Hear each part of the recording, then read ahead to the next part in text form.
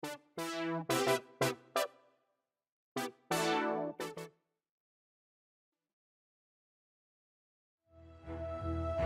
the charming Dutch village of Wijk Aan Zee, the stage is set for the Wimbledon of chess, Tata Steel. Thrilling battles lie ahead as one of the oldest and most respected tournaments in the world is celebrating its 87th edition. This tournament isn't just about chess, it's a tradition where legends are made. Oh, Bishop E6, and that's the clincher! The lineup this year features defending champion Wei Yi, who stunned everyone last year, and world champion Gukesh fresh of his world championship victory. Also in the mix are Fabiano Caruana, Anish Giri, and a host of other grandmasters ready to make their mark. Anish smells blood. Double exclam, what a blow! Under the watchful eye of thousands of chess fans that visit the venue daily, who will be able to withstand the pressure? Let the games begin, as 14 chess maestros vie for supremacy, glory, and the coveted Tata Steel Chess Championship title.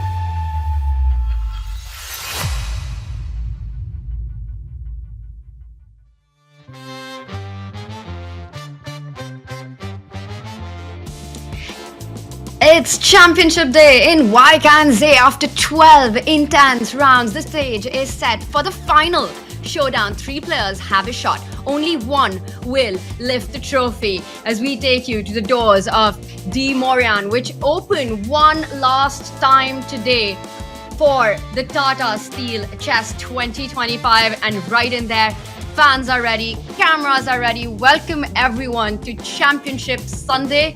The battle for the title starts right now. I'm your host, Tanya Sachdev, and alongside me, my partner in crime today, the 3-time British champion, the author of the bestseller, Grind Like a Grandmaster, the fabulous Grandmaster David Howell.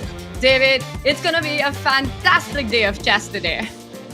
Tanya, thank you for that. It's a real honor, a real pleasure to be here with you covering what I'm hoping is going to be a fantastic day. Strap in, everyone. It could be a long day as well. There might even be playoffs between Praggnanandhaa and Gukesh, the 2 leaders of the tournament. But no matter what happens, Tanya, I can pretty much guarantee it's going to be dramatic. There have been so much content, so much action packed into the last 12 rounds. And historically, round 13, this is where there's always going to be a surprise. There's always going to be a twist and a turn. And I can't wait to get started. We're expecting a roller coaster day of chess, and what a day we had yesterday, which set us up for a dramatic finish for this final round. Let's bring up our standings going into this big day where the champion will be crowned. And there we have it. We've got 2 players at the top leading the pack. It is the 2 Indian youngsters, Gukesh and Praggnanandhaa with 8.5 points. Nodirbek Abdusattorov with an outside chance of claiming the trophy, a point behind at 7.5. David, I look at our standings and there are 4 possible scenarios that we've got in front of us.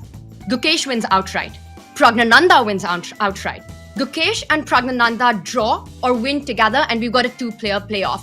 Or Gukesh, Praggnanandhaa lose, Nodirbek Abdusattorov wins, and we've got a 3-way tie for the championship. Coming into this round, what are you expecting is the risk appetite for these 3 players today?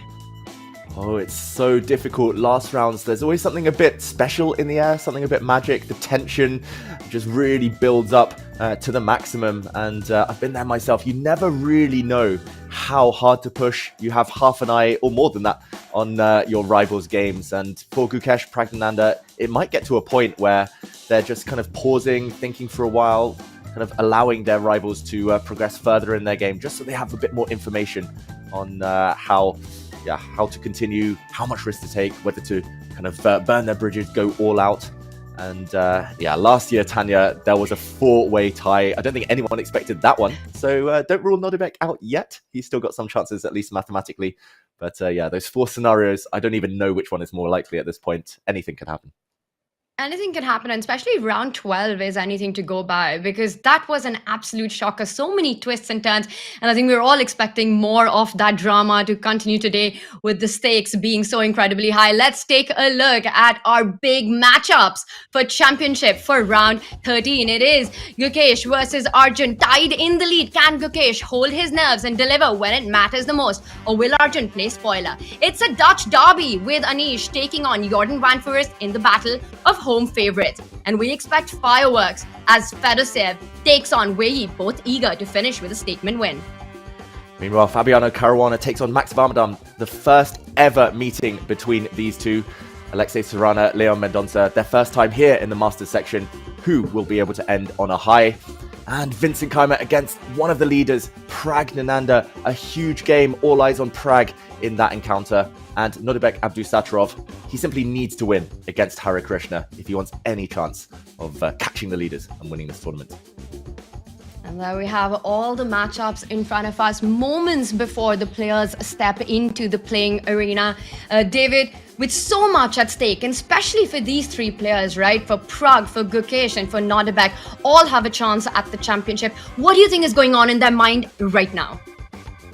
Well, I wish I knew, Tanya. There's something about this new generation, especially these Indian youngsters. They seem so unflappable, so imperturbable. They never seem to kind of collapse under the pressure. We saw it from Gukesh in his World Championship match. We've seen it through multiple tournaments in 2024 from Gukesh. He never seems to just let the nerves let the occasion, the stakes get to him. So I'm pretty sure Gukesh is just doing what he has done over the past 12 months. Just focus on the chess, try and put some pressure on, maybe just opening lines, just anything to take you away from the nerves. For Pragg, he hasn't had that big breakthrough that Gukesh had in the last 12 months yet, but of course he is more than capable, and I mean, you know them better than me, Tanya. These gold medalists for India. Do you think that nerves will get to them? In my eyes, that's probably the least likely scenario. It's the Tata Steel, and these two players have shown nerves of steel in their past performance. For Gukesh, what a year 2024 was. For Pragg, a shaky one, and yet he comes back. He starts with a bang in his first tournament of the year. For Praggnanandhaa, the last three rounds, after that loss to Anish, it really set him off. He's taken down Fedoseev, Fabiano Caruana, and Alexei Serrana. Today, the big fight for him for championship. And David, for Anish Giri, he'll be facing Jordan Fanfouris. These two players have been past winners at Tata Steel, but with no championship aims in sight for them, they still want to finish on a high note. Yeah, a high note to end the tournament is always every chess player's dream. The last thing you want, even if you've had a good event, if you lose the final round, you just kind of leave the town, you leave the village in this case, just with a sour taste. You just look back, you think, oh, that was horrible. That was a terrible event. Even if you get a plus score, even if you gain rating points. So it's all about this final round. That's why sometimes we historically, we've seen kind of quicker draws take place between the players who aren't in the running for first place, just because they don't want to end on a loss. But in the terms of Fabiano Caruana and for other real fighters, I mean, they're all fighters here, Tanya, all 14 of them in the master section.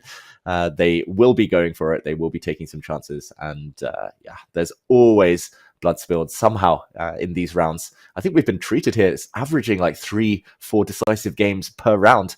That's quite a rarity in these super tournaments. So we're very lucky to get to witness it. And that credit has to be given to the tournament organizer, Jeroen van den Berg, because he's really the one who puts this list together, this list of players, the star cast, where we see the biggest names in the chess world fight alongside the topmost rising talent and who are hungry to prove their spot amongst the elite, which means we get chess like never before. And there we've got Alexei Serrana, who did have a solid tournament performance in the first part, but the last three rounds haven't gone his way. Some defeats there. He's also looking to finish the tournament on a high. He starts with the white pieces. But for us today, David, it's going to be all eyes on the two Indians, Gukesh, Praggnanandhaa, and the Uzbeki Grandmaster Nodirbek Abdusattorov, who's got a chance to fight for championship. For Mendonça, he's had his highs and lows in the tournament. He's up against Serrana today with black. It's going to be fights all around. And I want chat to get involved right now. What are your predictions? Who do you think takes away the Tata Steel Masters 2025? Will it be the world champion Gukesh? Will it be Praggnanandhaa, who's been on fire, on beast mode this entire event? Or will it be Nodirbek Abdusattorov, who not only has to win his game, a must-win against Pentala Harikrishna, but the brutality of chess, David, he's going to be rooting for the one player who took away the realistic chances of championship for him. He wants Arjun to take down Gukesh today. That's how it happens, right? In any sport, sometimes you need a helping hand, you need a favor from an opponent who was previously your nemesis. And they'll be looking around. There's going to be so many storylines under the surface. Abdusattorov needs a couple of favors across there, with Gukesh and Praggnanandhaa both needing to lose. And likewise, Gukesh will be looking over at the other board thinking, okay, you're my second at the World Championship, Vincent. Now do me another favor. One more favor, please. Take down Pragg for me. And meanwhile, we saw Arjun meditating almost. And here we see Vincent Keymer with a huge role to play in this final game. It's going to be a handshake any second. There we go. And huge clash for Pragg. He nearly won the World Cup, of course, in 2023. That would have been a big breakthrough for him. It was a big breakthrough event, getting to the candidates, but yet to really scale the very heights. And this would be maybe the pinnacle of Pragg's career if he can win this game. And Gukesh cannot take his. Yeah, I just don't know, Tanya. I mean, I was trying to run through some scenarios in my head. Vincent, I was looking through his games with White. He has not been putting the brakes on. He's been taking some risk. He's been allowing his opponents to play. He's been going for some quite tense, complicated middle games. So it does feel like Pragg will get his chance. I don't think Vincent will be trying to shut down this game anytime soon. And for Gukesh, of course, we know he loves to fight. So I'm expecting the players to get to the middle game and only then decide on a strategy. There we go. Handshake. What are you predicting? Arjun yesterday bouncing back with that win. Can he do it again? Can he end on a high and break Gukesh's heart here? And the world champion has arrived for this final hurdle for him. He's playing his good friend Arjun Erigaisi. And David, it's been a heartbreaking tournament for the most part for Arjun, losing a ton of rating points, but then finally stopping the bleeding, and yesterday scoring a big victory against Nodirbek Abdusattorov. So somewhere finding his form at these final stages of Tata Steel Chess just in time to face the world champion. Will Arjun play it solid? Solid, I'm not sure if that's in his dictionary at all. If I had to predict, I will say that the chances of getting a tiebreak, I don't know in which scenario, but we will perhaps be in for a long day of chess. And I'm actually secretly hoping the championship fight goes down to the wire and we get a playoff between the players who deserve it. And may the best man win eventually. Gukesh ready with the white pieces. Going to see him go into his zone right now. You know, hands folded, go into that meditation before we've got the gong on. And the final round kicks off. And a handshake. The final round kicks off. Tanya, that 4-0 head-to-head. Arjun beating Gukesh 4 times, never having lost a classical game. I wonder how much that is going to weigh on Gukesh's mind. And will that influence his opening decision? It is e4, e5. I don't know about you, Tanya, but every player tends to have a nemesis, tends to have a kryptonite they struggle against. And I mean, not having defeated Arjun, either this is going to be a big breakthrough result for Gukesh, or it could just bring back all those memories of past defeats, and it might influence his decisions a bit later. There are some players I struggle against, and no matter how hard I try, I just can't break that mental barrier. So a big game for Gukesh, and really interesting. Very rare to see such a one-sided head-to-head at the top level. And Arjun got his breakthrough yesterday, right? With his win against Nodirbek. Finally, the curse of Tata Steel Masters was broken. In his 25th attempt, as we spoke about it, after 9 losses and 15 draws on Dutch soil for this event, getting that win in, the much-needed confidence boost to face the world champion in this very critical final round. David, we talk about Arjun's style, right? Always looking to create that chaos, always looking for openings that ask the early questions, trying to get into these offbeat setups. But what we have in front of us, the Russian defense, the Petrov, I'm quite surprised to see this. And I'm not sure if I've seen Arjun play this that often. And as I say that, I also see Gukesh. Perhaps this wasn't something that he was expecting either. Yeah, you're right. It's not the typical opening that we associate with Arjun here. Arjun normally goes for really fighting openings with white, with black, no matter the opponent. And the Petrov, sometimes known as the Russian defense, just regarded kind of infamous for its solidity. So just allowing White to force a draw in many ways, the Petrov defense. That's why a lot of players don't have it in their repertoire. Arjun Erigaisi has been making his name on the open tournament circuit, all these Swiss events, and you cannot really play the Petrov there. You just allow lower rated opponents to try and hoover off all the pieces, go for symmetry, force a draw. Of course, it's not Gukesh's style, so Arjun happy to play solid here, pretty much showing that he's happy not to take too much risk, but we'll learn a lot because Gukesh, he's got a handful of opening surprises up his sleeve, no doubt, from his preparation at the World Championship match. And here we see already a bit of a surprise. The White Knight retreating to the c4 square. We see an exchange of pawns. Tanya, potentially an exchange of queens in a moment. And Gukesh showing us some remnants of that World Championship prep.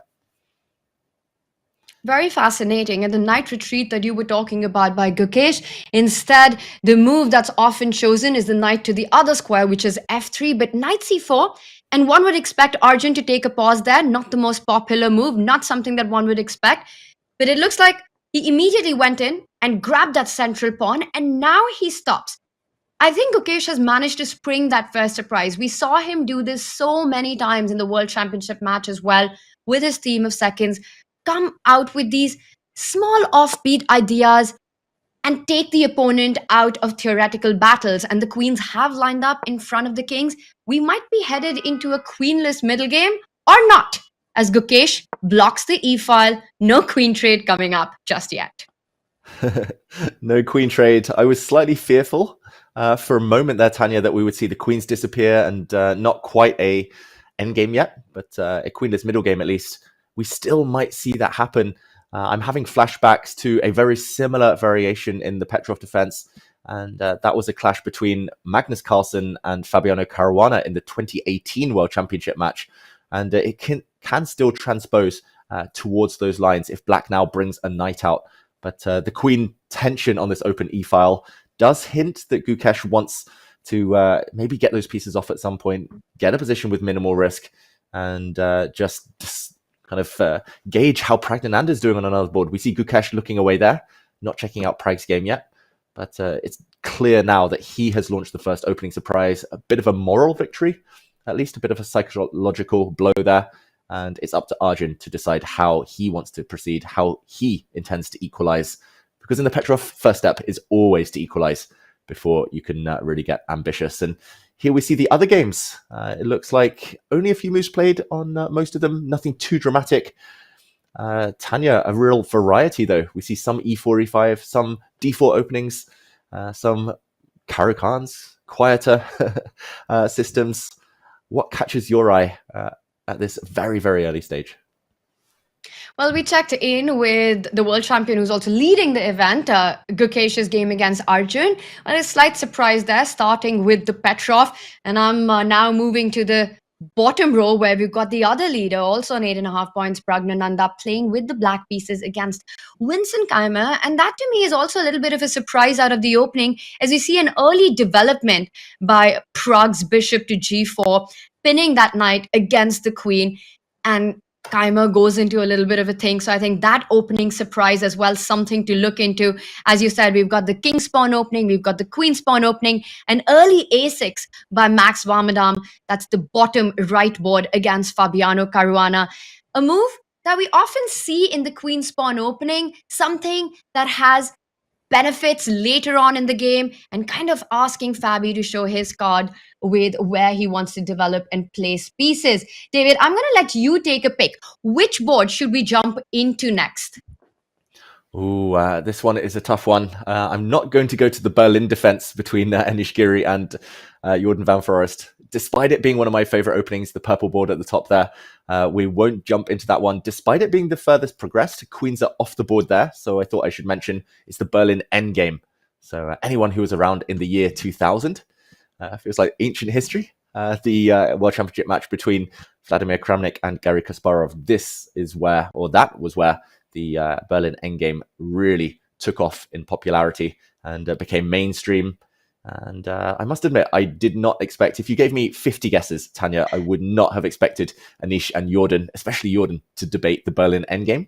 But there we go. That might be something we investigate later. I'm going to choose the green board, Vincent Keymer, Praggnanandhaa. because it's not just the fact it's a Caro-Kann defense. I think it's more the fact that it is a bit of a surprise. And PRAGG, using this opening, it's one of my favorites. It's the favorites of many streamers, actually. But it's an opening that keeps a lot of flexibility. You basically keep the game going as long as possible. And maybe it's because he's in the situation. If Gukesh wins, he knows he needs to press PRAGG here with black just to keep pace. And the one thing I will say, though, is that Vincent's a bit of a Caro-Kann expert himself. That's the one downside to playing an opening like this one. And maybe we can recap and go from the start.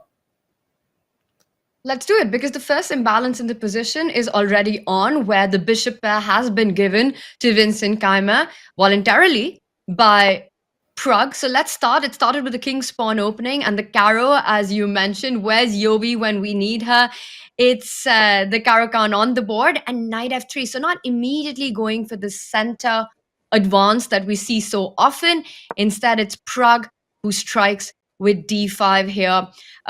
David, are you surprised to not see white expand in the center, but choose this offbeat idea, allowing black to get to that trade first? Yeah, it always surprises me, actually, when a ambitious player plays this system against the Caro-Kann. So we call it the two knights variation, where white's knights come out.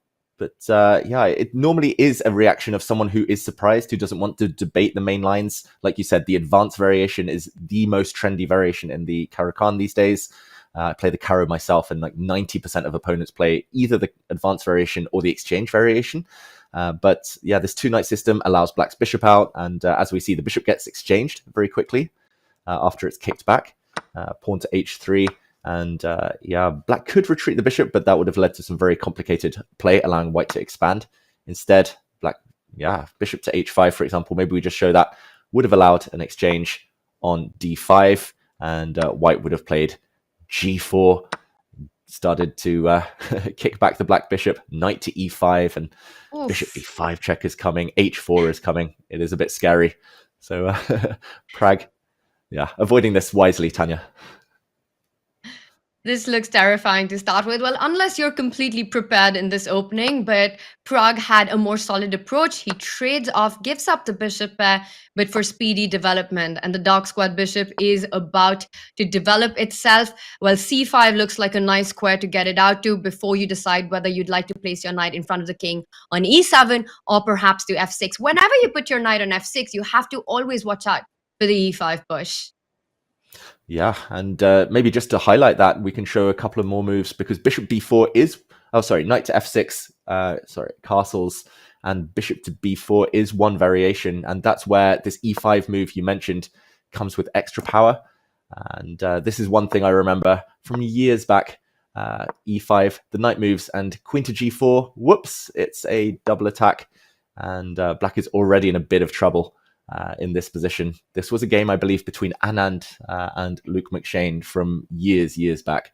And wow, we could actually be headed there. But PRAGG, how good is his prep? That is the question. He's facing a Caro-Kann expert. It's always dangerous using one of your opponent's favorite weapons against them. But I've got to love it. I mean, yeah, it's kind of a sign. It's a signal that PRAGG is really here to fight. He doesn't want to just rely on Gukesh not winning. He wants a full battle himself, and he wants to be the master of his own destiny, Tanya.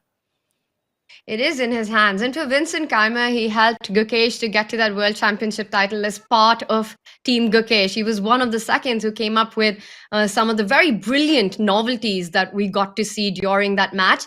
And he's got another chance to perhaps give that helping hand to Gukesh to put up a fight with the white pieces and hold PRAGG back. For Praggnanandhaa, how much risk can you really take with the black pieces as well? It would open himself up to dangers. So as this one progresses, he does go for that approach that we were discussing. Knight f6 is on the board. And are we going to see these ideas being played out? Will Vincent try to get the e-pawn moving forward? I think, David, it's not usually advised to go for this immediately. Black does get the option to fall back with that knight, hit the pawn. Notice how the bishop is still defending the king side, so no weaknesses on the right side of the board for the queen to get to. And if you defend, if you make your center solid with d4, the French break or the Caro break immediately arrives with c5 on the board. Yeah, it looks like the best French defense ever. Black has magically got rid of his bad bishop, the light squared bishop on c8. So you have the solid center that you want in the French defense. You have the pressure against your opponent's pawn chain. Yeah, this would be a dream for Praggnanandhaa, but I don't think we'll see Vincent rush. The main move, I believe, is to castle kingside. And yeah, just keep your options open depending on what Black does. Then you decide whether you push forward in the center with e5 or maybe even d4 if given the opportunity. Both sides very, very flexible. Sometimes White even just plays d3 just to kind of go for the small center, as I like to call it, maximum flexibility. But yeah, it's clear that Pragg got the first opening surprise in, and Vincent just trying to keep things solid, trying to do a favor for his pal, Gukesh. Very interesting battle between these two youngsters, and a big one with huge implications for the championship as well. Should we zoom out and take a look and get an overview of our multi-board right there? Very colorful, very beautiful, and some of the other action. And David, I am drawn towards Nodirbek Abdusattorov versus Harikrishna. That's the second board, bottom row, and we've got an early G3 in this position. So I'm not sure what number that move falls on in terms of popularity at move 3, because you've got bishop c4, you've got bishop d4, the d pawn moving ahead, the c pawn moving ahead. But a fianchetto decision here by Nodirbek catches my attention. Are you as surprised as I am? I am very surprised. Also, the fact, Tanya, not just that he's played a strange move, but Nodirbek is clearly freestyling because he spent over 10 minutes. He pretty much played e4, knight f3, and then thought for over 10 minutes before deciding on that weird one. And I think he's surprising himself as well as his opponent, Abdusattorov. But that just shows how much he wants to win. He nearly won this tournament in 2023, almost won it in 2024, got even closer. 2025, it looked like he would be there or thereabouts, but losing yesterday, Nodirbek has most likely cost him his chances. So he really wants this victory. Of course, he's going to be praying to Kaisa, the chess goddess. He's going to be like, please take down Gukesh and Pragg for me and allow me to win this game. But Harikrishna is one of the coolest customers in chess, so it won't be easy. Hence why he might have played this weird move, pawn to g3. He's had fantastic performances at the Tata Steel. It's never gone his way in those final moments. He's finished runners-up twice, and he's hungry for the title. And it was, again, the curse of round 12. Last year, it was Vidit Gujarati who sort of had this blow on his championship chances, forced him to go into tie breaks, which didn't go his way. For Nodirbek, the one before that, it was Jordan Van Foreest who played spoiler to his championship dreams. And David, looking at the clock situation, it feels like this is some kind of over-the-board inspiration where Nodirbek just wants to play on. Or is it that sometimes when you've had such a devastating loss the day before, right, in such a critical round, it means sleepless night. It's so incredibly hard to get yourself to prepare, to feel motivated for what's coming up. For some chess players, it could also mean a night at the bar, but I don't think that's the case for Nodirbek Abdusattorov. But how hard would it have been yesterday for Nodirbek to actually get a full night's rest and to be motivated for today's round? Yeah, it would have been so difficult. I mean, especially when you feel that you had it in your grasp. He's literally come so close to winning this tournament so many times in the last 2 years now. And yeah, there's chances slipping away. He should have beaten Vincent Keymer a couple of days back, should have been maybe a bit more solid against Arjun yesterday. So he could easily be in the lead now. He could even be in a sole lead if he'd played his cards right. So yeah, it's hard to get the head sorted after that. I've been there myself so many times. You don't prepare. The last thing you want, especially because today's round, Tanya, we should remind everyone, started 2 rounds earlier than normal. And yeah, 12 o'clock doesn't seem too early for those with a 9-to-5 job, potentially 12 kind of midday local time. But chess players, they love their sleep. You probably would have woken up a couple of hours before the game, got some food. Last thing you want to do is study openings. So yeah, freestyle. And it's funny you mentioned the bar, Tanya, because there is this famous story with Nodirbek and the rest of the Uzbek team in the successful campaign they had at the 2022 Olympiad in Chennai.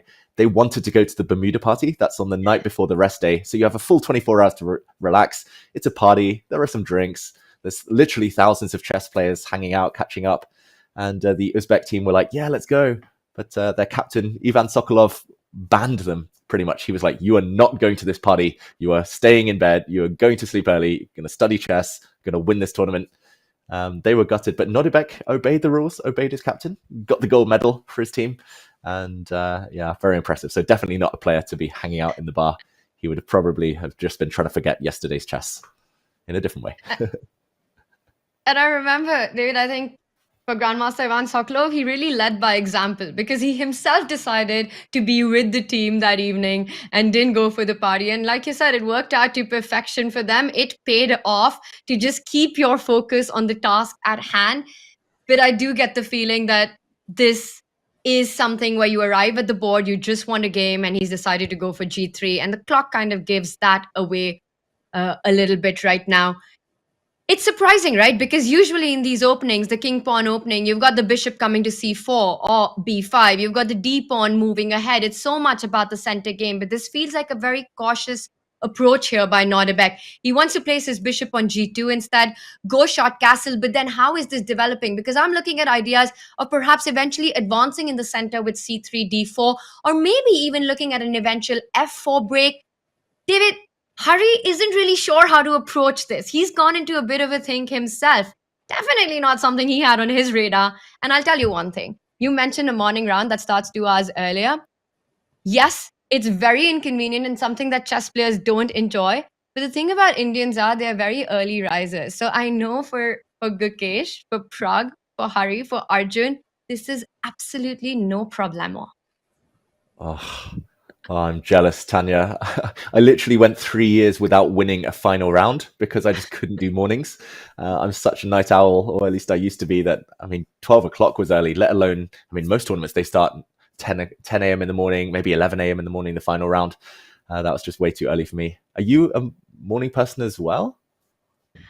Preferably not, but it's not an absolute torture to have an early morning round for me. I think, I'm not sure what it is, but it feels as if from a really young age, sort of waking up early, even if it wasn't for school, for training as well, it's sort of part of the routine and the grind, and it doesn't feel as bad. And I feel that in my competitive play, have actually managed to get some advantage off that, playing against, my European friends or from the US where time zones are different and not so used to fighting it out early on. We played so many open events where the final round happens to be at 10 a.m. or 9 a.m. And you can tell that they're straight out of bed. Haven't managed to get that shower in. It's just nice to see that all the players have actually turned up. Sometimes there are defaults. You'd see players forget or turn up half an hour late to these morning rounds, or these early rounds. But okay, Hari brings his knight out. I would say the most natural move here. And maybe we just show one or two lines that we might be expecting. Knight f6, the most natural, attacking white's central pawn. And I think Nodirbek's going to react by defending that pawn with his own pawn, pawn to d3, because if he now plays his knight out to c3, that does actually transpose back into a much more well-known opening. I believe they call it the Gleck system, but it's the 4 knights where you fianchetto and you do allow some exchanges. You allow your opponent to very quickly strike in the center. Black will play d5, and there is a bunch of theory connected there. So if Abdusattorov wants to continue surprising Hari, then it looks like he might just play the move d3 and just get on with the game. Allow the central break, fianchetto, get castled, and worry about business a bit later. Interesting start. Mind game's definitely a play. Definitely, because usually it's white that gets the d4 break in, but the setup that Nodirbek has chosen, as you're saying, with this harmonious development, no pin along the a4 to e8 diagonal when the bishop lands on b5, or a control of the d5 square when the bishop lands on c4, that just invites Hari to get that d5 move in as quickly and as early as possible. And we might see that on the very next move, which means that we'll get sort of an open position. Still surprised at this choice. We'll see how this one develops. Will Hari choose to go as solid as Nodirbek? Will he go bishop c5, d6, shock castle, or will he strike in the center immediately on the next move once Nodirbek defends the pawn on e4 with the move d5? It's going to be a fun fight, this one, for Nodirbek. Any chance at all? Is that a slight smile on his face, David? It does look like that, Tanya. It looks like he was trying... Okay, now he's trying to hide it by covering his mouth, but it looks like he was thinking about something else. I doubt he's laughing about the position. Maybe it's just the fact that he woke up 5 minutes before the game, didn't prepare. I don't know what he's laughing about, but either way, He looks in a good mood, and there we go, as predicted. Pawn to d3. He just defends things. I don't know about you, Tanya. I sometimes struggle to keep my mind focused on the chess as well, and maybe it's good to be in this kind of light mood where you have the ability to smile, despite the fact it is such an important day. Nice to see from Nodirbek. Something that he's finding very amusing right now, and completely agree. I think it's so important given the tournament situation that he just has a positive outlook, a positive mindset coming into this game, is ready for the fight. A must-win game for Nodirbek Abdusattorov with the white pieces. And we already have an offbeat opening in this one, as Hari's thinking about how to approach this. Does he keep things under control, or will we see an early strike in the center by Harikrishna? Well, opening moves are on, and we're about to go into our first break, and we'll be back with all the decisions the players take in this very critical championship round. You stay with us.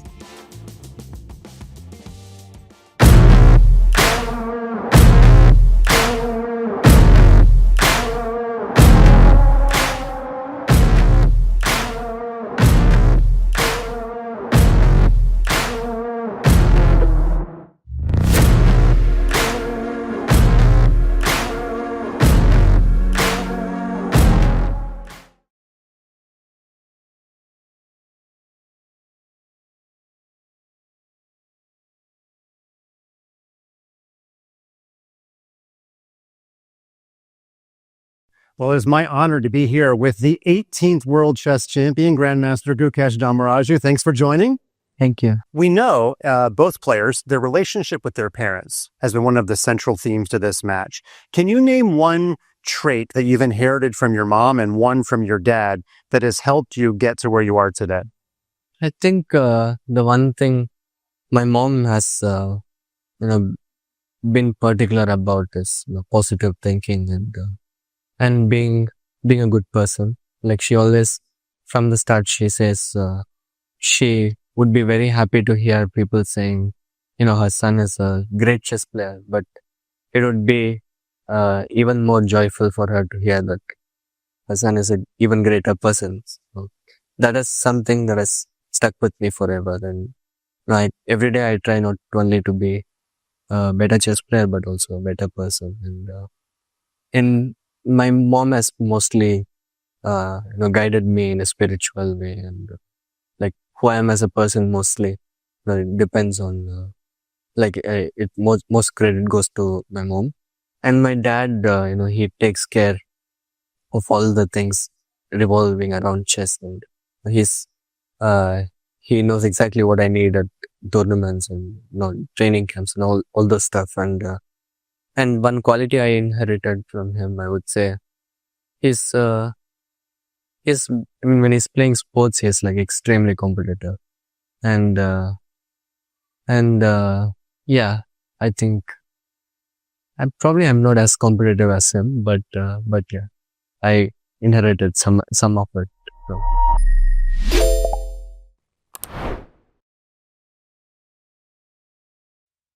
Let's explore game review. This is one of the most amazing games from Tata Steel 2024. The bishop variation is usually used to avoid the Petrov defense. Black threatens to size the center with d5, so white reacts with f4. After d5, ed5, and knight g4, the only thing more chaotic than this position is my attempt to explain it. White went for knight to f3, since now the natural knight f2 was a huge mistake, since white will end up catching that poor white knight on h1. Instead, black castles, and actually white is rook down, but it has two pawns in exchange, and soldier Ryan trapped on h1. So we're called for backup. After queen a5, d6 was played, guaranteeing a pass pawn. White keeps pushing pawns like they're late for a deadline. Then Max pulls off a genius move, bishop to a3, and after a couple of moves, black took on c3 using the pin. After b takes a3, if you find black's best move, we will start the procedure against you. Max didn't find a5 and instead went for the inaccurate bishop takes f3. After king b1, white puts the king to safety before swallowing that knight on h1. So no more checks. After king to c1, rook d1 follows, and suddenly the d pawn is ready to promote. After rook a d8, Black cannot even move a finger, so the f1 just strolls up to f6 like it's on vacation. And just like that, Black stops suffering.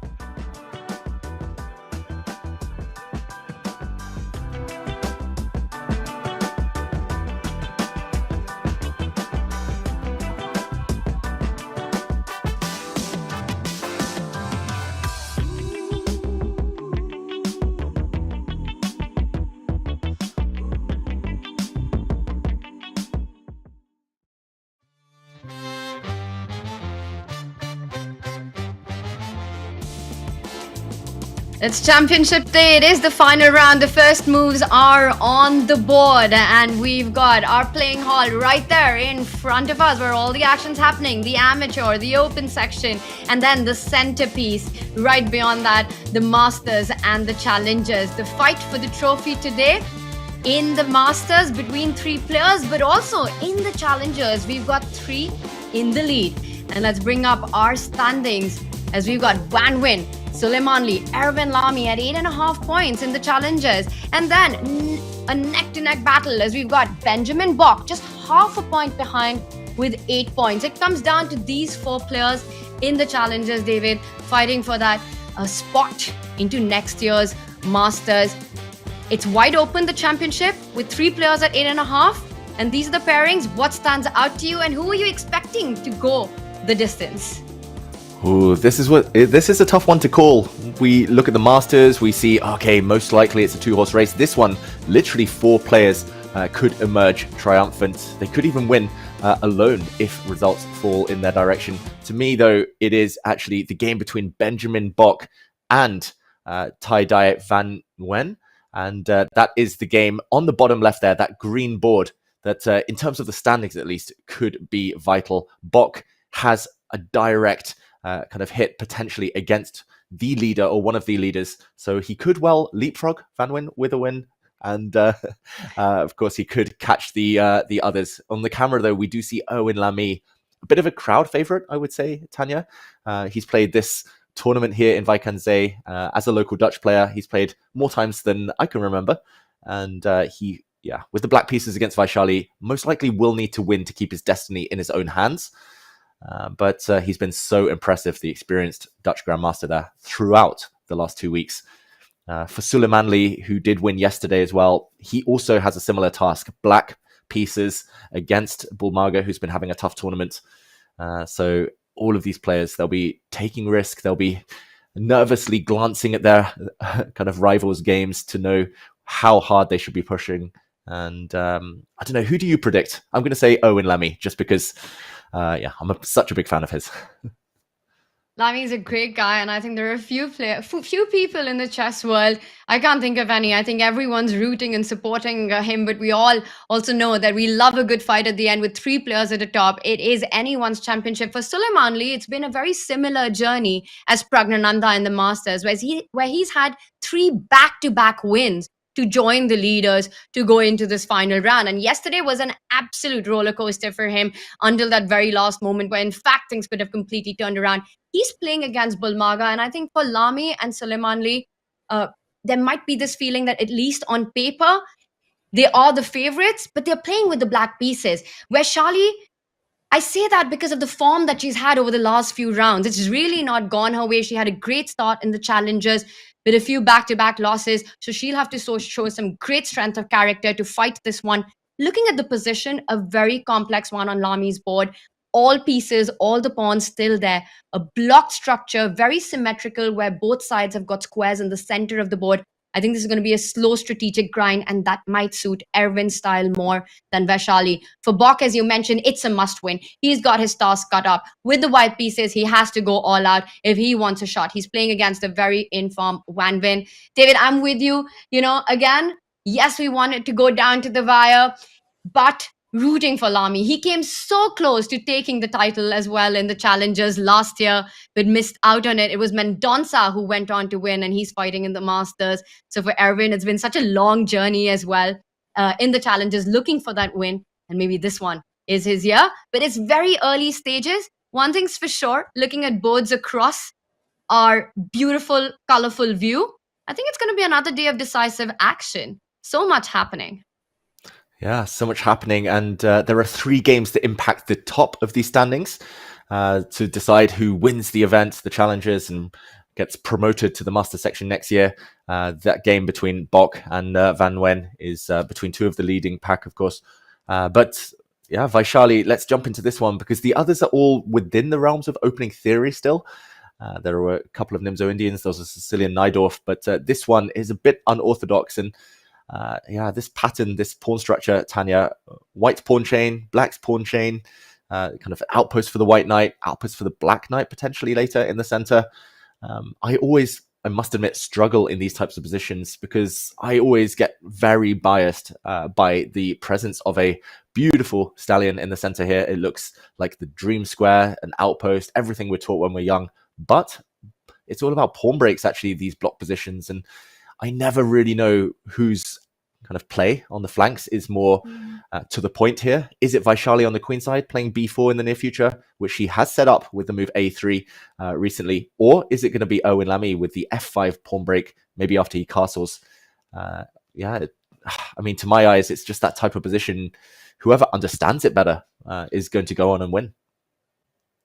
And speaking of pawn breaks, the one that's closer to the king always feels slightly more terrifying. For Vaishali to go for this b4 idea on the queen side, creating weaknesses, it feels more long-term. But if Erwin's able to get f5 in, line up that rook on the f line, bring that bishop to g4 and put pressure on that f3 knight, the knight on g6 also beautifully placed, eyeing that h4 square, David, things can get very tricky for white quite early on in this game.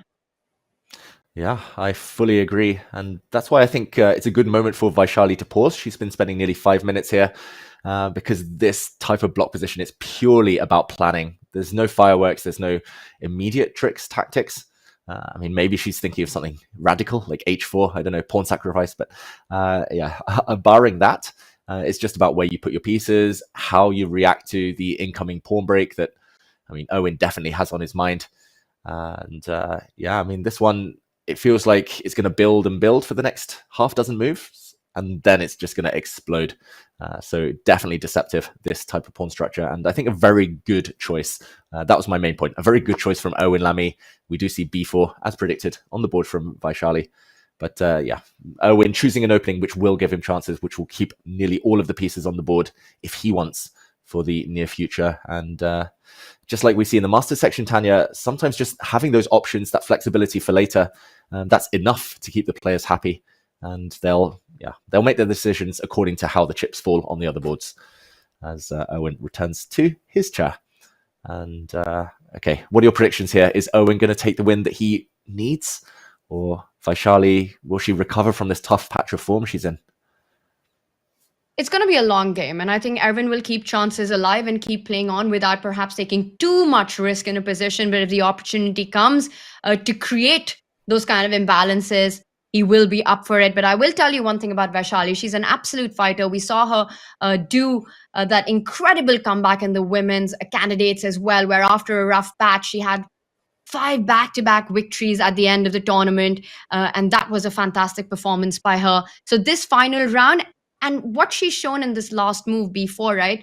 Also very instructive. She doesn't take the time out or the slow approach of going shot side castle, the hand move that so many of us would play, falling into the idea of black's break on the king side. She knows time is of the essence because black does have the king side break. She wants to put that bishop on b2, target the c5 pawn, and immediately start putting pressure on that central e5 pawn, just not giving Erwin enough time to get his plan in place. Yeah, the chess is such a game about time, essentially, and often just playing the right idea in the wrong order can change everything. So she's deciding not to rush and commit her king, especially when the center's blocked. A good tip for everyone at home. Kind of having these commitment issues can be a good thing, and not kind of showing your opponent exactly where you want to go, because then Owen can't really start the attack until she kind of shows her intentions. It's a bit of a waiting game here. Bishop to b2 incoming. Definitely one that will liven up a bit later, and probably a game that we will check back in on later on during this final round, this key round 13, as Owen castles, the most natural move in the position. Yeah, I think we'll keep an eye on the challenges, Tanya, but the Masters, that is where we will be focusing. And there is action happening. Look at this. We talked about b4 on Vaishali's board, but b4 has also happened on another board. That is the left board there on our screens. Gukesh going for it against Arjun Erigaisi. He does not want to play it safe. He does not care about being solid in this final round. It's fascinating because you put this position, you take away the names of the players, and you'd almost feel that Arjun's playing with the white pieces, right? b4, just really going for it, David. And it comes with a pawn sacrifice. Knight takes pawn. It's a free pawn, but it's a very scary one to take because you open up the b line. The bishop on g2 beautifully lined up. The rook coming to b1. A b7 being tender. I think you'll need guts and bravery to grab that bait. And I know Arjun has tons of that, but even for a player like Arjun, knight takes pawn would be an absolute shocker. For Gukesh, b5 coming in next. I'm trying to understand, how does Arjun strike before white is able to create these chances? And very often in these positions, the one trade that Arjun really wants to get in is the light square bishop off the board. You want to land that bishop on h3. It's already lined up with the queen. And that's a move that I'd be considering, David, here, especially before b5 comes in. Yeah, we will jump into this game. We saw the 2 split. Of course, Praggnanandhaa will have half an eye on this board as well, but his game is proceeding along more kind of traditional lines. So this one, I think this is where the attention has to be for now, Tanya. And yeah, b4, as you mentioned, all of those ideas, especially on the b file, especially towards the b7 pawn on this long diagonal. It feels like Gukesh wants to get the action going, but Arjun has allowed him to go for this type of position. And also look at the clock. Gukesh most likely in prep right now. But let's do a deeper dive. Let's do a bit of a backtrack to see how we got here from the most solid opening in chess to one of the most fiery positions in the round. It started life as an e4, e5 opening. And after white decided to play this slightly odd move, taking a pawn and then knight to c4, Arjun recapturing, queen to e2. It was this moment I thought initially, okay, Gukesh has got the first surprise. Knight landing on d5 looks to be the threat. However, the game I referenced earlier, just to do a backtrack, between Magnus Carlsen and Fabiano Caruana, a very famous game with knight to d3 instead. The idea is exactly the same. Queen to e2, you pin, you try to win. Black blocks, so f3 doesn't work. The black knight just retreats. And now knight to f4. It's actually the same exact position, except for Gukesh's knight being on e3 rather than f4.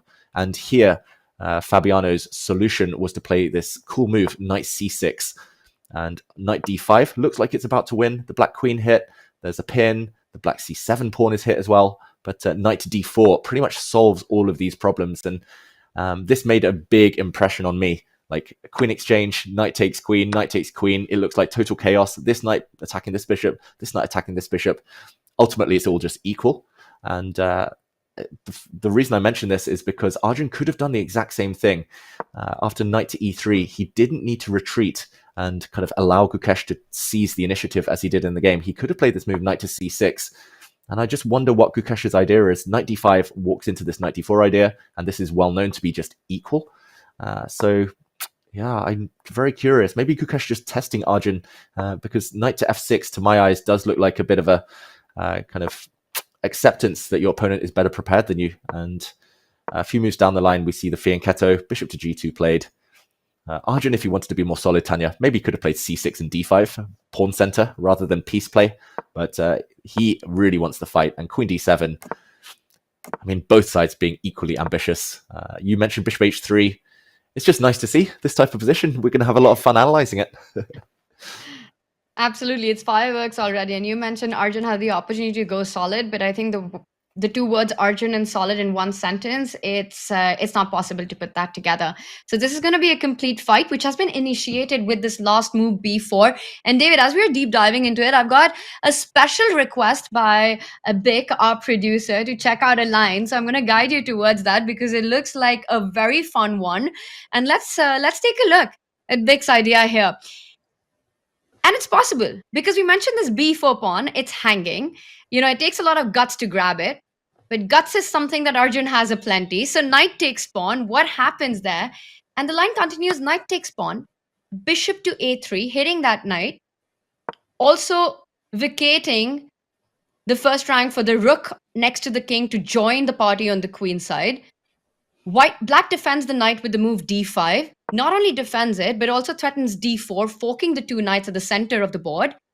And now rook f to b1, ignoring it, doubling down on the black knight on b4. And a5 to follow, just defending that knight. And now this really mysterious move by Big that makes absolutely no sense to me, and this is the position he wants us to check out, is bishop to c1. Explain that to me. Who on earth is ever going to play bishop c1? Would that be on your radar? And what does Big want out of this? I mean, there's a well-known player who might play the move bishop c1. His last name is Fish. His first name is Stock.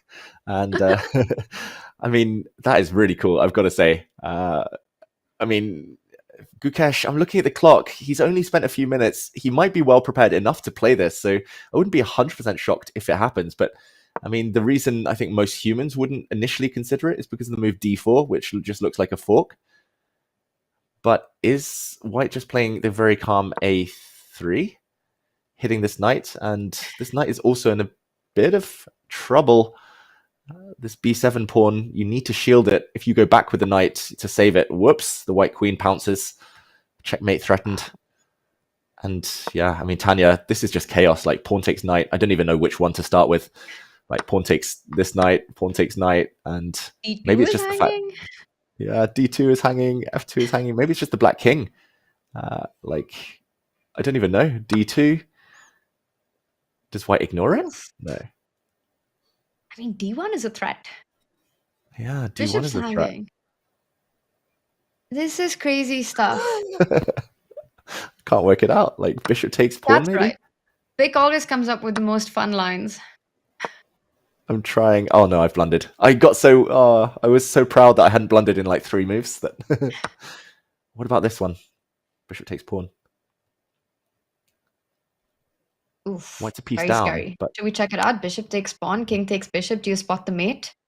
let's check it out, Tanya. Nice one. Pawn takes pawn now. King c8 no. only Blundered move. again. I was going to say king c8, but now check. King moves, and I saw that I could win the black queen, but maybe it's just not enough. Black has a lot of material for it.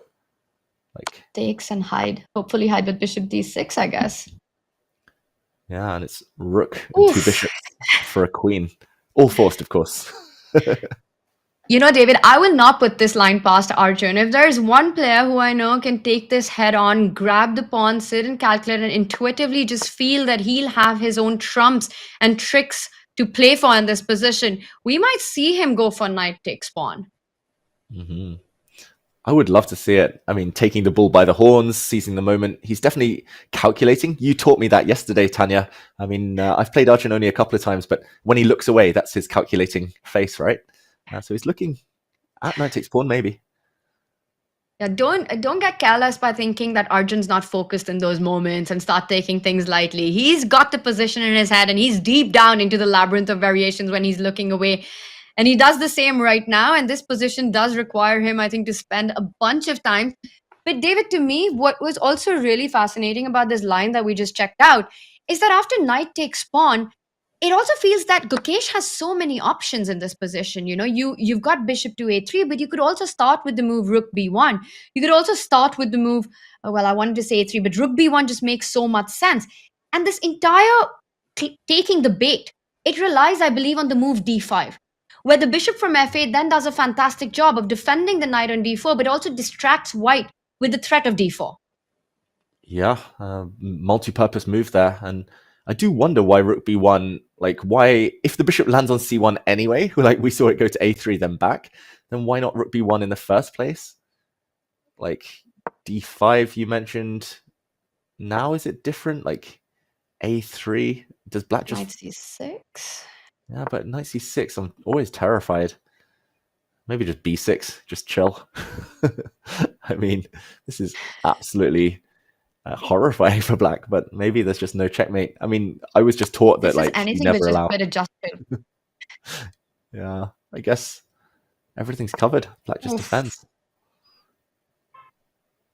Did you see White's queen and knight penetrating and threatening all these checkmates? And you just don't want to go into this. You just don't want to take this chance at all.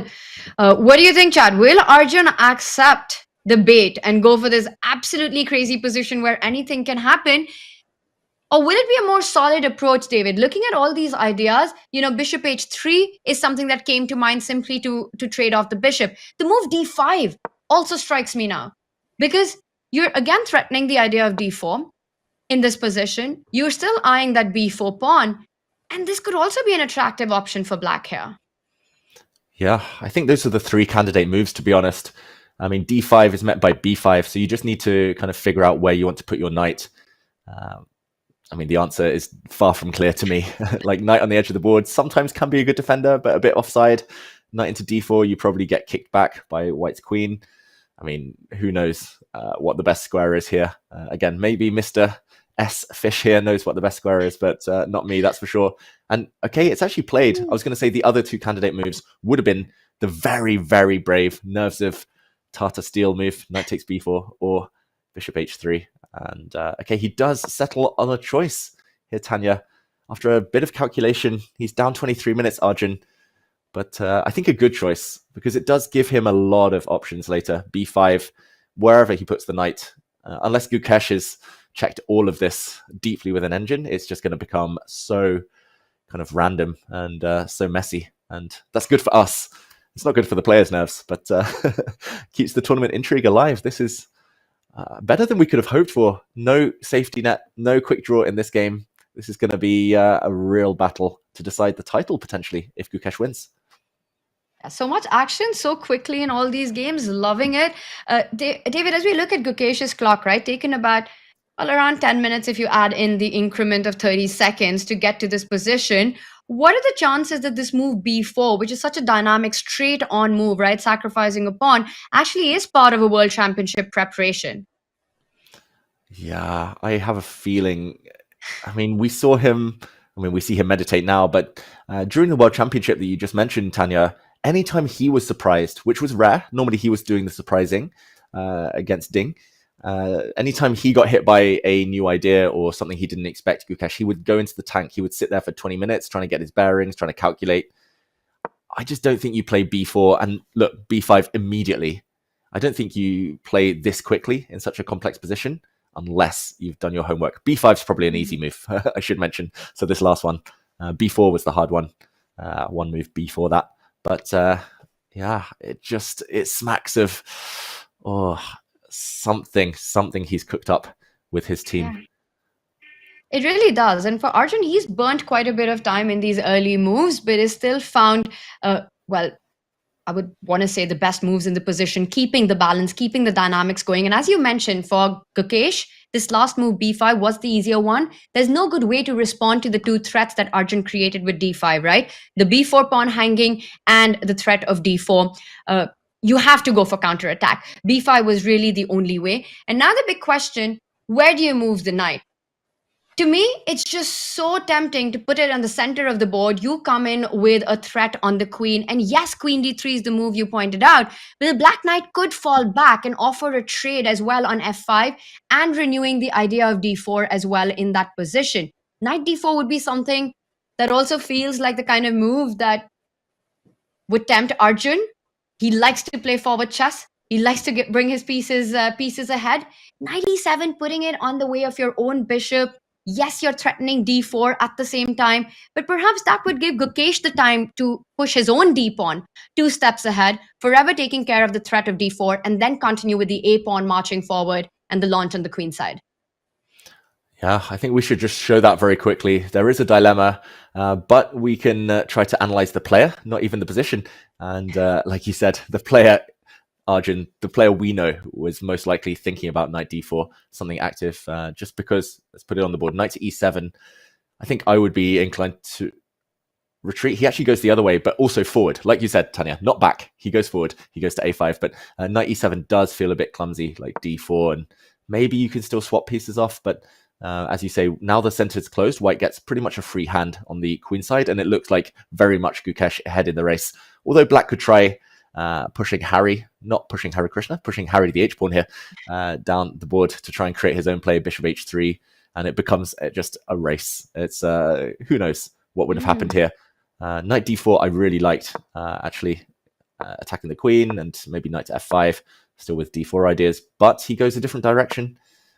Arjun Erigaisi, and only move, or the best move at least, by a mile. d4 now for Gukesh. Very natural, you would say, Tanya? I don't really see another good way to stop Black's advance of the d-pawn. And even if it doesn't win material, that d-pawn can move even further down the board. Let's not forget, let's say White was to move a knight away, getting out of the way. Your b5 pawn is hanging. You give away the d5 square for a piece to land to after d4. I think it's absolutely imperative for White to stop d4 in this moment. And Gukesh doesn't take too much time.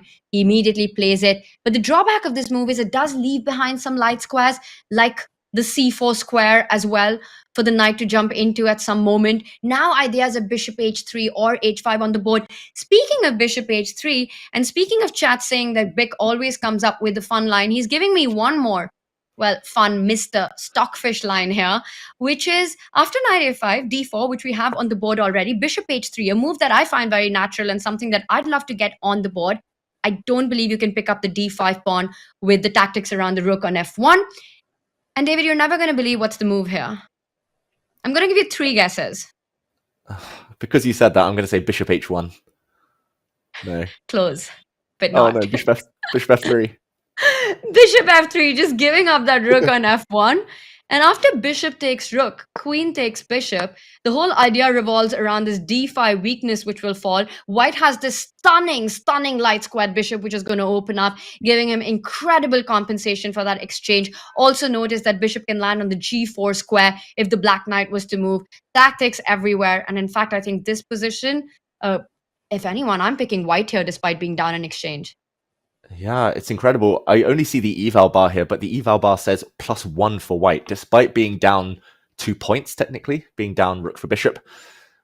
Oh, he plays bishop h3, Arjun. Oh my... Wow. David, if Gukesh blitzes out, or even in the next few minutes plays bishop f3, I think one thing confirmed is this is World Championship preparation hangover that we're seeing right now. He has to find bishop f3. Bishop f3 is the move. Vic is not only giving us all the fun lines, but he's being the prophet for the day. Yeah, Vic ain't thick. He knows what's going on. And bishop, just moving the bishop out of the way. Bishop f3, I love. It really reminds me, actually, of these Sicilian dragons. Gukesh is looking away. Maybe this is just recall mode. He's trying to remember the prep. But it reminds me of, yeah, these ideas. Normally it's with the kind of colors reversed, where black fianchettos a bishop, white often sets up like a battery, bishop lands on h6 with a queen on d2, and then the bishop just moves, allowing white to take the exchange. And you just say, in this kind of complex middle game, rooks still don't really have a part to play. Bishops are so important. I mean, yeah, it's only because I've seen it that I can't unsee it now, Tanya, now that you've shown it to me. But I don't know, it's so beautiful. It's the type of thing you can maybe get to process of elimination as well, because if the bishops get exchanged, black has access. Black has this light square, this light square. If the bishop stays on h3, h5, h4 is coming. So I think he might even be able to work it out. I see lots of feature chats there saying I would never play it. I don't think I would either. I've got to be honest. I'm a materialistic person and player, but wow, it is beautiful. I've got to say, just because it's so paradoxical. Bishop f3. Yeah, what a big moment this one is, right? In this game for Gukesh, who's had a fantastic run. He's undefeated. He's in this final round right now as the leader. And he's got this opportunity to create a big imbalance that would favor him, giving away material for compensation with that move. David, I think Gukesh is going to play it. And part of that also comes from the feeling that it is a position that he's familiar with back home. I just want to point out that if you don't move this bishop, if you don't walk into giving away that exchange on f1, let's say you make a move like rook to d1 or rook to e1, life is so much simpler for Arjun right now, right? You grab on g2, you not allowing white to escape with that bishop to f3 anymore. No, you missed your chance right there. Bishop takes bishop, king takes bishop, and push that h-pawn up the board. It just feels that white's play on the queen side is going to be a lot slower, with black's beautiful knight defending everything from a5, while black's coming at white's king. Yeah, there's knight in a5. It's pretty much a replica of what Pragg did with his knight yesterday. With white, he had a knight on h4. It was a very similar pawn structure. This knight is the knight in shining armor. It's the guardian. the superhero that stems the whole tide and fights a battle on its own, basically. The whole queenside's locked down. The knight can actually jump into a nice outpost later once the e3 knight is removed. And yeah, one-sided play here, h4. I'm actually really surprised the eval bar says it's just level, this position, because it definitely looks like Black's position, Black's chances very good here. Black's position easier to play. I would be shocked if he does anything too positional. Maybe there's another way to attack. I mean, bishop to d2 came to my mind before you showed me, when you asked me to guess, Tanya. I was like, oh, maybe bishop d2, some cool tactics against this knight on a5, threatening like knight takes d5, and like you don't really want to play b6 as Black, very weakening move. But yeah, the fact that he's thinking means maybe bishop f3 isn't part of his prep. Or maybe he's just teasing us, Tanya. I really like your idea of bishop d2 as well. And that makes me wonder if Arjun's also got plans. Because, David, you could still pick up the g2 bishop and plant your knight on c4, looking for that counter activity, not allowing the tricks that you're pointing out with the white knight jumping and taking on d5. If you pick up the pawn on c4, white's d4 pawn is also equally weak in that position. So that might give Arjun something to play for. Maybe we can just quickly show that idea, because I believe it would exist in many different positions. Arjun has this resource of grabbing the bishop, and maybe there's something better than knight c4. But I do like this point, just trying to open up and grab that d4 pawn with the light squared bishops traded off. That's a happy, favorable trade for Black. Yeah, you force the queens off, and suddenly white's b5 pawn, which was such a great attacking idea earlier, just looks like a bit of a sore thumb. It looks like a weakness. This bishop is hit. If it moves, whoops, you get hit on the c-file, and everything's coming with power for Black. The bishop will come out soon. The rook will slide to the center, and yeah, even if you hold on here, then you won't be having much fun doing so as Gukesh. You will want to keep the pieces on. And Tanya, I'm no longer sure whether he's in prep. Maybe he was just playing instinctively. Just b4 was like the type of move that would match an aggressive mood, potentially. But yeah, everything b4, then b5 was obvious. d4 was forced, his last two moves. So I'm trying to talk myself into the fact he might not be in prep. But maybe he'll just work it out, bishop f3. Oh, what a classy After move. seeing all these... Sorry, David, go on. Oh, no, I was just saying it was a classy move. Very classy stuff going on. I think the last few moves, the way b4 was played, the way Arjun handled it with d5, a very direct approach. And Gukesh needs to think at this moment, right? All the lines that we've checked. If he doesn't sacrifice the exchange right now, if he doesn't go for this bishop f3 idea, and it's a tightrope to walk on, because yes, you give it, but then you have to prove your compensation as well in a very critical match situation. If he doesn't go for this, he's giving away, well, most of the advantage, the opening advantage. Arjun's got a lot to play for, whether it's the h5 idea or the knight jumping into c4. Chad, what do you think? Is Gukesh going to go all out? Is he going to give that exchange right now? And will we get that tremendous fight that we're looking at? Send us your thoughts. We'll perhaps feature some of them. We've got the chat in front of us as well. Gukesh, expecting him to go into a bit of a think. And as he takes this decision, David, should we jump back and just zoom out a little bit and take a look at some of the other boards as action's heating up on Pragg and Nodirbek's game as well? Wow. Yeah, round 13. Unlucky number for some. It was actually Garry Kasparov's lucky number, 13. But this round is definitely living up to expectations. Here we see the other 6 games. And Chess My Tai there saying that Gukesh is a calculating player. He's the only one who could play bishop f3. Maybe. It's just about realizing how strong white's light squared bishop is. We will update you if Gukesh plays that move. You mentioned the other boards livening up, Tanya. Abdusattorov, that weird opening he was going for. It looks like Harikrishna is trying to punish him by going very, very direct.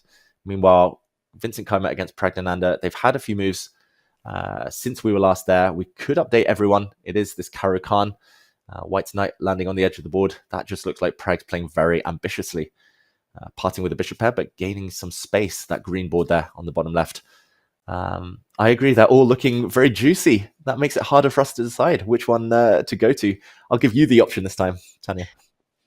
Thanks for putting me in a spot. But one thing's clear, right? We've got our eye on all the boards, but really our focus is on Vincent versus Pragg, Nodirbek versus Harikrishna, and Gukesh versus Arjun, because this is where the championship battle is. And looking at what we have, it's the spiciest on the Gukesh board currently, but I have to say Nodirbek versus Hari also really heating up with that last move where now the white knight has come forward. It's hitting the queen, it's hitting the pawn. And David, let's dive into that one, maybe even back up a little bit and see how we got here, because the center has exploded. The center has indeed exploded. We see the blue arrow appear. So Harikrishna's best move by a distance now is bishop out to b4, pinning the white knight. But let's recap while he thinks. We will go from the start, actually, because we're only 7 moves in. e4, e5. Knight f3, knight c6. So much has happened in these 7 moves, Tanya. But this one, g3, a bit of a surprise. And after knight f6, what I was mentioning earlier is that knight to c3 leads us back into a main line, one of the branches of the 4 knights defense. And there, black would likely have played d5, just as he did in the game. And we would have seen a trade of knights. And this is very well-known theory. Black often brings out the bishop to d6 or c5 now. And this pawn structure, very solid and very flexible for white, but black having a nice pawn in the center as well. So Nodirbek tried to avoid this. He played the move d3. This allowed an exchange in the center. Queen takes d5. Not something I've seen before, I must admit. And now bishop to g2, the most obvious move. e4, trying to blow open the center, and knight to c3. 2 questions here, Tanya. Why is Harikrishna pausing? Bishop b4 is maybe the most natural move. And second question, I mean, what do you make of this? Is this a good strategy from Nodirbek in his attempt to get some winning chances with white? Oh, I'm trying to take all of that in. 2 very difficult questions to answer. I'll start with why he's potentially taking bishop b4. It's kind of tough to really understand because, like you said, is there another way to actually defend the e4 pawn? The only square where the black queen can stay connected to that pawn, while queen e6 runs into a move like knight g5, right? The knight opens up, and then you're winning the central pawn. The square queen to f5 is met by the move. Yes, let's show that. And you end up winning that central pawn. The move queen f5. Perhaps it's knight to h4 now, hitting that queen, opening up the bishop, and you end up losing the e4 pawn. And I think this is why, David, you mentioned, and our blue arrow confirmed it, that bishop to b4 is really the only way to keep the material balance in the position. I would believe that Hari is trying to find what happens next after bishop to b4, once the white knight perhaps jumps away, because the bishop opens up, pinning that queen on d5. The players are not only looking at a 1-move calculation, but often think about what is the follow-up. I'm really glad you didn't ask where the knight jumps and are putting it on the board. Knight d2 really helps, so thanks for that. And what would be the response here is the bigger question. Yeah, that's a great choice, actually, Tanya, because there were too many pins. This knight actually blocks most of the pins, including this one now. So the queen is suddenly threatened. And the white knight on c3 no longer pinned. I'm assuming black takes.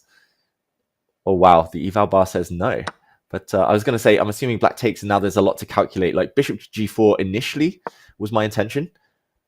And that's fine according to the eval bar, but there's a lot to calculate. Like even knight takes e4 here, ignoring the hit on the white queen. It is a legal move. It is possible. You could also consider even taking with the pawn, but knight takes e4. And yeah, the idea is bishop takes queen now would be a huge mistake due to knight takes knight check, importantly. And the black queen is undefended. And at the very end of the line, I think white has various moves. Apparently this is just winning on the spot. Not sure how it's this winning. It looks... But yeah. King D2. I was just wondering if there's a way to trap this bishop. Got very tempted. Bishop c2 getting trapped is a motif that we all remember from the World Championship match as well. It's a dangerous piece there. Yeah, dings poor c2 bishop. King D. Oh, it's not king d2. Where's the win before we move back to other lines? It's the chess player taking over right now, where you need to find the truth. And there is a killer blow here. What is it? Help us, chat. Chat, what is the move? Let me see. Bishop takes knight first, maybe? Check. Okay, I'm getting there. Process of elimination. It has to be a forcing move. Now we hit the bishop. Bishop a4, fourth. King goes to d7. And now, how to trap this bishop? Bishop a3? Don't know. Is that good enough? No. Rook e8. The line would just go on. Rook e4. Okay, we're getting closer. Well Every done. move's Bishop important. b5. Only move. How is this +4 though? Maybe you just go c4 and bishop b2 and win that f6 pawn. But that just doesn't feel like it. Ooh. Boring, but very strong. Very, very strong. Good enough. Good enough. We don't win a piece, but we win a pawn. And sorry, everyone, I was getting carried away there. But I mean, that does show like if okay, bishop b4 still hasn't landed on the board, but bishop b4, this is very forcing. This is a pin. White's knight is attacked. You don't really want to take this pawn because suddenly your king gets kind of displaced. And at the very end, okay, maybe black can take this pawn, even if not, like bishop g4. Black's castling queenside. The king in the center is a huge target, even without the queens on the board. So knight c3, yeah, if bishop b4 does happen, knight d2, very forcing. Bishop takes knight, I would say, is the most obvious, most natural move. Bishop g4 looks like, to my eyes, the most natural move, since you can't really deal with this pin anyway. And then knight takes e4, and maybe black has something a bit better here. But this is all very relevant. This is all, I mean, this is what's going through Harikrishna's mind, right, Tanya? It's pure calculation mode. And that explains why he hasn't just blitzed out. Well, the only move in the position to keep the pawn alive, I think bishop b4 we are going to see sooner or later. But Hari's trying to figure out his way. What happens if the white knight gets out of the way? It could be to d2. It could maybe even be to g5, David. But perhaps it just has the same ideas and same motives where you grab the e4 pawn and go into that endgame after bishop to g4. So a lot of interesting stuff happening here right now. I have to say that Nodirbek really does, despite having that setback yesterday. He looks confident. He comes in with great energy. He has taken a bit of time right now. He's behind on the clock compared to Hari's clock. It feels like all of this has been planned since he sat on the board today and not some big home preparation. But looking confident on camera here. Yeah, that's the beauty of modern chess. It's the kind of the thing I admire most about this young generation. I just never see them play a boring game. Like they might prepare deeply, they might not prepare at all. They might be freestyling from move 3. Maybe he's getting ready for freestyle chess, Tanya. But Nodirbek, he plays such exciting chess. Same for Gukesh, as he's proving today. And PRAGG, of course, loves to keep tension, loves to take his chances. Arjun as well, throw him into the mix, throw all of them into the mix, this young generation. Faruja as well, who isn't here. They just, it's all about the fight, all about the sporting aspects. Move about to land, bishop b4 as predicted. The best move, maybe the only move to keep the balance, but this is just the beginning. This is just where the action really starts. It's the beginning of the chaos. And David, when you were talking about the style, the brand of chess that these youngsters bring, and I was just wondering, you are from Magnus's generation, right? You guys were born in the same year, 90s kids here. A very strong generation. But now you've got this new generation sort of taking over, and this Tata Steel has been a big reflection of that. From the very start, you've had this 20 or underage group sort of ruling the leaderboard going into this championship round as well. In your experience, I want to ask you, because a lot of the top players, they do talk about top grandmasters, they talk about how difficult and challenging it is to face this generation, and how different their style is, how different their approach is. Who out of all these young players is it most uncomfortable for you to play against? Oh, good question, Tanya. I mean, I've faced them all at some point. I think actually Nodirbek's the one I haven't faced in classical chess, at least. I've played him in only quicker time formats online, for example. But I think I would find all of them scary to play against now that they're just all so strong and also universal. They have like no weaknesses. That's the big problem.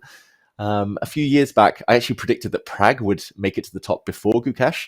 I'd played them both when they were between the ages of like 12 and 14. I played them a few times, and of course they were still developing. They were already grandmasters, but I mean, Gukesh, I found that taking him into really dry positions was kind of the way forward, and he still struggled in endgames back in those times. And of course, he's changed that a lot in the last 5-6 years.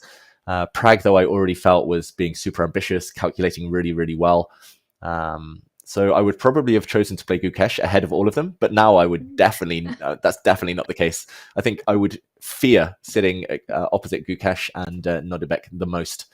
Arjun as well. probably I would put up there. I've never been crushed as badly in life as I was by Arjun in 2 Blitz games a few years ago at the Grand Swiss tournament.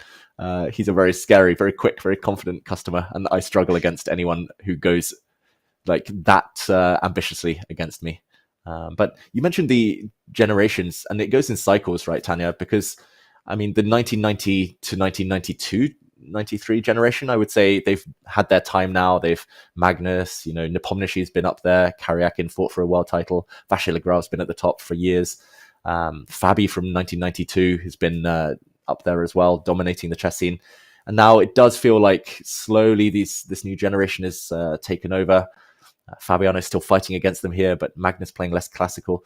And style-wise, Magnus came to the fore, and it was all about grinding. Suddenly, it was all about he was the first one to show that you could avoid mainstream opening theory and get away with it. It was fine. Like Kasparov's generation, it was mainly line theory. It was always open Sicilians or King's Indians. It was like attacking chess. It was a test of my principles against your principles. Magnus came along. He made it more of a sport, longer games, taking chances, pressing till the end. Now this young generation have come along, and they've made it more about calculation than anything, and also just kind of arming yourself with as many weapons as possible. Players were much more one-dimensional when I was young, trust me. I was very one-dimensional. I was just about the attack back in those days. Magnus was more about the endgame. Nepomniachtchi was maybe more about the openings. These youngsters, I literally can't pinpoint them. You can say calculation for Gukesh, but that's just one string to his bow. And it's just so impressive. I could rant for ages, Tanya, but I'll stop there. They're just all so good. No, that was an awesome breakdown to get your insights and thoughts into it, especially because you face these guys and you belong to, such a strong generation yourself, having been a top grandmaster. As you said, David, in every sport, a tide goes in, a tide comes forward. And I feel like that is the time that we're witnessing in chess as well. It's been about a year coming where this new generation, it's truly arrived, and we're going to see them at the top, these names that we've got at the Tata Steel Masters, and a few who are missing as well, this 20 and under, who are going to be at the very top of the world rankings for many, many years to come. And as we see Harikrishna on our screen ponder over his next move, as Nodirbek's knight, in fact, has jumped forward, opening up the bishop's path, pinning that pawn. We did dive deeper into this line, and we will see how Hari responds as we go into a break. Get your refreshments. It's going to be a day of action-packed chess, and the drama is just heating up. We'll be back in just a few.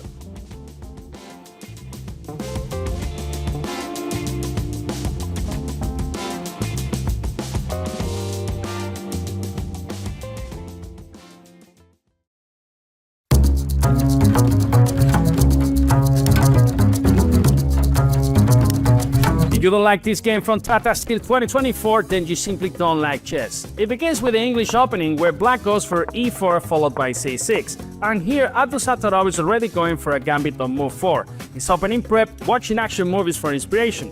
The idea is that after knight takes e4, black gets a lot of counterplay. The knight on g3, let's just say, is like a tourist in a bad neighborhood. Instead, the game continued with queen a4, and after a couple of moves, white is trying to place a bishop on d6, making life miserable for black. Abdusattorov, who fears nothing, decides to sacrifice the exchange, because those perky dark squares on white side are like an all-you-can-eat buffet for black's pieces. Parham does not grab the exchange and then plays knight f2. Rook e8, and Max Outlaw, who's not afraid of chaos, plays h4. Black breaks with b6, and after this couple of moves, white misses a chance to gain an advantage with queen to a3. After this sequence, guess what? The queen is trapped. Stockfish advice, resign and grab some popcorn. In the game, queen c2 was played, and after queen a2, bishop c5, black sacrifices a piece, but white's b2 pawn is suffering a heart attack. After knight d5, black's threatening the devastating bishop to c3. But wait, rook a3 is coming. And after rook e3, this is like a bomb dropped on the board. If white captures everything, then the a6 bishop will finish the job. In the game, knight fe4 was played, and white's position collapses faster than a house of cards. h5 was a subtle move using the pin, and after few moves, white decides to resign.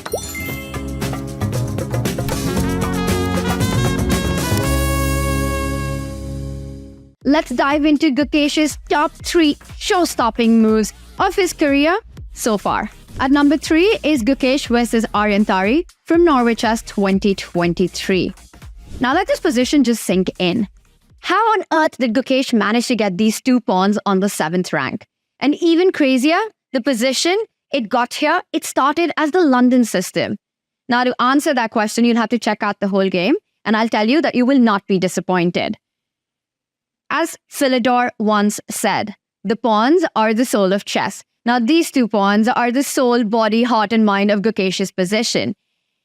And here, exactly to get rid of one of those 2 pawns, Arjun made the move b5, attacking the white queen and disconnecting it from defending the d7 pawn.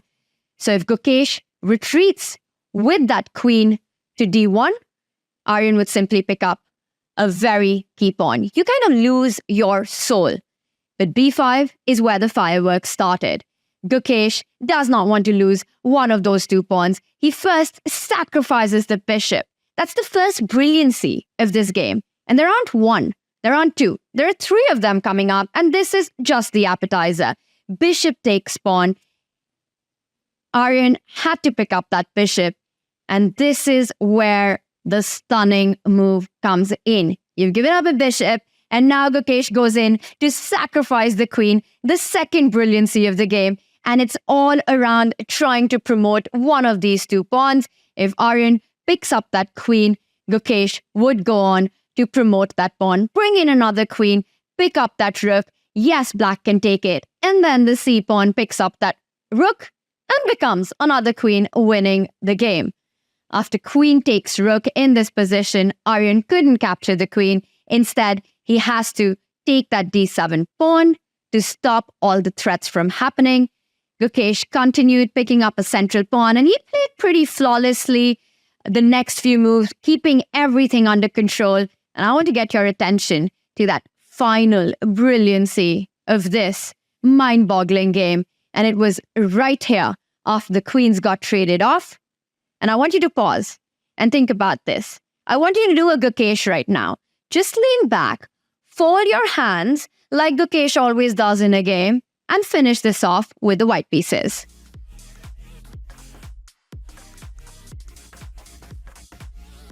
I hope you were able to get it, because Gukesh definitely got it.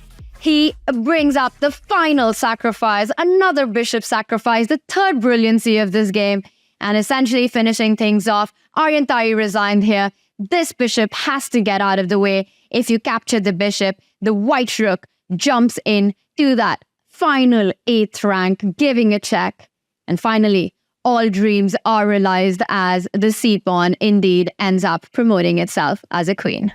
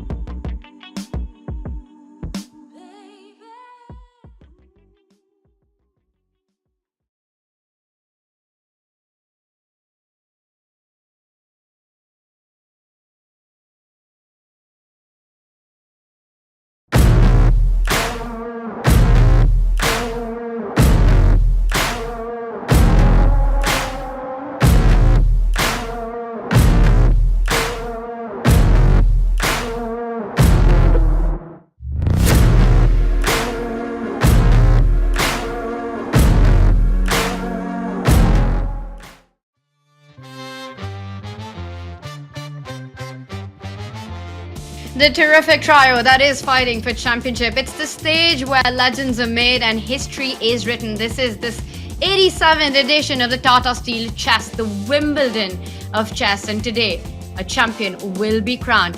Gukesh, Praggnanandhaa, or will it be Nodirbek, who does need a miracle to stay in the fight? As the games are heating up, the action is on. I'm Tanya Sachdev, alongside me, Grandmaster David Howell.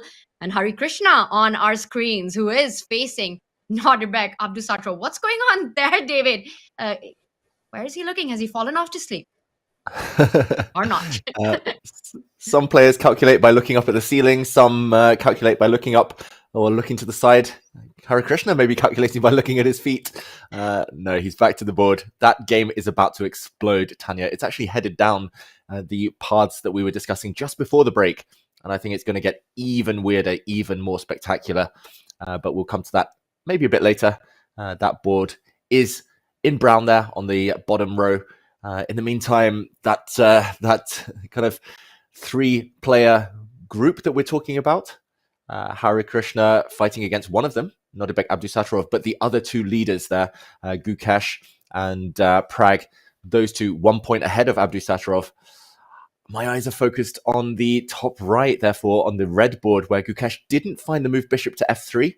So I think everyone in chat deserves a pat on the back for saying that was just too difficult. It clearly wasn't his opening prep any longer, and I agree, that move, I think maybe just a step too far, just a risk too far in a final round like this. In the meantime, the bottom row, that green board, the Caro-Kann has evolved to look almost like a kind of reverse King's Indian defense, Tanya, with a very blocked structure, so a very different type of position between Vincent Keymer and Praggnanandhaa. What do you make of the developments there? Who should be happier? Is PRAGG enjoying his chances, or do you think he might have been regretting his opening choice? 2 very different storylines in the games of these 2 leaders, right? For PRAGG, it's a solid strategic fight right now, yet to blow up. Definitely has promises of being an exciting middle game, but hasn't quite reached it yet, and that is on the right side.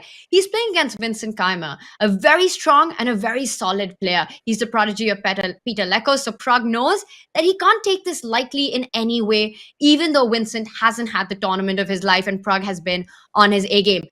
PRAGG's strategy, it feels like it's going to be just to try and get a longer game. You know, that pawn on d4 that he's managed to establish does give him a space advantage in the position. It gives him more space to move around freely. White's knight on c4 can always be kicked out with the b pawn moving forward. PRAGG's last move does help in finishing development, but not just that. Once that knight from c4 is kicked out, Black's knight can jump to the center of the board and start asking some awkward questions to that white queen. In fact, David, if white is a little careless here, and for example, makes a no-move, you know, like an a3 or a king shift, b5, knight e5, and you might be in trouble very quickly. Yeah, I think we will jump into that board just to give some updates and to show that there is potentially a big threat in the position on the part of Vincent Keymer there. And that's a great spot, Tanya. Black's last move was to develop this knight. And maybe the knight is heading into the center. But just to break down the last few moves that we have missed since we were last here, let's rewind back to move 6. We left it with Black's knight coming out, putting some pressure on the white center. Very understandably, Vincent just castled. And rather than mess around, we were talking about bishop moves, maybe the bishop developing. Rather than messing around with that, PRAGG immediately declared his intentions, stepping forward, fixing the pawn structure, forcing White's knight back to where it came from, the starting square, and bishop to d6, preventing White from locking the center, c3, c5. I must admit, I'm slightly surprised to see the white bishop kind of leave itself locked in on e2. I would have been very tempted to bring it outside of the pawn chain before playing the move d3, but first he played his knight out. His knight came to try and track down this bishop, and only now did d3 occur. Let's show that on the board, as you mentioned, some kind of neutral move like bishop to d2. And the bar, okay, doesn't sink too much, but definitely shows that black is better. b5 would kick this white knight back to the edge of the board. I chose d2, so the white knight couldn't retreat there. And now this move, knight to e5, does look very, very scary for the white queen. Not quite trapped, Tanya, but yeah, at least this is something that Vincent should be trying to avoid. And one way that white often avoids these thematic ideas is to go a4, right? Which is a motif where you control the b5 square. But I want to point out another plan that you see played out in these positions by black, which is not only trying to bring the c6 knight to e5, but the kingside knight can reroute itself from f6 to d7 and then land at the center of the board to that e5 square as well, David. To your earlier question, how should Pragg be feeling about his position? I think it's an imbalance. The pawn formation is not symmetrical. Black has this d4 pawn, these plans to play for, piece maneuvering, which does place the pieces on better squares. Not so easy to see how white is taking advantage or making use of that bishop pair just yet, especially that light squared bishop, which doesn't have its counterpart, but also doesn't have an active diagonal. Pragg should be happy about this opening outcome, is the feeling I get. Yeah, I mean, the more we look at it, the more I agree. Simply, Tanya. At first, I thought, he's facing the bishop pair. You know, if white ever gets kind of the time to go g3, move the queen out of the way, go f4, then white gets beautiful kind of pawn structure on the king side. But yeah, unfortunately, in chess, you don't get 3 moves in a row. And of course, especially if the opponent has some threats of his own, then you start to get a bit worried. I mean, in terms of the tournament situation, Tanya, just one question here. What if Vincent has decided, okay, no more advantage for white, and he just wants to bail out into what looks like an opposite color bishop position, bishop to g5? This would be my chess C question, which is linked to the tournament standings. Is a draw going to be enough for Pragg? For example, this type of structure is what I'm thinking about. If the queens ever come off, how much can he hope for in terms of winning chances? Does he retain any chances to win here? That's a great question. We might even see this being played out. And I believe whether it's 8-6 or b5, the continuation for Vincent, once he commits that bishop on that diagonal, would be to take it to this opposite color bishop endgame where, yes, you can fight on. And let's just show this line. You trade the queens, pawn takes queen, the knight perhaps falls back. One still gets the feeling here, and David, I see the bar, it's slightly edging to white, that black should be fine. You know, again, you've got this piece activity, the e5 square, the knight jumping on b4, the rook lining up on c8, the b5 pawn nicely controlled c4, the bishop on e2, still far away from getting very active. Given the tournament situation, it's one of those cases, right? And it reminds me of the candidates when Hikaru felt he had to play for a win on the very last round. How much risk are you really willing to take? Because you don't know what's going to happen on the boards of the other rivals that are there. Right now, if Pragg has taken a look at Gukesh's board, it's an absolutely crazy position. Anything could happen. It's a game for 3 results. Playing it safe, yes, you're taking that shot where if Gukesh was to lose or draw, you're at least guaranteed a tiebreak. But in that 3-result game, if Gukesh does get that winning shot, then you've kind of let go of your opportunity. But with the black pieces, I don't think it's too much. It's too disappointing for Pragg to get this kind of an endgame. It feels like a fight for 2 results. He's playing against a very strong opponent. If white doesn't want to push, there's only so much that Pragg can do. So he's got to play the position as much as the tournament situation. I don't think a draw is an absolute disaster for Praggnanandhaa today. Yeah, it's very interesting because sometimes when we're calculating, we just rule out certain moves. We're like, oh no, that will lead to a draw, so I cannot play that. But it might just be the best move. And for Vincent, maybe that's going through his mind kind of on the inverse. Of course, the tournament isn't at stake for Vincent here, who we see on the camera. But he might be thinking, okay, bishop g5 leads to a endgame, equal chances. Maybe that's not enough. I want more. Hence his decision to play a4. You mentioned the other natural response to Black's kind of threat there, the semi-threat of b5. So at least securing the c4 square for his knight for a move or 2 longer. At some point, Pragg might decide, okay, a6, b5 is still on the cards anyway. Or maybe he'll take a timeout and kind of play h6 to prevent whites from using the g5 square. Another move I really love that you mentioned, Tanya, knight back to d7. Also coming towards the queen side, some weak squares over here. Especially I'm looking at b4, b3, some squares that aren't protected by pawns. I think in terms of Pragg's winning chances, they might have gone up after this a4 move. I'm not saying he's better, but at least no endgame means a bit more fun, potentially. And Vincent, he's been showing fighting chess despite not being anywhere near his best throughout this event, I would say. As a commentator, also very happy to see a4 on the board. So at least the end game is far off, and it's going to be a fun fight in this one. But there's a lot of fun happening on our other board, David, for Gukesh. I mean, that one has been fire from the very start. A very non-conventional approach in the Petrov defense. And what we have in front of us is just action ultra pro max, because I do spot that there is the last move that Arjun's played. It looks like a pawn sacrifice. David, should we head over? Let's do it. Let's jump straight there while Gukesh is in the tank thinking right now. And a quick recap, because there were some big developments. We left it just 2 moves ago. But a long time ago at this point. The players have been investing their time wisely, I would say. This last move, bishop to h3 for black, trying to get rid of white's light squared bishop. We did eventually conclude that the best move, or at least the computer move, normally meaning the best move, is bishop to f3, sacrificing the exchange. White's bishop is so powerful potentially on this diagonal. The d5 pawn is also relatively hard for black to defend, but bishop f3 proving a risk too far for Gukesh. He instead exchanged bishops. Yeah, very scary to allow a queen to swoop in like this, I must say. But queen f3 is his solution. At least he can bail out and take the queens off the board if he wants at some point, Tanya. But h5 showing Arjun's intentions. h4, one idea to open the rook. Also knight g4 supported now. I like black. I don't think he's better necessarily, Tanya, but it feels like momentum on Arjun's side now. Yeah, and first I want to say, I think you mentioned this earlier as well, that our chat, it showed a great understanding about the psychology at this stage and the risk factor that came with sacrificing the exchange in that moment. And if you haven't had a look at it before, or, as commentators, we again have the ability to take back, and we have the engine, the bar, guiding us as and when we need it. It's a very difficult move to make. So you can't really fault Gukesh for not going for bishop f3. But we did also mention this, right? If the bishops are traded off, it felt as if Arjun should be able to neutralize any advantage that white has as the first mover.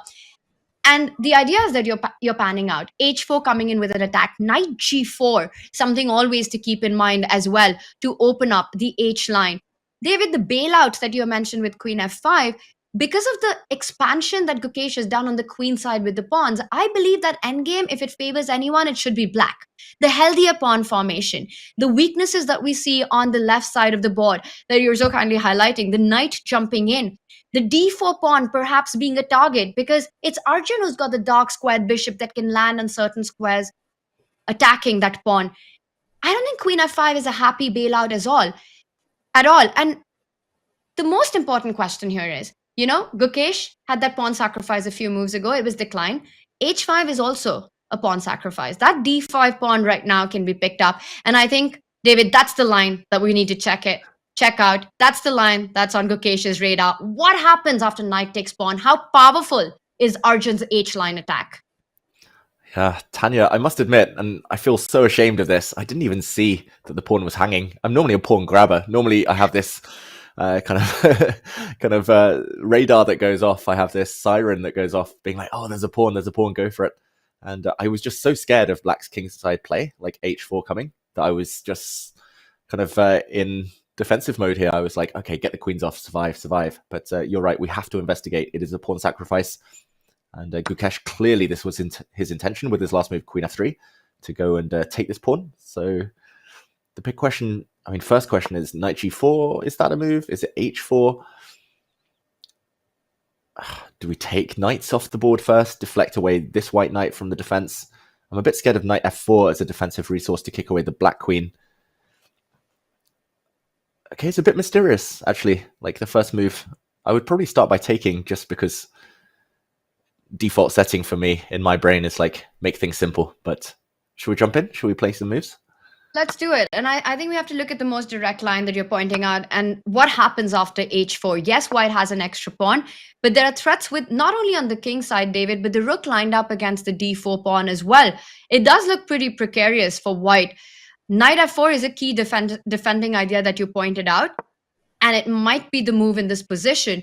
But how much of a defense is this really? If black just sidesteps, falls back with the queen, queen to f5 looks like a beautiful square. You're also threatening g5 at the right moment, taking advantage of the pin on that knight to f4. The pawns that you're highlighting, b5, c2, d4, take your pick. This looks like tremendous comp for black.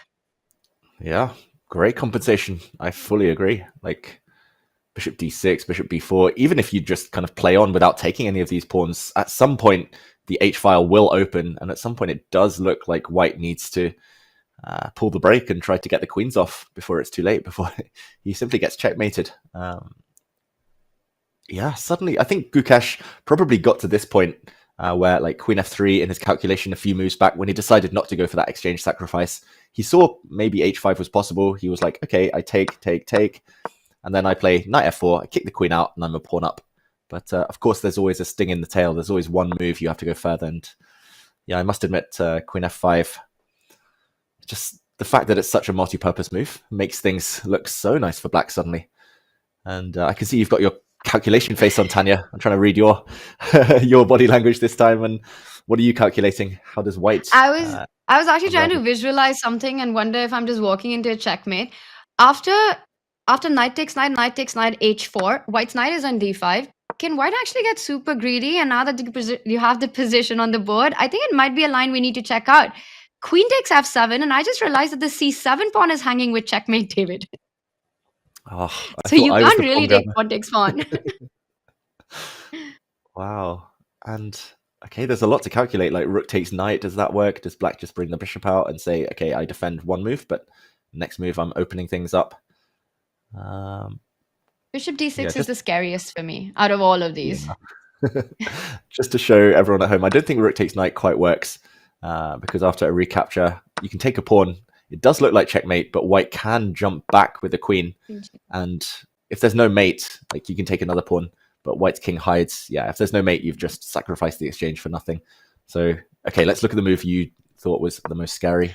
I agree. Also want to point out the other move that you wanted to say before we go into bishop d6, although I see that this is probably the worst of them all, that rook to d7, at least white has a check on e8, forcing a repetition.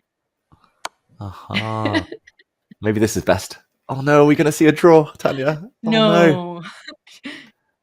Yeah, black has to block. This is not how this one ends. Yeah, now white has to defend the knight and this one. So, oh no. Oh no. Just to point out, bishop d6, not liked by... Yeah. Is it just knight f4 again, maybe? Hitting the queen? If you keep the queens on, this time white can force them off the board with queen to e6. If you take this knight, then again, this pesky c7 square threatened checkmate here. Rook d7. Now the white queen just moves, I guess. Oh, she's nearly trapped. Whoops. She has to go to g6, only square. And the white bishop will defend its king. Very nice. Yeah. David, I'm not going to be happy if you get the queen f7, queen e8 rep. That's going to be a bit of a downer. Let's just hope that doesn't happen. But it's also not a forced path. How much of this does it depend on? What do you think as a player, David, as a super grandmaster yourself, seeing this pawn on d5 hanging and the f7 pawn hanging, but the dangers that it brings with it? You know, you're looking at moves like bishop d6 in that last position. You're looking at rook d7. How easy it is to go down this path, or how difficult is it to actually get greedy in this position as white? Yeah, I would say it's very difficult. I mean, Gukesh, maybe it's less difficult because he's so good at calculation. And I mean, if we just replay that line to show our big fear or our conclusion as well, I mean, this is a forcing move. Firstly, you have to also calculate h4 first. I think h4 I was less tempted because knight f4, there's no queen to f5. The square's covered. So it makes sense to trade a set of knights first. So knight takes d5, forcing move, h4. Some scary threats here. So he definitely gets to this point in his calculation. Then he looks at knight f4. He's like, oh, whoops, queen f5. There's too many pawns hanging. And yeah, this is a nasty pin on the white knight as well. g5, as you mentioned, Tanya. And then you're like, okay, knight to f4, not possible. But then you're like, oh, wait, I can take a pawn, threaten checkmate. Bishop d6 doesn't work out, as we showed. White drops the knight back. And then you probably look at rook takes d5, doesn't work, but rook d7. And he might get here in his calculation and realize it is a draw. And then, I don't know, we know Gukesh, we saw him yesterday against Jordan van Forest. He even played a move that should have lost him the game from a drawn position just because he wanted to keep things going. He was that desperate to prolong the fight. So even if he calculates all of this, which is very possible, then I think he's just going to see rook d7 and turn away from it and rule it out. Any other move than allowing a draw. For Arjun, maybe the path is less clear. Maybe he's obliged to just go for this since he is sacrificing a pawn or two in this variation. So Tanya, yeah, to answer your question, I think it's very possible, but the fact it's Gukesh means he's calculated it all and he will be trying. we hope, to avoid the draw.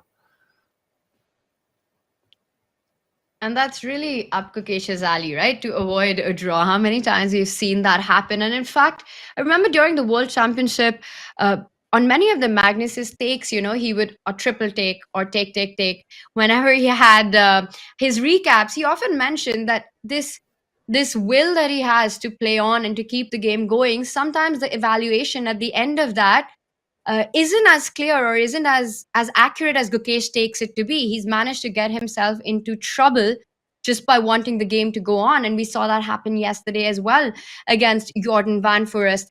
Now, David, H5, it also comes down to how he's feeling about this position, because, and we say this a lot, optically it looks very strong for Black. Like Black is getting closer to White's king faster. But this younger generation, they don't care about the optics of a position. They just sit down and calculate. It's brute force for them. So how confident he's feeling about actually defending and fighting against ideas of H4, Knight G4 will determine whether he goes for this line or not. And if it's not Knight takes pawn, will his will to go on to keep the game going, to avoid that long repetition with Rook D7, Rook D8, make him take the dubious decision of going into an endgame where then you just have to keep things together, keep kind of struggling for that draw with the pawn expansion on the queen side, queen to f5? Is that really the best alternative you have to that? Oof. Yeah, now that we've found a way for White to not be worse, at least to force that draw, I mean, yeah, I agree. Rather than going into worse endgame and risking that, I think maybe knight takes d5 is the most pragmatic solution. But yeah, it's just the tournament situation. Suddenly, I mean, what you were saying there, Tanya, I'm getting flashbacks to 2013. Again, it might seem like ancient history, but the candidates tournament where Magnus Carlsen and Vladimir Kramnik were both in joint first. So very similar, eerily similar to the situation here. Those two players were in joint first. They were watching each other's games. Kramnik had Black there. He was like, oh, I need to take some risks. Magnus is going to win. I need to win as well just to keep up. Magnus with White ended up losing to Peter Svidler.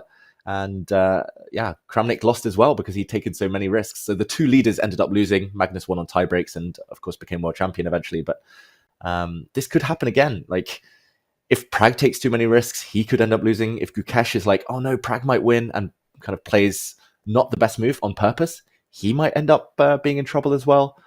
There's just no guarantees. I think that's the conclusion. There's nothing you can take for granted here. You do not guarantee you outplay someone super strong like Erigaisi in an endgame, especially a worse endgame with queen to f5. And yeah, taking this pawn looks like the other main option.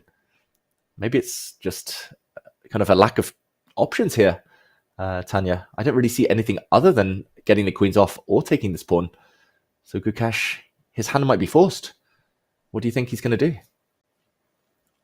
If he has to keep the game going, I mean, his natural instinct is to not go for a line that's a forcing draw. And maybe there is an alternative to not taking on f7. It's hard to spot because if you don't go for that line where we saw the repetition, White looks like you could be in big trouble, right? Knight takes knight, knight takes knight, h4.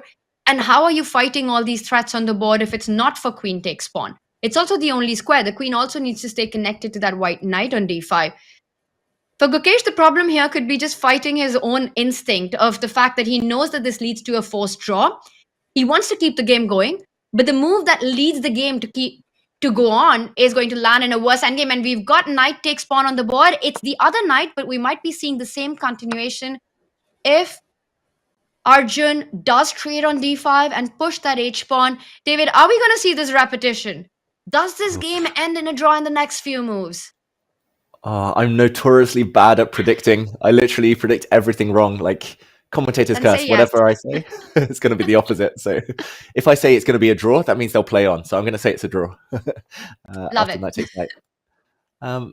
Tanya, I was a bit surprised you took with this knight because and I do see the eval bar shift slightly. So I'm wondering if now that the e knight has gone, whether Arjun can actually play the immediate h4. We mentioned that this isn't possible in the other variation. I'll just put this on the board quickly. Arjun debating whether to take knights. Now there's no queen takes f7, so we can kind of celebrate that the game continues. But the big difference here is knight f4, which was the resource last time. Queen f5 wasn't possible with a knight on e3. But with a knight on c3, maybe it's still strong. Is Arjun gonna go for the win now? Maybe it's not Gukesh playing, kind of avoiding the draw. Maybe it's Arjun with h4. Looks scary. That's a really interesting difference that you just pointed out. And again, you know, it also feels like a counterintuitive move, right? Because that knight is closer to your king. Again, Gukesh taking these decisions, how he's evaluated this attack is the big question. Because that knight on e3, intuitively, we were always picking it up with the c3 knight. You want your pieces closer to the king. A knight is a king's best friend as a defender. So knight takes pawn without going into the depths of it. It just felt like c3 was the knight that needed to land on d5, giving Arjun these extra possibilities. And Arjun goes into that looking into the distance but calculating it down over the next 20 moves in his head zone right now. Is Arjun going to go for this, well, the safer approach is what I want to call it relatively now, where you trade on d5 and walk into this potential repetition, or will he get ambitious and play for more with h4? The ball is in Arjun's court. And David, knowing Arjun Erigaisi, despite how the tournament's fared for him and how difficult it's been for him, if he spots a chance to keep this going, he's going to grab it with both hands. You're 100% right. We saw that yesterday, Tanya, where he beat one of the players at the top of the table, Nodirbek Abdusattorov. So he's riding on a high, Arjun, despite having a tough tournament here. He got his first ever win at the Tata Steel Masters yesterday. So maybe he's on a roll. h4. I'm just trying to get to the bottom of it. The only reason, the only justification I can come up with for Gukesh taking with the e-knight is that he unleashes his bishop. And we did see a similar variation where the bishop will sit on g3 to defend. I noticed the bar drops even more now. So is there a breakthrough? I think this is the key position in Arjun's calculations. It might be his time to strike, as Scholke GD says there. But how to strike after bishop f4? Sorry, David, go on. No, I was just saying he is a pawn down, so he needs to be quick, Tanya.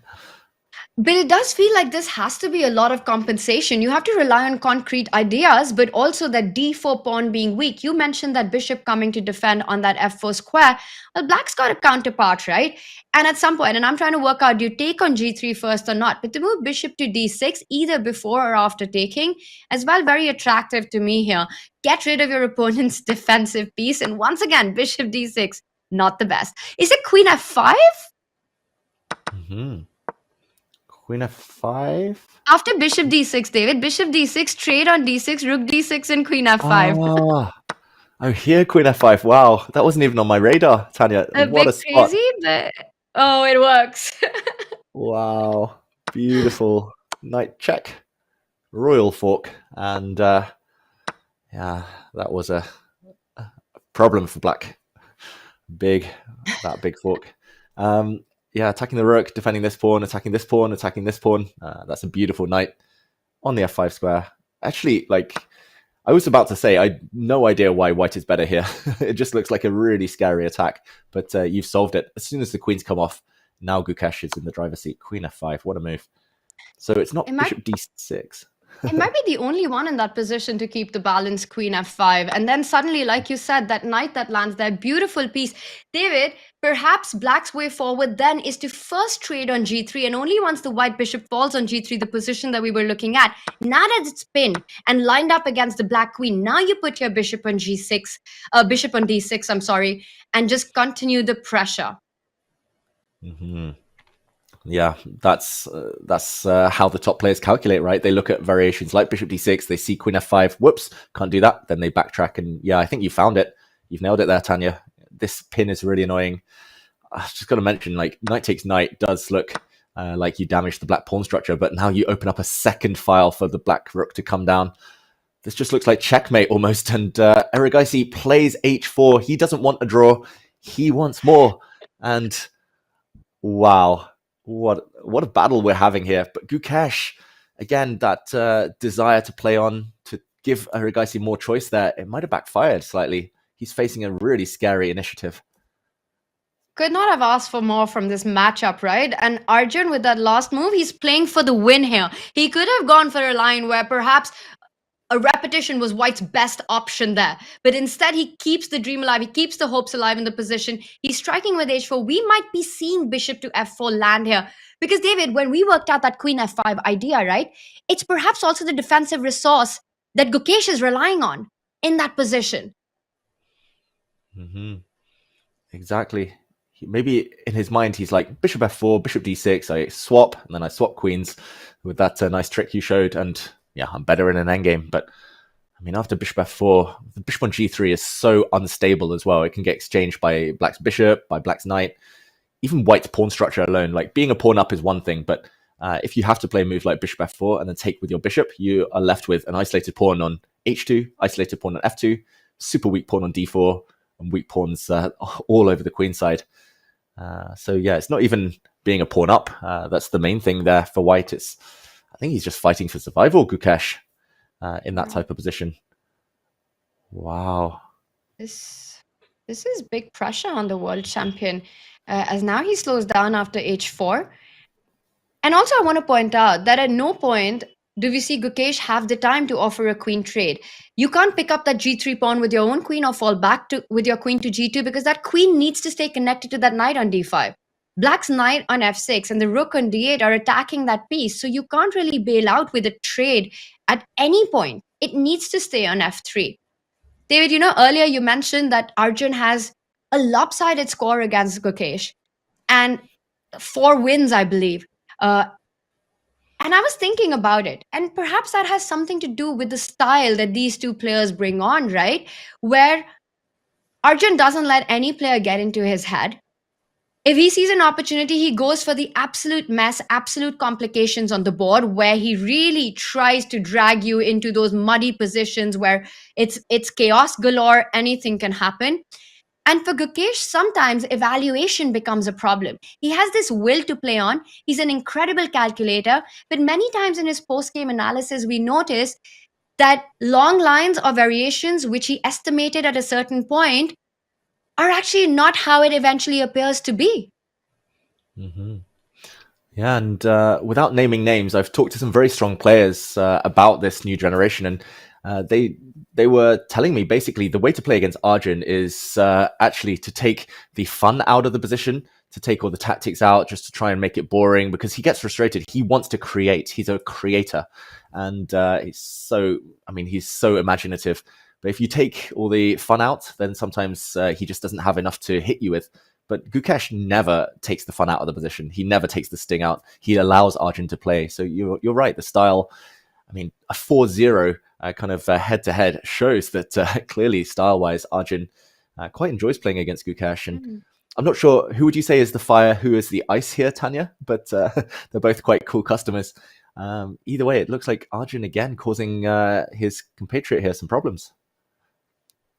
Both their styles, I think it's fire and ice for both of them, and the house usually burns down, which means that we have a lot of fun, and there's a decisive action most times these two play against each other, David. Neither of them back down, but also just one has to really think about the character of the strength of character and the mental fortitude that Arjun's shown in this tournament, right? It's perhaps been one of his absolute worst until yesterday, where he finally got that win in. He comes into the tournament as world number 4 after gaining more than 60 points in 2024 and losing more than 30 until yesterday. And he goes on to win Nodirbek again in a fiery, feisty game where anything could have happened. He stays true to his style. He comes on, he's facing the very, very in-form world champion who's undefeated in 2025 so far. Not a single player has been able to win a game against Gukesh right now. And he's going all out with black. He's declining the line where you trade and there's a possibility of a repetition. Arjun Erigaisi right now is playing for a win, and he's putting the pressure onto Gukesh. To me, it feels like 2024 was Arjun version 1.0. Then we saw him come into this tournament in January, was Arjun version 2.0. And starting February with the win against Nodirbek and pushing for a win against Gukesh, it's a brand new Arjun in Feb as well. Exactly. He was reborn in the month of February, Arjun Erigaisi. And yeah, I mean, the biggest surprise to me, Tanya, he played the Petrov defense, and he's got like the most beautiful attacking position ever as black. I think if you can guarantee this position, then everyone's going to be playing the Petrov defense. Just to mention one chess thing as well, you kind of sparked my kind of curiosity here about exchanging queens. Maybe white can try with one line, but just to show, trying to bail out, even there, Gukesh isn't safe. You mentioned queen g2 not possible because the queen exchange, white would then lose the knight on d5. So the only way is to get rid of that knight on d5 first to get it out of the firing line, and that would be to trade knights. I don't think black has time to take on g3, just to point out, because white has this sneaky move, queen g4 check, getting the queens off the board. The knight recaptures extra piece. So after knight takes knight, now you can play queen to g2. This is what I would do. Chicken chess club stuff here. But even a queen exchange, I'm not sure whether black takes on g3 or takes on g2, but even something like this, white is never, ever going to be better. And it's the same problems. It's kind of weaknesses all over the queen side. I think this might be what Gukesh should try just to bail out. But, okay, he's actually taken that knight, Tanya. Okay, queen g2. Maybe this is his escape route here. Blue arrow appears. Only way to stem the tide. Only way to survive, maybe. David, you're playing like the world champion. Gukesh is following your advice. It looks like he sat down, calculated the dangers of bringing that bishop out, and decided it's just too much activity against the white king. Queen g2 must be found, because you give black one move. Anything else, you develop your bishop. Pawn takes pawn, rook takes pawn coming in, and Arjun's all over the board as well. It looks extremely scary. To your point, queen g2, yes, the blue arrow says best move, great spot there, David, but also Arjun isn't forced to just go into that endgame that you're pointing out, where you get the queens off and grab that d4 pawn. We've been talking about that f5 square for the queen. After queen g2, it might still be game on, with queen going on to f5, and perhaps then we're going to see queen e4, just insisting on the queen trade. You're dreaming of getting the queens off the board, and maybe you still keep the balance like this. I was hoping to avoid the trade somehow. Yeah, stop tempting fate, Tanya. Stop it, because now queen h3, queen g2, we could see a dance between the queens. But I don't think Arjun wants the draw either. So even now, to be honest, like, you could still take, and I don't know if white can grab the pawn on f6. The knight might get trapped there, like this variation. But yeah, I mean, this starts to get a bit complicated, even with the queens off the board. But I mean, first of all, step one, Gukesh has to play queen g2. You don't survive an attack like this with queens still on the board. So yeah, you mentioned that I'm playing like a world champion. The sad part for Gukesh is he's playing like me, and that's never a good sign. Playing like a grumpy old man. Queen exchange, please. That's not his style. That's definitely not what he wanted when he went for that b4, b5 attack that we were talking about earlier. To find himself in a position, he needs to exchange queens. That's definitely not gone according to plan for the world champion. It might be the best option right now, because David, really, even though the bar might say that that position after the lines that we saw, bringing the bishop out, not going for the queen trade, somehow white is holding or fighting for survival there. But from a human perspective, how precise you need to be move after move is very difficult to do. One inaccuracy could lead to checkmate on the white king in those positions. So completely understandable here, trying to get the queens off the board, as we also see Gukesh trying to calm his nerves right now. The position, anything but calm. I have a feeling that Arjun will find a way to keep the queens on the board. Maybe queen f5 is not the best square. Yes, you pointed out that the endgame still has something to fight for black, with the piece activity. Again, white's pawn structure. It comes down to that idea of b4, b5, which felt so powerful in the middle game. But suddenly these same pawns in the endgame create so much activity for the black pieces. So yes, the endgame will be pleasant, but I have a feeling that Gukesh will find a way, perhaps come back with the queen all the way to d7, will find a way to keep them on the board, regardless where you place it. That's just his style of chess. Exactly. Both of them love a fight, and this game definitely promises that ahead. Yeah, pawn down for Arjun Erigaisi, but he is the one having all the fun right now. Maybe we zoom out of this one for now, Tanya. It is... yeah, maybe again the calm before the storm if the queens remain on the board. Absolutely. Well, we will check in with this. Let's bring up our beautiful multi-board view right in front of us. Very colorful. Which color catches your attention here, David? Pragg versus Vincent. Still, it looks like Pragg's made some inroads right here, with tension on the center, knight jumping to e5. There's a face-off on the left side of the board. I see the bar seems to imply that Pragg's doing well. Should that be the game that we jump into next? Because that is the big one for our championship. Yeah, I trust you. I trust your judgment, Tanya. And it's very important, of course, for the standings. The game between Abdusattorov and Harikrishna as well, I'd like to jump to at some point. But let's start with Pragg. We see him just a couple of moves down the line from where we last left it, but we see him maybe putting some pressure on, maybe gaining the advantage, and that's essential knowledge for Gukesh as well. If he knows that Pragg is better suddenly, then he might be wanting to take more risks and keep the queens on the board himself, Gukesh. So, okay, this is where we find ourselves. Let's just backtrack 2 moves to where we were last at. We last joined it with Vincent playing the very logical pawn to a4, stopping anything happening on the b5 square. b5 would be ideal for Pragg to kick this knight away. He played a6. We mentioned this was a possibility. Normally in these structures, Tanya, you would love to play the move a5, right, to lock down, clamp down on any pawn advances en passant would occur, but a5 is covered 3 times by the black pieces and only protected twice by white, so that is impossible. White is just too slow. If the bishop were on d2, white would play a5 and have the advantage, but that's the thing in chess. You can't have everything. g3 instead played. At least the white queen has an escape square, because after b5, knight to a3, we were talking about the knight coming to e5, targeting that queen. I don't think that's the plan anymore, but Tanya, he's at least made one of Vincent's pieces very, very bad here on the side of the board. Not only the piece, it's also a free pawn right now on a4 that I see. Everyone's sacrificing pawns in this championship round. What happened to a cautious, cagey approach with so much on the line and high-stakes matches? We're just seeing fire and action everywhere. Now, David, really interesting play by Black so far, getting that idea in, and Pragg is calculating. He's trying to think about whether he can actually capture that a4 pawn. One thing's clear: if you go for it immediately, the white knight perhaps just jumps back to where it came from, giving white all the activity. Look at Pragg. He's got his eyes closed. Lot of leg movement there, shaking a lot, calculating the line. I think he's thinking about bringing his own knight to the center of the board, hitting that white queen, and perhaps lines that follow with that. To me, it's not so easy how white is actually fighting for compensation in that position. I think Pragg's got his opportunity here. If Pragg manages to win this game or create a position where Gukesh feels he's playing for the win, for Gukesh, a draw is as good as a loss then. So he's going to try to really squeeze something out of it, because in both scenarios, if Pragg wins, Gukesh has to win.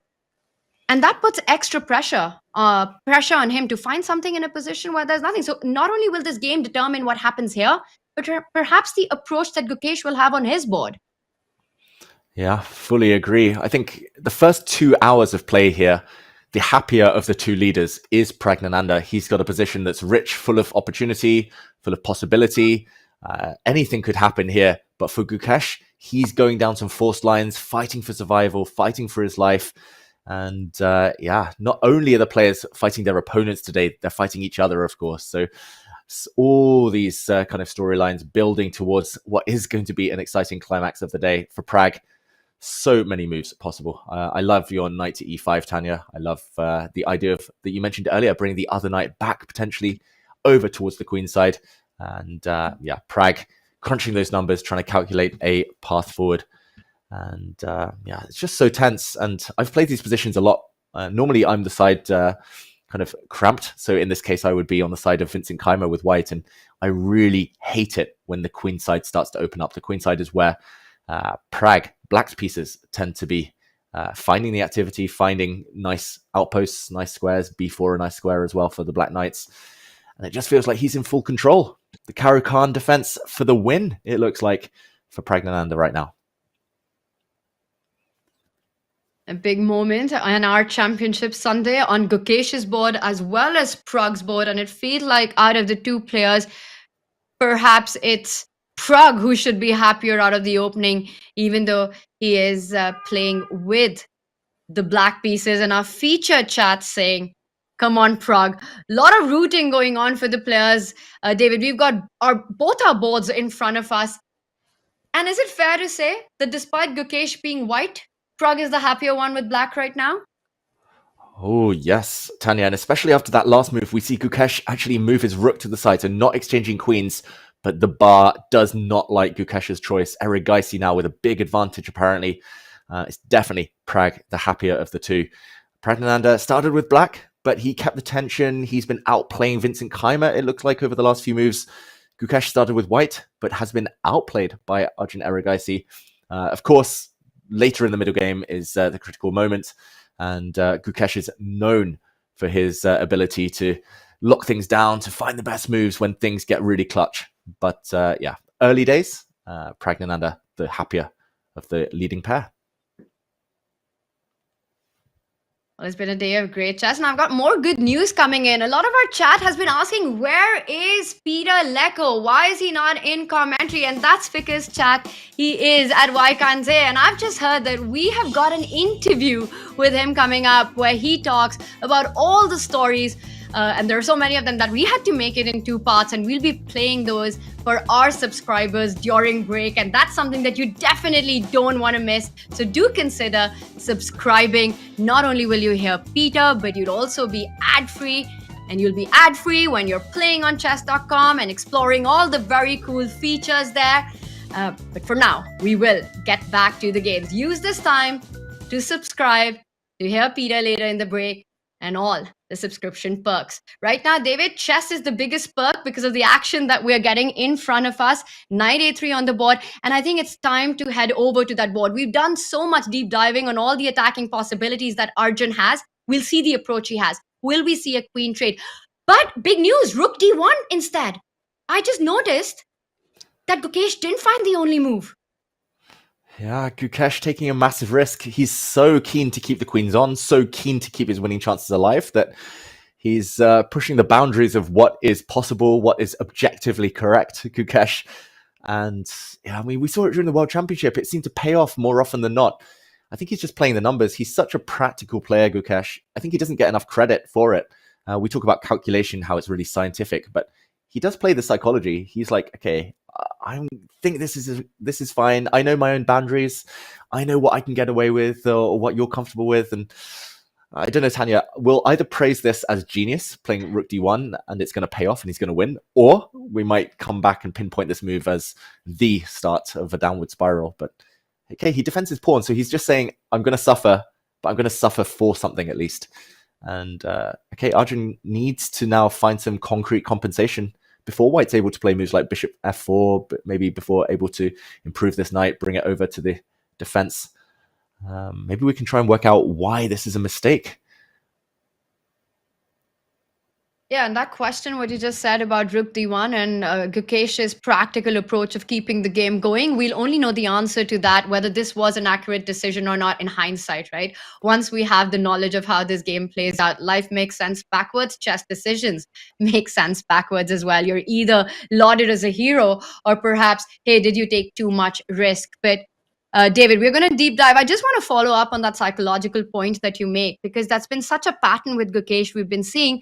And it kind of reminds me of Magnus in some ways back in 2010 when we had just broken into the world as a world number 1. And the first few years of his domination that we saw, right, it was such a game changer in which he would just continue to play, continue to fight out these dry positions, squeeze water out of stone.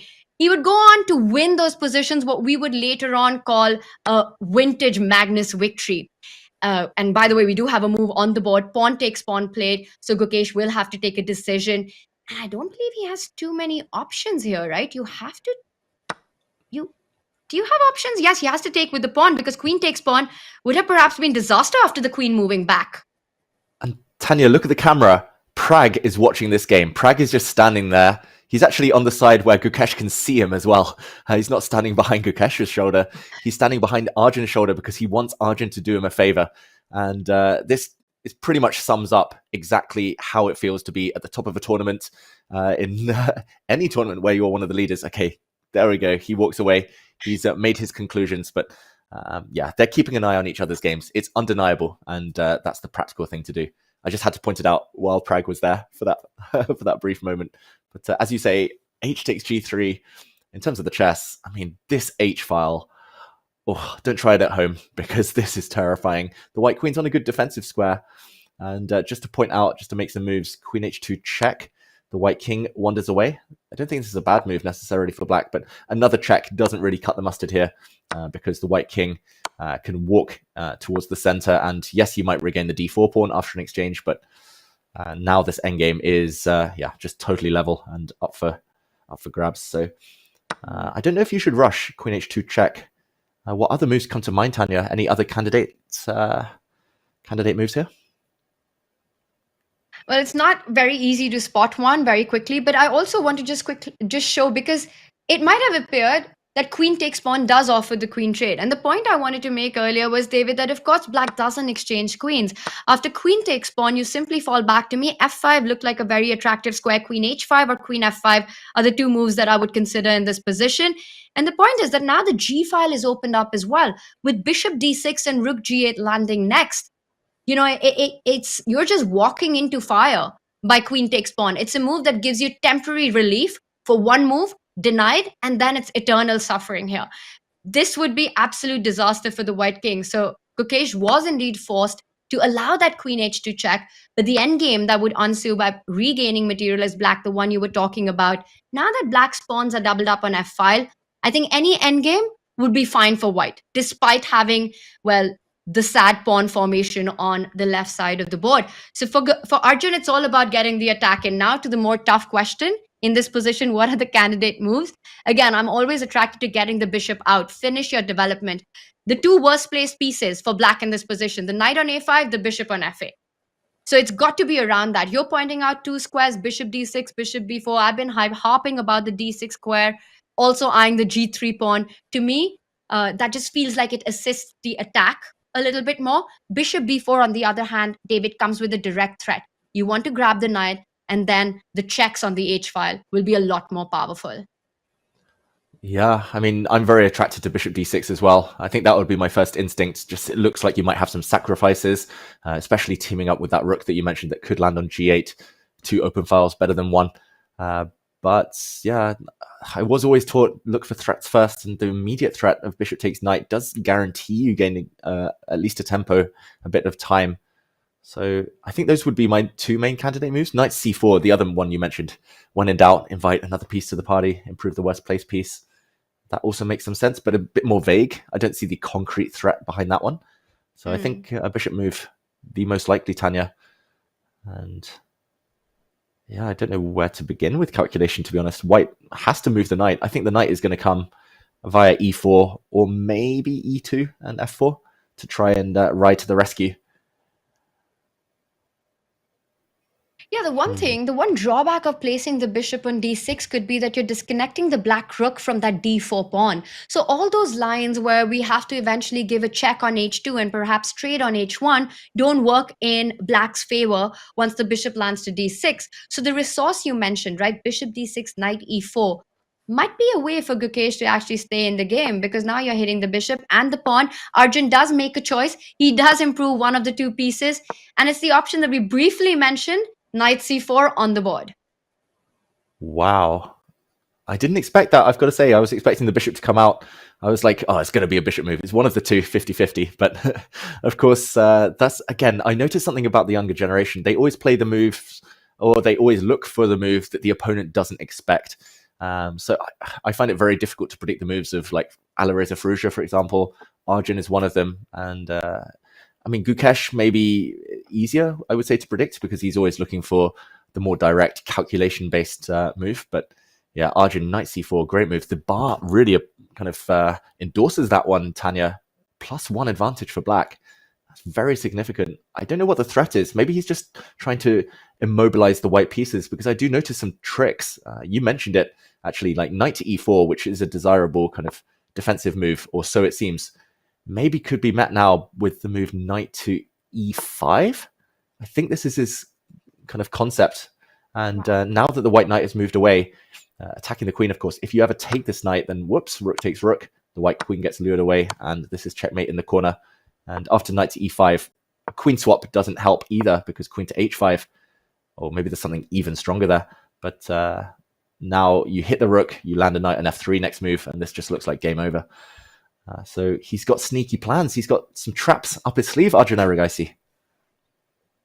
Very big practical problems, and Gukesh puts on his lucky hoodie.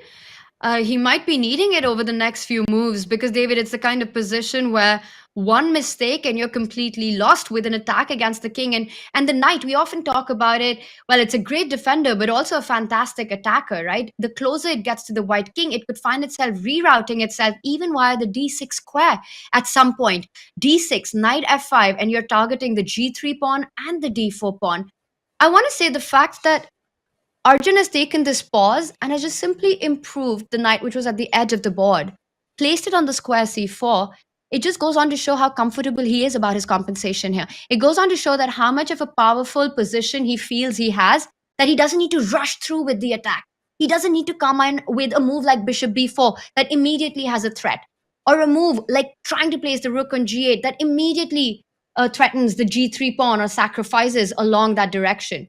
So knight c4, a very classy approach. I also noticed how the bar approves perhaps the best move in the position. It's the kind of stuff that Arjun thrives on, David. These complicated battles where he sacrificed material for intense initiative and peace activity against the king. Yeah, and this is the dream attacking position. You kind of hinted at it there, Tanya, but he's not even risking too much. Of course, we all want to attack. We all want to kind of go down in the history books with sacrifices and a checkmate at the end. But if you can attack and always have the option to kind of bail out just in case it goes wrong, then it's kind of just a big bonus. And it feels like at some point, even if things go wrong for Arjun, he can play like queen h2, as we saw, queen h1 check, force the queens off, get the rook off, and regain the pawn. So he won't even be material down. He can bail out to a drawish endgame where there's still some life left. So for Arjun, there's minimal risk here. But for Gukesh, I mean, the risk is you just get mated and you just get knocked out in the next few moves. I barely even see an idea here for white. I mean, maybe bishop f4. I mean, it's hard to know where to start. And Tanya, you mentioned something yesterday in our broadcast. You mentioned it was a lucky hoodie from Gukesh. Is that based on something he said? I noticed the hoodie is on. He's trying to change things up. It is on. We saw this at the World Championship match. He always had the hoodie with him in the lounge. And he mentioned, well, he hasn't confirmed or denied whether he's superstitious about it, but we've seen it with him at many tournaments for Gukesh. And the results seem to be working out for him. In this tournament as well, a few times he's got it on at the right moment and managed to win. Well, I don't think we've had a confirmation from him, but only speculation, anecdotal evidence on this one. But in any case, he decides it's time to bring it on, perhaps needs all the luck that he can right now, David, as well, given the position that we're in. And as Gukesh, in this very treacherous moment, thinks and tries to navigate all the complications, it's time for us to go into a short break. But you don't want to miss any of the action coming up. And also, we do leave our subscribers with an interview with Fiona talking to the legendary Peter Leko. Take a look.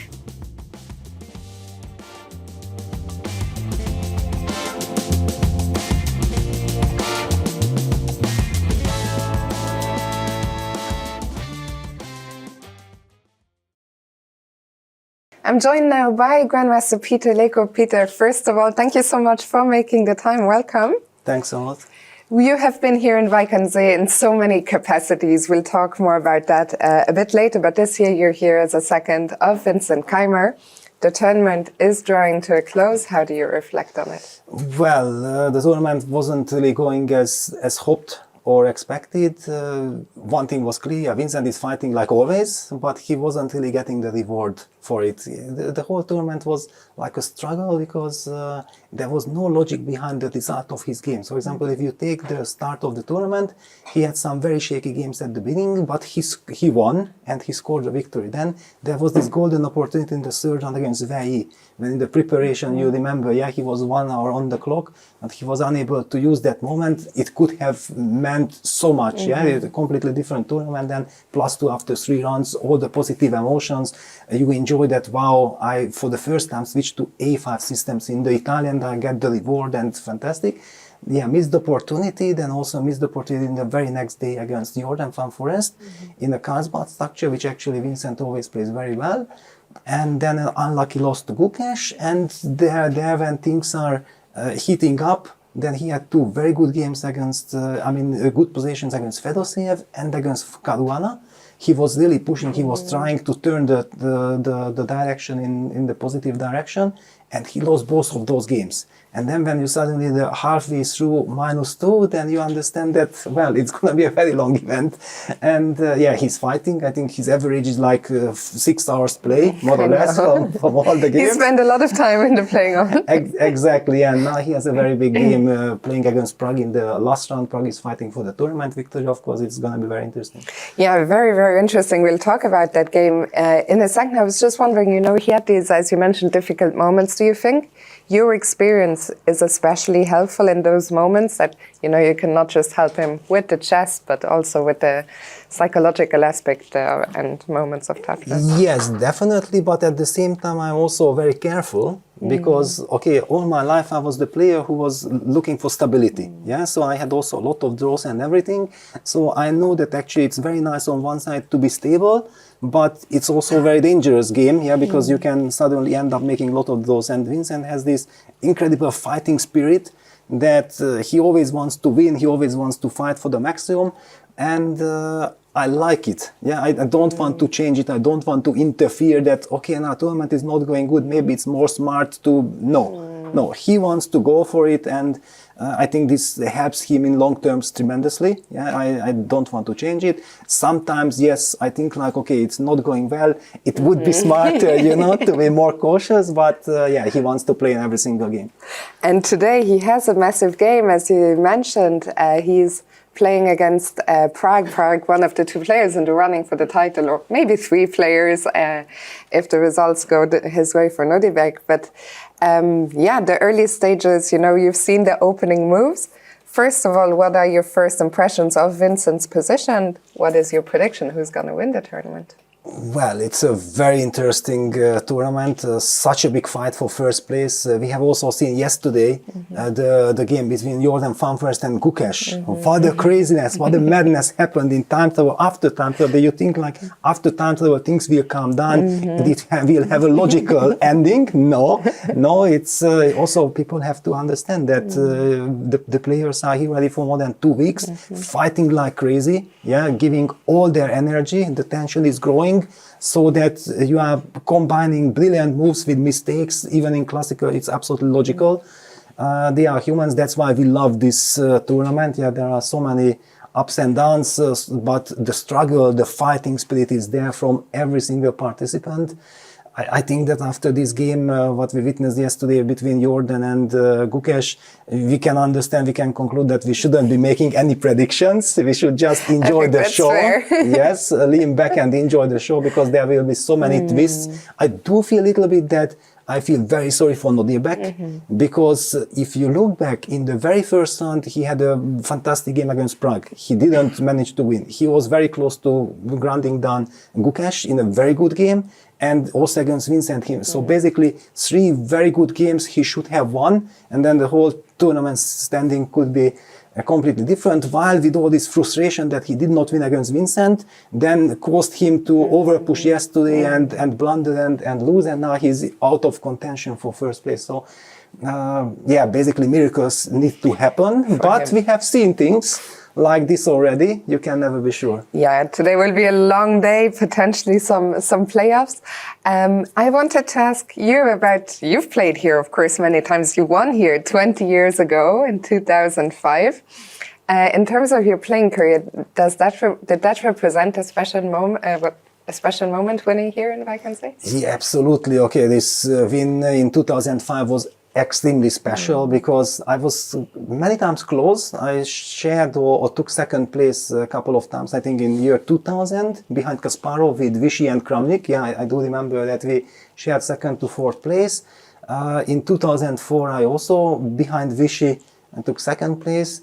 And then 2005, right after my World Championship match, when I clearly had the disappointment that I was so close of winning against Vladimir in the World Championship match in Brissago, but then he managed to play that fantastic last game and we tied 7-7. So all the frustration, I was coming to Wijk Aan Zee that I have no other choice than to, only thanks to this victory, I can heal all these things that happened in the World Championship, which actually worked to perfection.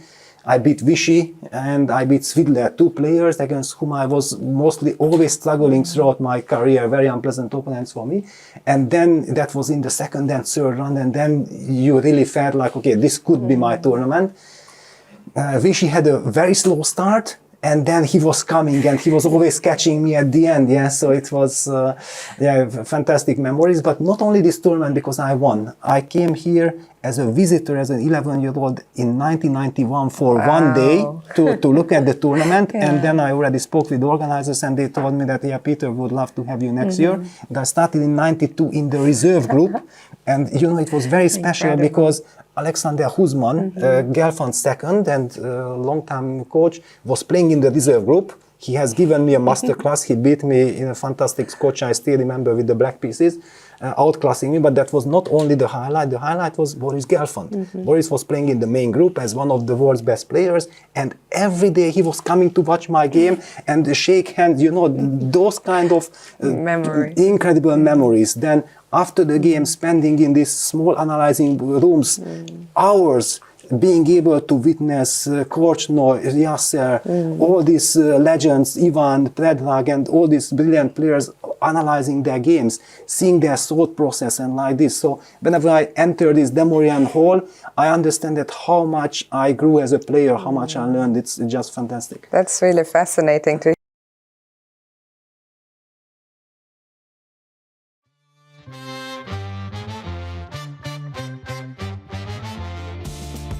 We are back and it is hot action in this final round. Everything depends on this game. 12 intense battle, and today we'll decide the champion of Tata Steel Chess. And what an interview that was with Peter Leko, and it's only part 1. You're going to be treated to a part 2 as well, so use this moment to subscribe to get access to that, to see all the amazing, incredible content on chess.com, as well as we are seeing incredible chess come out of the D. Morian. Anish Giri there taking a walk with the action, David. It's all happening as we zoom into that board in front of us. Gukesh versus Arjun, the world champion. What a tournament this has been for him so far. Coming into it, gaining more than 16 points right now in the rating list. He's climbed up to a world number 3 spot. But he's not thinking about any of that because it's all in front of him. And things felt like they were slipping away. Arjun has found a very fascinating idea, and maybe we'll just back up the move that we missed, David, and see how it happened, because we were expecting that bishop that has just moved to 8-6 to arrive on a different diagonal. Is the world champion in trouble? And from a human perspective, how much of a real trouble is this? Yeah, we have to investigate, Tanya, and we left it after, just to backtrack, rook to d1, a big decision from Gukesh. Maybe trying to swap off the queens was the safer option there, but after an exchange of pawns, we saw the knight jump in. We left it here thinking it's hard for white to find a move even. The knight is fixed. You have to defend this rook on d1. He played maybe the most natural move in the position, Gukesh, bishop to f4, and the world champion facing a potential future challenger, maybe in Arjun Erigaisi, and Arjun, bishop to h6, a great move. I'm not sure exactly why bishop to d6 isn't quite as strong here, Tanya, but yeah, bishop to h6. Let's try and break down the idea. I guess after rook takes, he might want to take with the rook and even triple up his pieces on the h file. If he gets queen and 2 rooks, then he's definitely entering and doing some big damage. So maybe it's just the fact that he might be able to get this rook into play with gain of time, that the h6 square is better than d6. Also g8 is a good square for the rook. But first of all, there is a threat to take this bishop. And okay, how does Gukesh react? I think we need to understand what is going through his mind before we can conclude how difficult it is from a human perspective to defend. Yeah, I think you just hit the nail on the head, because Arjun's bishop h6 or bishop d6 would have come with the same idea, right? Bishop takes bishop, the g pawn is pinned to the queen. The queen on f3 can't leave that square because queen h1 would be a checkmate if you recapture with your own queen on that point. So if white has to take that bishop, then h6 is the better square because of the tripling up of the rook on the h line that does allow. So again, a subtle move Same idea, but multi-purpose here, where Arjun wants to trade the bishop, the key defender in white's position, but his turns into 2, also allowing the other black rook to join the attack with rook h8.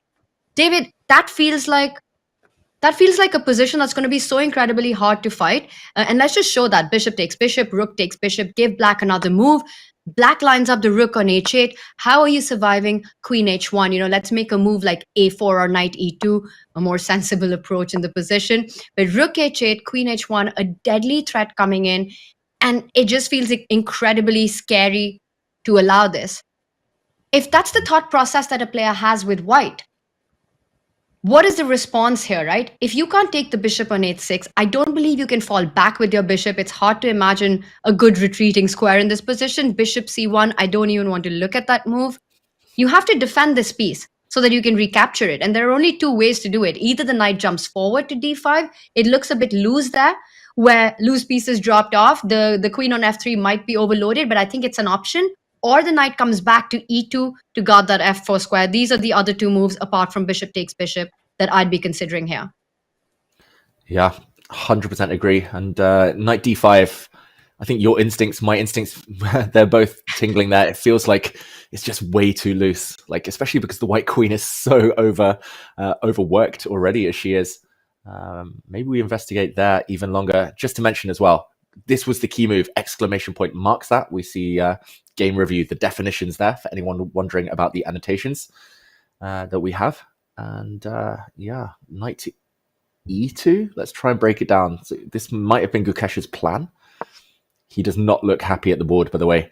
It looks like he is realizing how dangerous this is. Computer says +2 or over that now, Tanya. At least the eval bar. Knight to e2. How does black continue? Now taking on white's terms doesn't feel kind of profitable because now the white knight jumps to the rescue. Wow, incredibly, black is still dominant here according to the eval bar, but less clear to my eyes if the white knight gets to this outpost. So maybe it's a rook move. Queen moves don't make sense. Rook moves, knight moves. I'm trying to do process of elimination. Maybe something like rook e8 or rook g8. I'm not sure which one.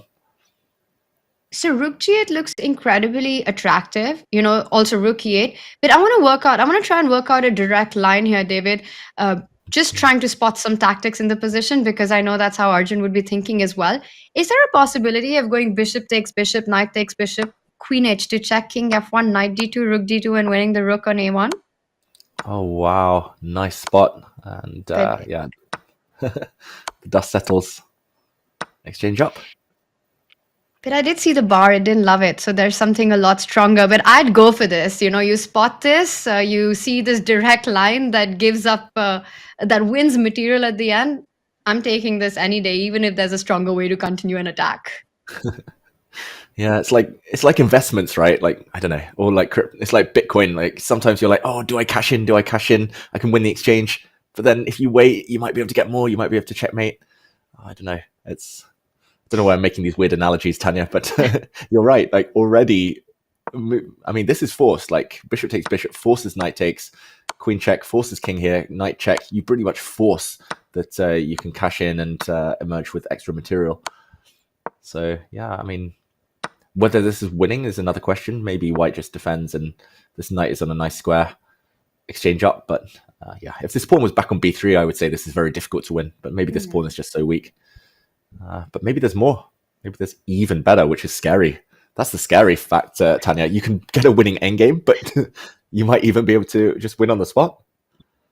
But I think I agree with you. It's a very attractive line, especially because it's a forced sequence of move. But once you reach the end of it, it's really not that clear. White does have the pawn for an exchange in that position. There is a doubled F pawn as well. The knight, like you pointed out, super active. And again, for Arjun, an attack against the king. He wants to win the king. He doesn't want to win an exchange. So he's going to probably play the move that you suggested. By the way, knight e2 hasn't been played just yet. And the idea of rook e8, targeting that knight, it comes with a direct threat. Rook takes knight would be the move that you're wanting to make there. Rook g8 also attractive. Looks very strong. Yeah, maybe it all just leads in the same direction, Tanya. Like rook takes, now white gets knight f4. Now you give a check. And yeah, I mean, really nice spot from you there, illuminating the way for me. Now I would just be like, okay, do the same, and queen h1 would win the exchange. He plays a move, though. He takes the bishop instead. Wow, Tanya. This is scary stuff for Gukesh. Very gutsy decision in this position to just voluntarily allow the rook to go to h8. But perhaps Gukesh also felt the dangers in the other line. Maybe he did not like giving up that material and just felt like that's long suffering, where it's not a guarantee that you'll hold that position in any means. So not allowing that forced sequence, he goes into this. What is the defensive idea here? Because rook h8, regardless of what white plays, is coming up next. How are you getting more pieces into the defense? Is there a way that the white knight can reach the white king? Oof, it's hard because now even knight to e2, knight to f4, it's the same idea, just even slower than before. Like when the knight gets to f4, there's that tactic you mentioned, Tanya. So, I mean, Queen I don't really g2, see is it. that a move? Queen g2, let's try. And no exchange. I think we can guarantee that Arjun will not exchange queens. Maybe queen f5. Queen e4 draw? I offer you a draw. I think he would only take a... actually, I can't imagine anyone he would take a draw. You're so polite that you can't even say no to me right now. It's fine, David. You can say not in your dreams, not in your wildest dreams in this position, Tanya. I would say, no thank you, but maybe later. Let me think about it and I'll get back to you next year. Yeah. Actually, like, back when I was like playing chess in English kind of clubs, that's genuinely how they would respond. They'll be like, oh, maybe ask me again in a few moves. You know? The older gentlemen at the club. But yeah, saying no is my biggest weakness. I just don't know how to say no in life and in chess. So. Yeah, I think every chess player has their style of refusing a draw offer in a position. Some just choose to even just ignore it and instead just make a move and pretend like, you know, you didn't even hear that the draw offer existed. Some would say no. Some, like you said, you know, extra polite, please come back to me with the offer in a bit. Yeah, chat, how would you respond to a draw offer in such a position? Tell us that. Yeah, I think Queen G2, just to put that on the board one last time, yeah, you can, I guess, offer, or you can suggest the repetition, or you can suggest there's a queen trade, but unfortunately black is never obliged, so black could always just move. I'm not even sure the best square. You could use G5 and then double the rooks, or you can just use the queen, and still the reality is, like, the rook is coming. I quite like the idea as well of kind of playing F5, F4 at some point, if given the opportunity. Yeah, the black knight will land maybe on D2, maybe on D6, come round like you mentioned earlier, Tanya. It just looks like this rook is on the wrong side of the board. The white king is just way too open. The knight is a bit loose. I just don't see really any world in which Gukesh survives this without having to give up some material to force the queens off or to postpone the attack. It's so scary. It's how crazy is it that Arjun Erigaisi, who's had the worst tournament of his life, in these last two rounds, he takes down Nodirbek Abdusattorov, who's fighting for the championship, and now putting Gukesh Domaraju on the ropes here. The world champion who's had a fantastic run. This is what these youngsters are capable of. The bounce back, the comeback that they show in these moments, just not perturbed by anything that's happened before. How everything is sort of taken as a learning, a detached emotional feeling, and you're ready to strike, you're ready to still stick, you don't lose your confidence. David, I always suffered with that, you know, experiencing a few losses in a tournament. It was very hard. It was very difficult to play the last few rounds. But we see that with this younger generation, this additional skill of having the ability to make a comeback in a tournament, even in the last few moments. Exactly. And PRAGG also embodies that.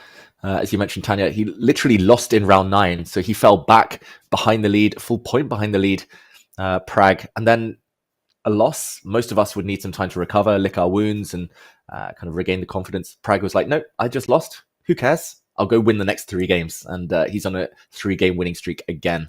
Praggnanandhaa, maybe 4 games in a row if he wins today.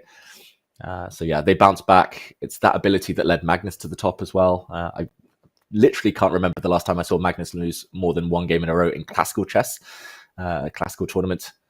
And yeah, I mean, it's the same for these youngsters. It just inspires them a bit more. And here we see the 2-board split. one board much more lively than the other, I would say, Tanya. But it turned around on that right board, right? Because when we left it last, we briefly checked in with it, David, and it felt that Prague has managed to create chances with the black pieces. We were talking about the square, which now has been occupied by the black pawn moving forward. Could Prague's knight land there? A lot of developments have happened. As Gukesh thinks how to handle this big threat of Arjun tripling down on his king on the h-line, should we do a bit of a deep dive on the Prague board, who's on a hot streak right now? In a very important match, 3 back-to-back wins. Can Prague make it a 4? Yeah, that is the big question, and a very blocked game. This one is going to go on for a long, long time. Prague, he's postponing the tension as long as possible. Let's jump in and see whether he can capitalize. I wonder, we saw him watching earlier Gukesh's game. If he knows Gukesh might lose, a draw is enough for Prague to bank the title. I wonder whether he's just trying to lock things up, Tanya, and trying to minimize the danger. But we will backtrack to this moment, just half a dozen moves ago, where White had just put a knight on a3. I was actually expecting maybe your move knight to e5 or the move knight to d7, because here, just to point out, knight to d7 walks out of the pin that lands in a moment, but also after an exchange, there's no threat on the b5 pawn. This is an idea that pops up quite a lot in the Roy Lopez, the Spanish opening.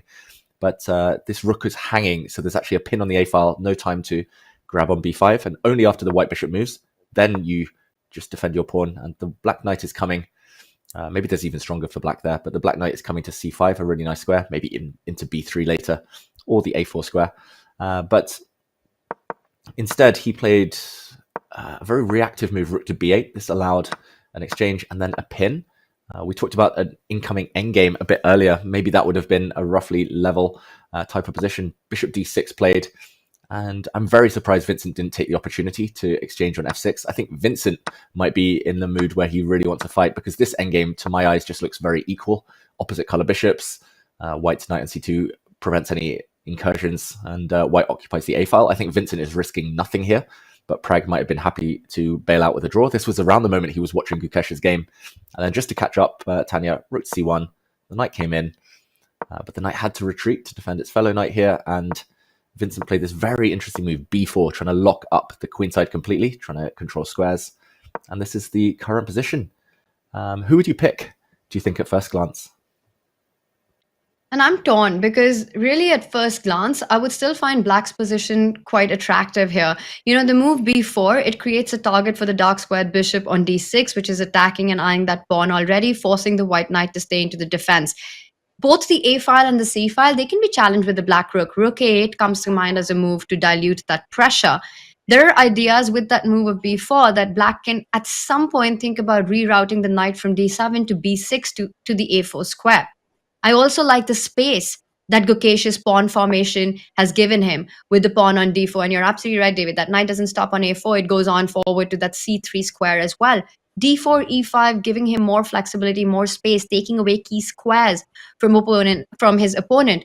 And as commentators, we often mention the space advantage.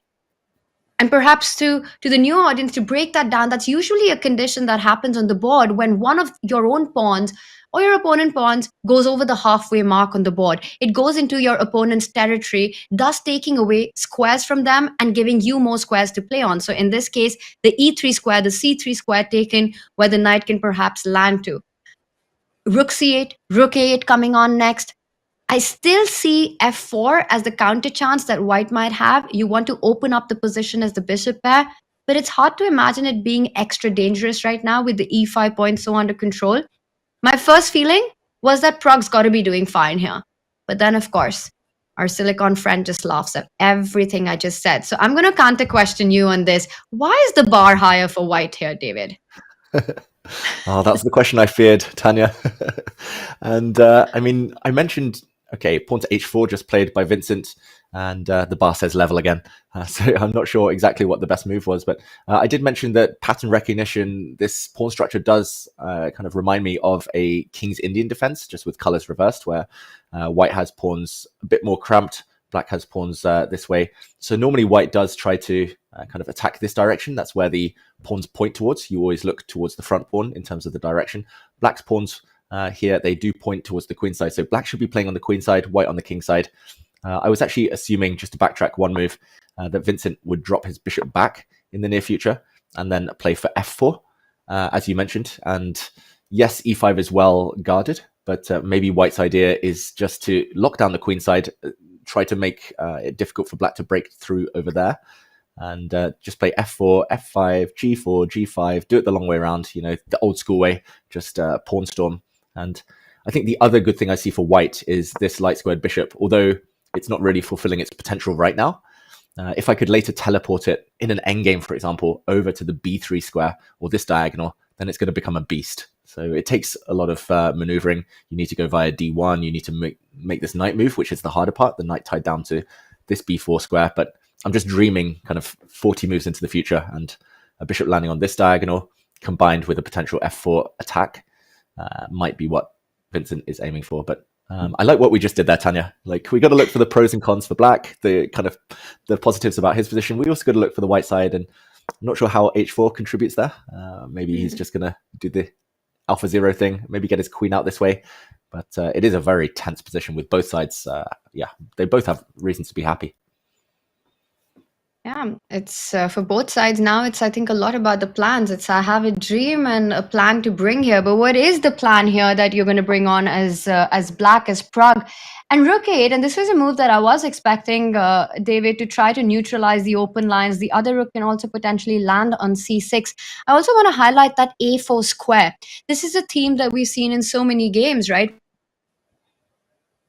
Where now, despite being late to the party on the a file, it could be Black that's fighting for that file. Rook a4, if you trade, Black gets a very strong passer. b4 becomes a glaring weakness. And if you don't trade, Black can start doubling up, tripling up on that a line, fighting to penetrate into that second rank. As you're showing, king h1, it's not a move that will be played, but to demonstrate the idea. Mm-hmm. Exactly. Rook a4, I think, might be the concept that he's hoping for here. And although the bar doesn't react, I mean, this is terrifying from a human point of view. 3 squares from touchdown, the b4 pawn much more vulnerable than it was. I guess the one downside is that maybe if White defends b4, then White might be in time later to bring the knight back around. But Rook a4 definitely on tap. And it's just nice to at least kind of float the idea in your opponent's mind that you might play Rook a4. And often fighting for an open file, that's one of the hardest things in chess, but one of the most important things in chess. It seems basic, but ideas like you mentioned there, Rook a4, just trying to double up. White now doesn't have the option of Rook a5 and doubling up, which maybe he could have tried on the last go. But yeah, it's very tense. And for Pragg, again, tournament situation, that's a good and a bad thing. He's not facing any immediate trouble. He's not risking too much. Probably no advantage, that's the bad side, but he's keeping things alive until he figures out how Gukesh is, and Gukesh's game is going to finish. Yeah, it's a tournament situation and the board situation next to him as well, right? I think Pragg, we see a little bit of his profile on the screen. I think he's doing just that, having a check-in on his good friend, but right now an absolute rival for that championship, Gukesh's board, which of course is also heating up a completely different dynamic in that one as Arjun is on the push. He's hunting down Gukesh's king. For Pragg, I think the last few moves that we saw, right, playing this, suddenly converting into this positional strategic battle, had a lot to do with him having a look at the troubles that Gukesh finds himself in. He wants to make sure that he doesn't go into a position that's a game for 3 results. He wants a game right now that's for 2 results, that he feels that he's the one who's putting the pressure, but it's fine as long as it stays in the balance. And David, that's one of the things that I've noticed about Pragg in this tournament. 2024 was a difficult year for him. For Gukesh and for Arjun, fantastic performance. But Pragg, he broke into the top 10 and then fell out of it. Olympiad was also a difficult run for him. He didn't get the kind of performances that he was hoping for. And then he comes in to Tata Steel and we see a completely different Pragg, again highlighting the younger generation's capability and skill to adapt, to take the learnings from the setbacks, to sort of bridge the holes, to fill the holes in their games, because every round that he's won, every sort of psychological fitness and strength that he's shown, after having a loss, coming back with 3 back-to-back wins, the clinical ways in which he's converted the end games, the strategic fights and the positional gains that he's gotten and then flawlessly gone on to convert them, has been a remarkable difference from 2024. You don't see him getting rash anymore. You don't see him taking any decisions anymore, which are sort of just purely on intuition, creating a mess on the board and saying fight on. Something that you'd often find in Prague's games.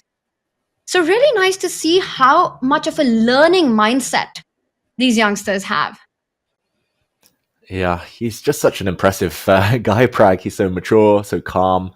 I mean, yeah, just such a fantastic player, all types of positions. And like you said, I think mere mortals like myself, if I saw my two biggest rivals, even if they were friends, like Arjun and Gukesh, if I saw them doing well, conquering the world, scaling 2800, and I was still kind of struggling to make that next step, then I would just be bitter. I would just be like, those guys are just, it would throw me off balance. But Pragg just seems to kind of be happy for his friend's successes, but also to be able to use that to drive himself on. And 6 wins he's had in this tournament already. Very impressive.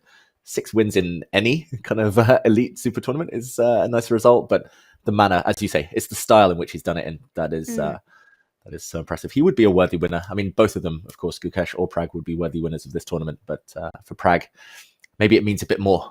This would be definitely the highlight of his career so far.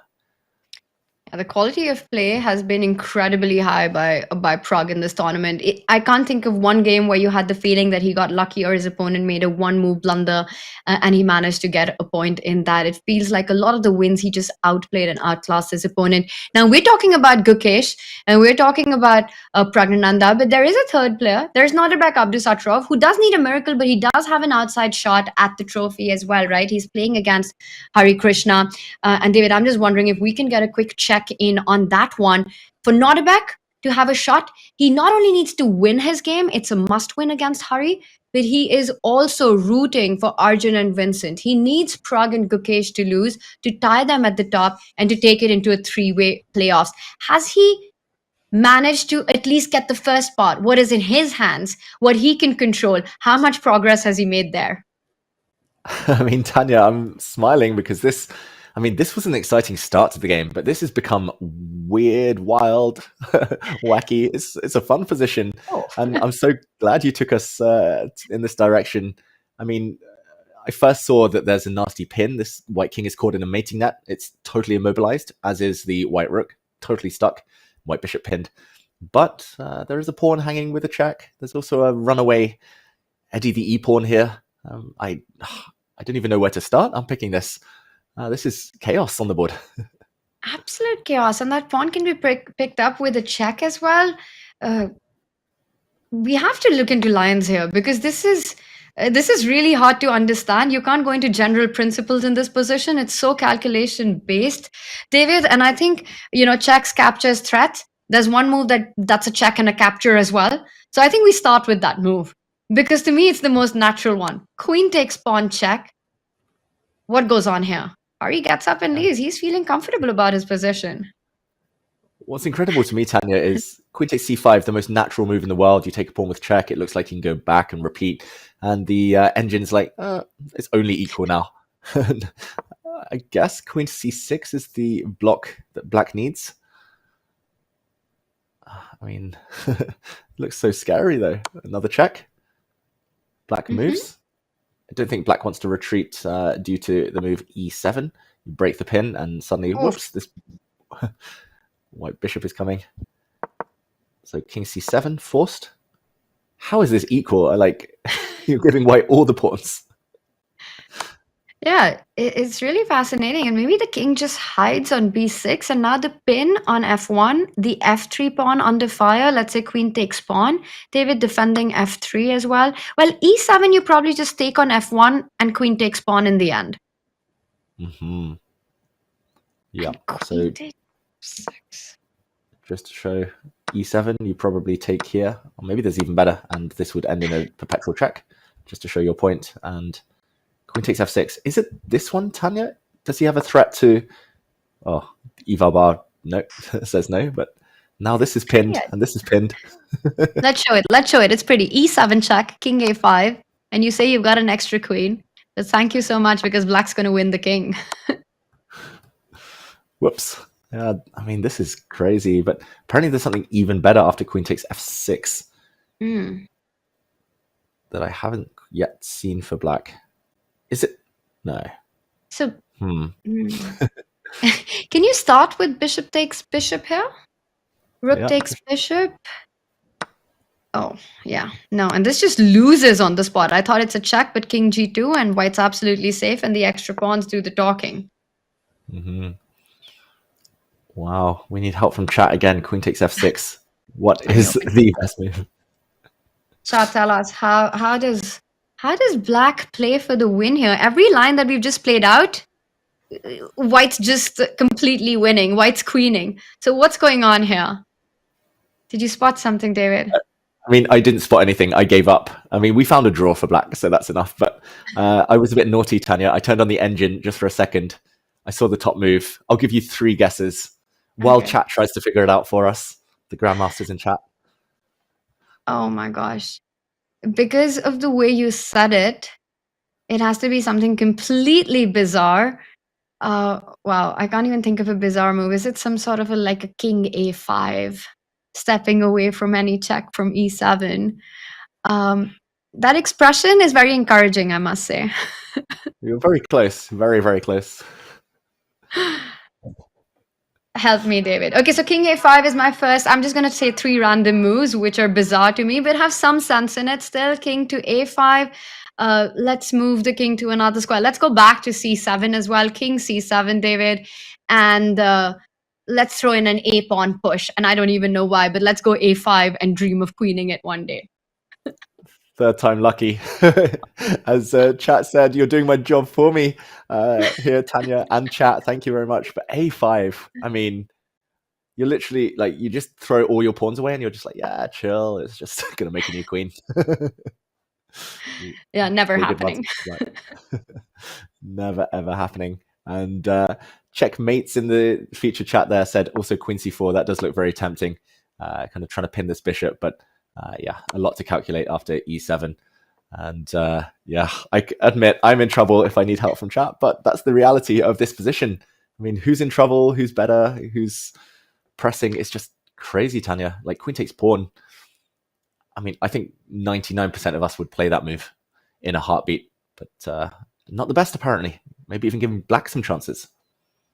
Incredible scenes. And David, I'm so glad that that's your approach, you know, where you show us how difficult it is for a human to find these ideas and moves. Instead, of course, we have the ability to just turn the engine on, take a sneak peek when we want. But that would just sort of take away from the beauty of the moment, to just show how incredibly hard it is when you're on the board to find it. So sometimes we do need to turn to chat for help. And it's a lot of fun working that out, figuring things out like a human would on the board. That said, a5 still can't get it out of my head. So thanks for that. Thanks for giving me 3 options on that. So queen takes pawn, not the best move here. The most natural one. The other has to be the e-pawn moving forward, right? Yep. e7. And yeah, to my eyes, this is the only other logical option. Literally half of white's army is paralyzed. So, okay, at least this is a threat. That's the order we should look at, right, Tanya, in terms of forcing moves. We looked at the check and the capture first. Then that didn't quite work, so we looked for the threat. Trying to make a new queen. Does this force black to go back? Well, if you have 3 seconds on the clock, you go queen e8. You play first, you think later. Yeah. Okay, now I can understand why e7 might be better. Now we take with the pawn. Now we take the pawn with check even, and queen c6 is no longer a legal. Well, it's a legal move, but unthinkable move because we queen. So black has to run. Wait, where? Oh. Tanya, this is cool. King d7. White can play rook d2 check. Break the pin.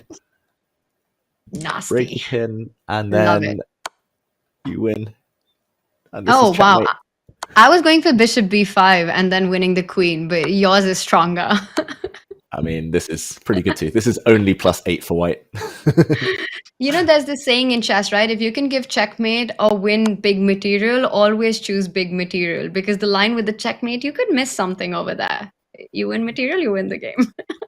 This is literally the definition of that quote, right, Tanya? Of that famous chess idiom. Like, you can literally checkmate in 2 moves, or you could just win the queen. But I think most of us would just rather win the queen.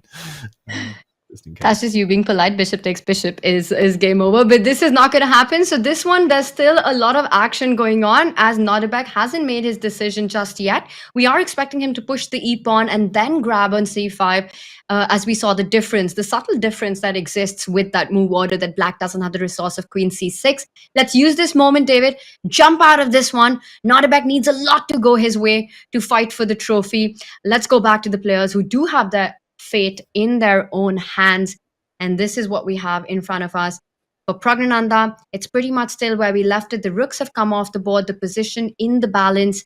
It's going to be a bit of a cat and mouse play in that one, but it's all fire across the board for Gukesh. Is he surviving this? What has happened? Should we go back to our marquee matchup? Yeah, just to mention very briefly before we jump back to that Gukesh game, there are, of course, other games involved here at the Masters. None of them can impact the top of the standings other than the three we've been focusing on. But a quick roundup that Alexei Serrano has a small advantage on the top left board against Leon Mendonça. Fabiano Caruana on the bottom right board in a little bit of trouble, potentially against Max Farmadam. Slight advantage for the Dutch player, who has lost 3 games in a row now. So it would be a great end to the tournament if Max Farmadam can take down Fabi there. But of course, still a long, long way to go in that game. The other one's pretty much balanced. And I know we haven't delved too deeply there, Tanya, but just a quick recap before we jumped into this one. This is where the action, the fire really is happening.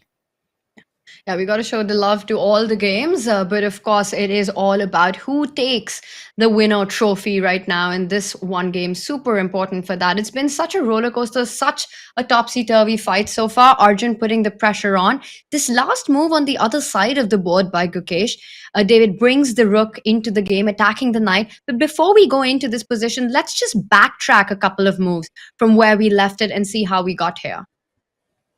Yeah, let's backtrack because we left it just 3 moves ago. I'll actually show this bishop exchange. Knight to c4 was played by Arjun. Really nice square, nice outpost for the black knight. Can't be challenged or kicked away by a pawn.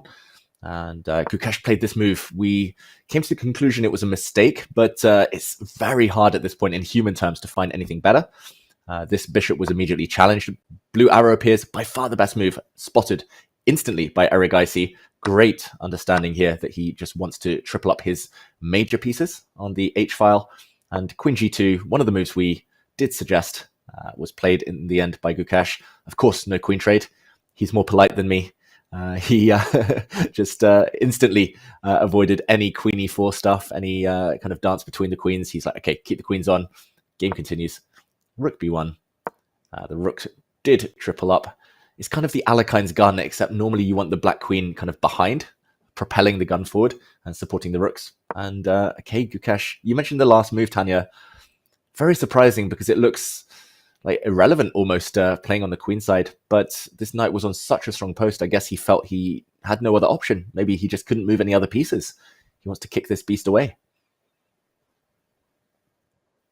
But on the counter of that, you're kind of kicking it away to a post it wants to get to, right? We did talk about that knight coming closer to the white king via the path of d6. The move rook to b4, while it doesn't seem to be doing anything for Gukesh's position, it kind of helps black reposition that knight to a more attacking post as well.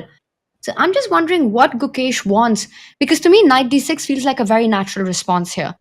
You know, you keep your trumps as they are. You've tied down white's queen eternally to defend the H line. Your queen and the 2 rooks beautifully lined up as well. You know, there are ideas. You mentioned the Alekhine's battery where the queen is behind the rook. You can always reposition it there with the concept of queen moving back to g6 and then to h7. The problem with that would have been the move queen e4. The knight from d6 also takes away that central square for a defensive move like that to arrive. So why is Gukesh allowing Arjun voluntarily to just put that knight on a more useful square? Yeah, very good question, Tanya. I think maybe it's just a lack of options. If we just backtrack one move, I mean, we talked about the H-file, of course, keeping things tied down, but you literally can't move the D1 rook. If you move it across, then whoops, the black knight comes in, and there's going to be devastation on the f3 square. Actually, as soon as f3 is covered, let's just show this. Like, black can even just force checkmate by trading off the queens. And yeah, I think this is relevant because the black knight might try to journey around the board in a different way now to cover f3, the escape square for the white king. So you couldn't move this. You couldn't move this rook away from d1. You couldn't really move this knight away because it needed to protect the d1 rook in many variations. Like moving forward now has no point because you simply get kicked, and maybe f4 will blow open the position even more. Although knight to c5, I suddenly realize threatens some stuff here, but this. Probably there's multiple ways for black to win, including, just to show your tactic from earlier, Tanya. Oh, okay, Bar hates it. I was going to say maybe this is one way to win the exchange, and now knight d2 at the very end. Still winning, or better for black, but yeah, you win some material here on the first rank. But yeah, my point was that essentially, instead of rook b4, you can't really move the knight, couldn't move the rook. This was the only one you could move. Maybe some pawns, but yeah, queen, of course, tied down. So maybe he just had nothing else. Rook b4, ugly, but sometimes you got a choice of evils. You just got to pick the least evil of them. Yeah, and I think you make a great point. And to that idea of knight e4 and this e4 square being a really key defensive point for that white queen to land into if black ever tried to reroute his queen behind the rooks. Maybe that's also a drawback of rushing with that knight to e4, David, that somehow black will get that momentum to fall back with the queen. You're also threatening rook h1 check in those positions if you just backtrack, because really when we got to this moment, it felt like knight e4 has to be the defensive move here. You know, you're getting your knight closer to the king. It's a square you want your knight on. And now queen g6 or queen f5, you can choose which one. I like queen g6. Rook h1 is a big threat right now because that knight on e4 suddenly becomes a hanging piece at the end of the trades. You don't have queen e4. You move that knight away. Let's say you go knight to c5. I'm sure there are several ways. Maybe rook h1 immediately works as well. But, oh, queen h7 walks into queen takes pawn. So I'm going to stop right there. But you're 100% correct, Tanya. Like knight d6, just preventing the one threat that white had on b7. Everything's covered. And now it's just unstoppable, right? Your move, your whole plan. Queen h7, the queen walks behind. The rook delivers the mate, not the queen. Because, yeah, queen to h1, swapping queens. There's always some hope that Gukesh survives. But I don't think there's any hope he survives here. The white knight has actually wandered away from the defense, if anything. And, yeah, queen h7. This is the Alekhein's gun when the queen helps the rooks from behind. Yeah, this is over. That's going to be a bazooka. Once the queen lands on h7 in this position, it's a big one, a big threat to parry. David, instead, look at this move that we have on the board. Arjun has chosen to play the knight on a3. And apparently it's a very, very strong move. I mean, I just thought knight d6 is a human move, but today Arjun Erigaisi is superhuman. Wow, he's leveled up. Just February. Something about February. Like, I don't know what happened in the month of January. I was trying dry January, maybe. Arjun the same. Valentine's Day inspiration. Exactly. Shorter month, you know, shortest month of the year. You don't have to focus as long. I don't know what it is, but Arjun Erigaisi, yeah, he's just leveled up. Yesterday, just power play against Abdusattorov, and now, I mean, it's not just the fact he's finding all the best moves. It's like they're not obvious at all. Arjun, some of his moves, like bishop h6 to me was not obvious, even slightly. Knight a3, I wouldn't even looked in this direction. I mean, you said knight d6, I would have played that as well in a heartbeat, but it's actually very hard to defend this pawn, Tanya. Very clever move.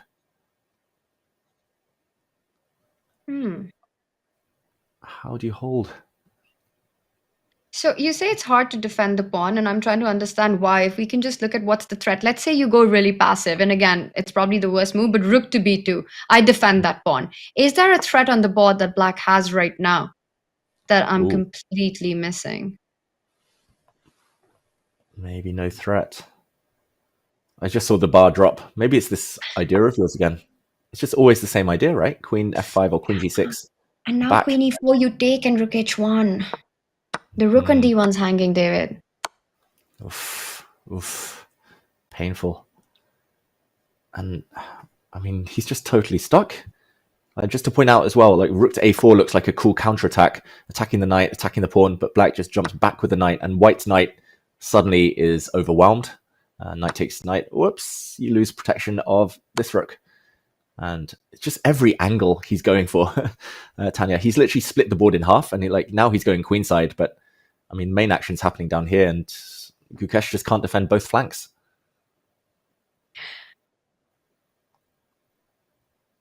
Can he create anything? Is it time for Gukesh to go all kamikaze in this position and throw b6 and hope that you take with the a pawn, and then some ideas like rook a4, rook a8, try and get one of the rooks off the board?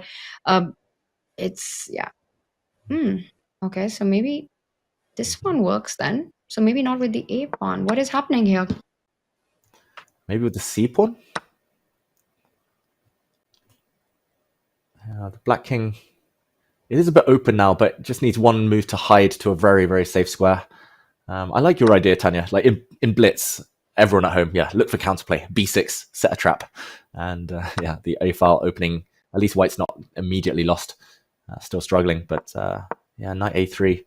Again, it's just lack of moves. I don't see... I mean, you can't move your knight now. Defend the rook. You can't move your rook. Like rook to c1, again, drops the rook after queen to h1, and there'll be a skewer here. Like you can't move your queen, your knight, rook. We've come to the conclusion this rook moving is bad. Can't move your queen. Yeah. Or Gukesh. Absolutely stuck. And maybe if b6 comes, that could be an explanation for the move rook b4 as well, right? Driving the knight away to just try to create some chaos.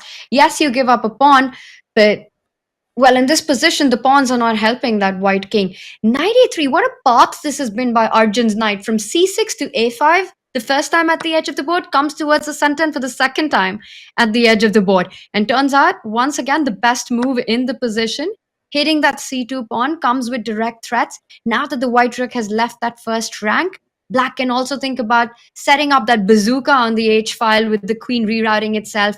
Queen e4 would be a big blunder in that line, as we did analyze just shortly.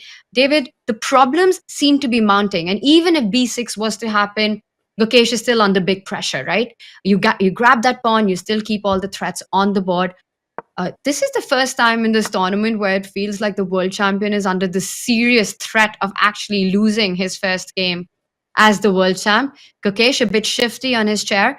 And as he is about to take his decision and how he wants to keep the fight going on with the championship on the line, we are going to go into a short break, but don't go anywhere. For our subscribers, we've got Peter Leko part 2 of the interview coming up. And if you haven't subscribed yet, what on earth are you doing?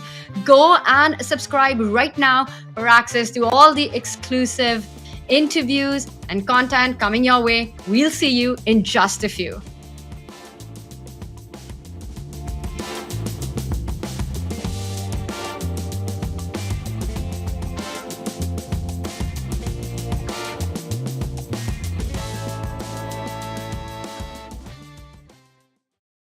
Yeah, how much do you think Wijk Aan Zee has changed? You know, you've been coming here for what? Can't even... Yes, a lot of years. Yes, 17th time now. So basically I'm slowly spending already a year of my life in Wijk Aan Zee. Well, one thing that I noticed, the atmosphere, everything is the same. It's just fantastic. But the weather changed. I mean, what happened this year, I haven't witnessed, because the last 2 days I was not closing my jacket. Can you imagine? Wijk Aan Zee just it was even sunny. Exactly, yeah. I went to the beach and I just felt like I can go on forever. Normally, big windstorm and you have to fight for your survival. So yeah, that was really special this year. I'm so happy for this tradition and for this tournament, the classical chess with all this fighting spirit, all these young players, giving their absolutely all, not thinking about that it's 13 rounds and we are tired. They go for the maximum. It's so nice to see. It's really an incredibly fighting tournament. I just have a final question for you. You've been here as a player many times, as a second, as a commentator. What do you prefer? What do you... Well, everything. Actually, I do miss playing in Wijk Aan Zee because I really like the playing hall. I always like, because I'm someone who has normally a lot of stress during the games, so I prefer to have many boards that I can look at. While I made my move, I get up, I look around, I also see that other people are also giving their all. Other people also have some problems to solve. Yeah, and also having the challengers there as well, so 14 boards all the time. A lot of spectators, especially on the weekends. Yeah, you have this atmosphere. You feel like for how many people, how much it means to come here to Wijk Aan Zee. Yeah, this is, I think, just something that people who are not here cannot even imagine, that what it means to be here. Yeah, people are fighting to get into the playing hall, to get into the row that they can see the players. And for me as a player, this was always giving tremendous amount of energy. Yeah, you want to perform your best, because I do believe that yes, chess players are not only sportsmen, they are also like artists. Yeah, so if you feel that people care about what you are doing, this will encourage you to show even more. So playing in Wijk Aan Zee was always very special, but being part of it, it's also nice now that Vincent was struggling in the tournament. This of course did not help. Yeah, some more positive results, and then we would be talking that, okay, everything is fantastic. Also as a second, but I'm pretty sure that with all this fighting chess, Vincent will keep on improving as a player. Yeah, now also you can see that he started to play also e4. Yes. Yeah, so he's in a transition phase. Yeah, that he is very ambitious, but it's still something new, something fresh. He's also helping Gukesh in the World Championship match, which will be in long terms also very beneficial, but maybe short terms was taking too much energy or too much attention. You never know all these kind of things, a new experience. When all these puzzles get together, then he will get a completely new quality, and then I'm sure that it will be very hard to stop him getting into the top 10. He's been one of the players who's been really fascinating to watch throughout the tournament, as you said. I mean, we've been spoiled with so many incredible games, so much fighting spirit. Peter, thank you very much. Just a second. Yeah. Before leaving, I would like to say a few words about Gukesh. Sure, yeah, because he just became world champion. Yeah, so whenever you succeed with something so big, yeah, at such an early age, I think that he came here and he plays this, he's fighting for first place and he's giving his absolutely everything, shows that what a fantastic fighter he is. I have to say that feeling-wise, I feel that he can play much better, but showing not his best and being there on +5 and about to win the tournament shows his incredible potential. It's just so nice to see this. And also Prague, yeah, because I can understand, I can imagine the rivalry between Prague and Gukesh. And he also wants to win the tournament, and how much it means to him and how he's pushing himself forward and everything. It's so nice to see. I think we are witnessing really fantastic times right now in chess. Today, one player will be very happy at the end of the day. The other will be a little bit disappointed, but both of them will be coming back here for years. Peter, thank you so much for sharing your thoughts with us. It was really, really interesting to hear from all your experiences. And best of luck to Vincent today. And yeah, thanks a lot, and good luck to everyone. Yeah, because of course I'm rooting for Vincent, but for all the participants who are doing this fantastic fighting chess. And let's enjoy the tournament. Thank you very much, Peter. Yes.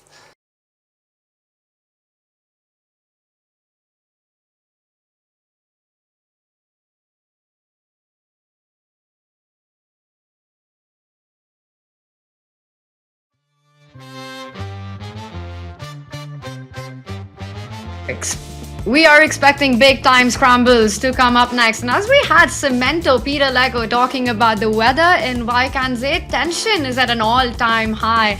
The air is thick with anticipation as the fans are all gathered up right there with the centerpiece. All eyes on the challengers and the masters as we zoom into our key matchups here.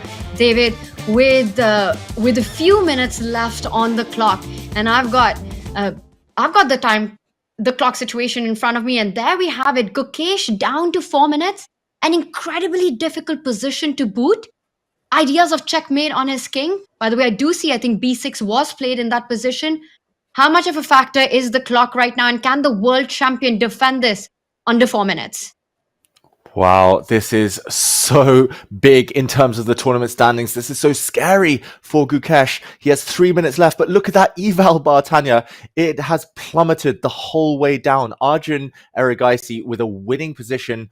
We talked about his scary attack, how it was likely to break through, but yeah, with 3-4 minutes on the clock, I don't think anyone defends this, especially against such a great composed attacker like Arjun Erigaisi. Gukesh in huge trouble with the white pieces in this final round. Who would have thought this beforehand? The other board, meanwhile, we do see it. Praggnanandhaa against Vincent Keymer. Very level. That one, all the rooks off the board now. Very blocked. So good news for Praggnanandhaa. Bad news for Gukesh today, it seems like, as we approach the time control now. This is getting extremely stressful for white here. David, that last move we see marked and highlighted in yellow. Gukesh just sidesteps the attack on that rook that was on d1 away from the queen, which is why he couldn't have grabbed that knight on b5. Should we just quickly go back one move? Because I think b6 happened. And let's see how we got here and then break this down for us. Yeah, we left it here. We were predicting b6. We were correct about that. Just trying to open up the a file, which wasn't allowed by Arjun Erigaisi. Of course, he would have spotted the rook coming to the square, so he took with a c pawn instead. The black king slightly vulnerable.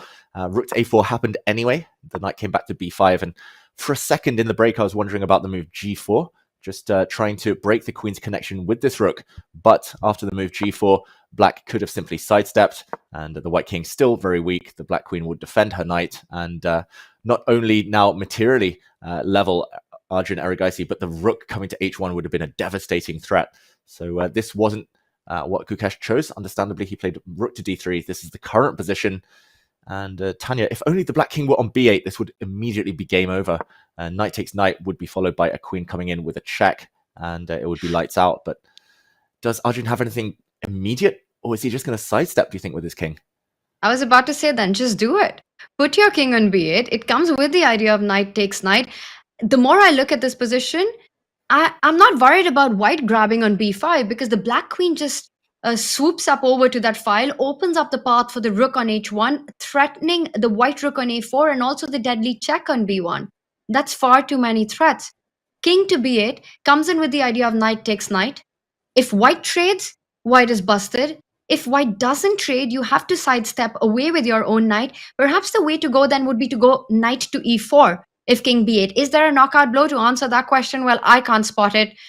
David, any ideas apart from the simple and what to me seems like a very strong king b8? Yeah, I mean, to my eyes, Tanya, now Gukesh is down to 1 minute, by the way, but to my eyes, there's two moves for black. You take the knight and then you play king b8. Maybe that will cut out the other option you mentioned, the white knight jumping away. Or you just play king to b8 immediately. I'm not sure what the pros and cons are of kind of keeping the knights on. But the question is, I mean, I didn't see it actually, but knight takes knight. If the king then moves to b8, you are threatening both queen to d1 and queen to b5, clearing the path for the rooks. Maybe that is the path. Maybe that's the easier of the two options right now. Clear cut, knight takes knight. And we've got someone in our chat who wants a long day of chess, and that is a possibility. That is the miracle that Nodirbek is hoping for, where he wins his game and Gukesh and Pragg have a bad day in office, losing going into a three-way tie. Well, I don't know what's happening on his board, but Gukesh, he's on the brink of absolute disaster here. Every move that we're checking out for Arjun leads to Rome for him. And by Rome, I mean a win. And he's about to make a decision. He does go for the forcing knight trade. Rook takes knight. He's going to put his king to safety. Arjun will. How does Gukesh continue this? I'm struggling to find a move. Queen d1, queen b5 coming in. I did notice that rook takes a7 is a move. He's pausing now, Gukesh. He could also play rook to c4 check and then retake the black knight. I don't think that's going to change too much, but rook takes a7. It looks like a counterattack you're going for, but black is a piece up, so then black could maybe just exchange off the queens and kind of save the knight, extra knight for the rest of the game. Oh, I don't see any defense here, Tanya. I think he's just going to retake the knight, and then he's got to pray that he doesn't get checkmated around the back here. He does take the knight. Arjun will step away with the king to b8. I also want to point out one more threat that black has in some of these positions. Queen d1, queen b5. The black queen could also land on the e2 square with absolute disastrous effects in the position. It's all about getting your queen to the back rank, David, to find an inroad. Arjun's feeling super creative. He doesn't care about safety, king to b8. What is king d8? I mean, who plays this kind of chess? Wow. Tanya, king to d8. I mean, there's literally no reason for it apart from. Wait, maybe. Okay, let's backtrack. What did you spot? How about king to b8, Tanya? Yes. White plays g4. Queen b5. Queen b5. I give you a check. Oh my gosh. I'll let you do this. Oh my goodness. King 8 only move. Rook takes pawn, check. And the queen cuts the escape. And suddenly white is better. David, 100 out of 100 times I would have fallen for this. King to b8 would be a move that you just play instantly. And then g4 and you hold your head in hands and just think about what have you messed up. Unbelievable. Look at this tactical awareness that Arjun's shown. The fact that he's not only spotting his own ideas, but his opponent's defensive resources. Wow. This is, I mean, I saw a feature chat earlier say God mode from Arjun. I've got to agree. I mean, King d8, I think nearly every human out there would just play King b8, assume we're winning. There's so many threats, but they would take their eye off the ball. The King on b8 looks super safe, but no, it wasn't. And on d8, paradoxically, it is much, much safer. There's no checks. This time g4 doesn't work. Tanya, just to point out your move, queen to b5, threatening queen b1, threatening the rook. Now the white queen still can't give any checks. I mean, rook f1 is rook h1 even is a threat, and this is just over. Wow, the full board awareness, the vigilance there. Just Arjun, like I was going to say 100% accuracy. He's at nearly 99% accuracy in such a crazy game. It's been so impressive. Yeah. This is incredible. This is that 2800, breaking into that elite club, Arjun, going into that world number 4 ranking, the kind of chess that we saw from him.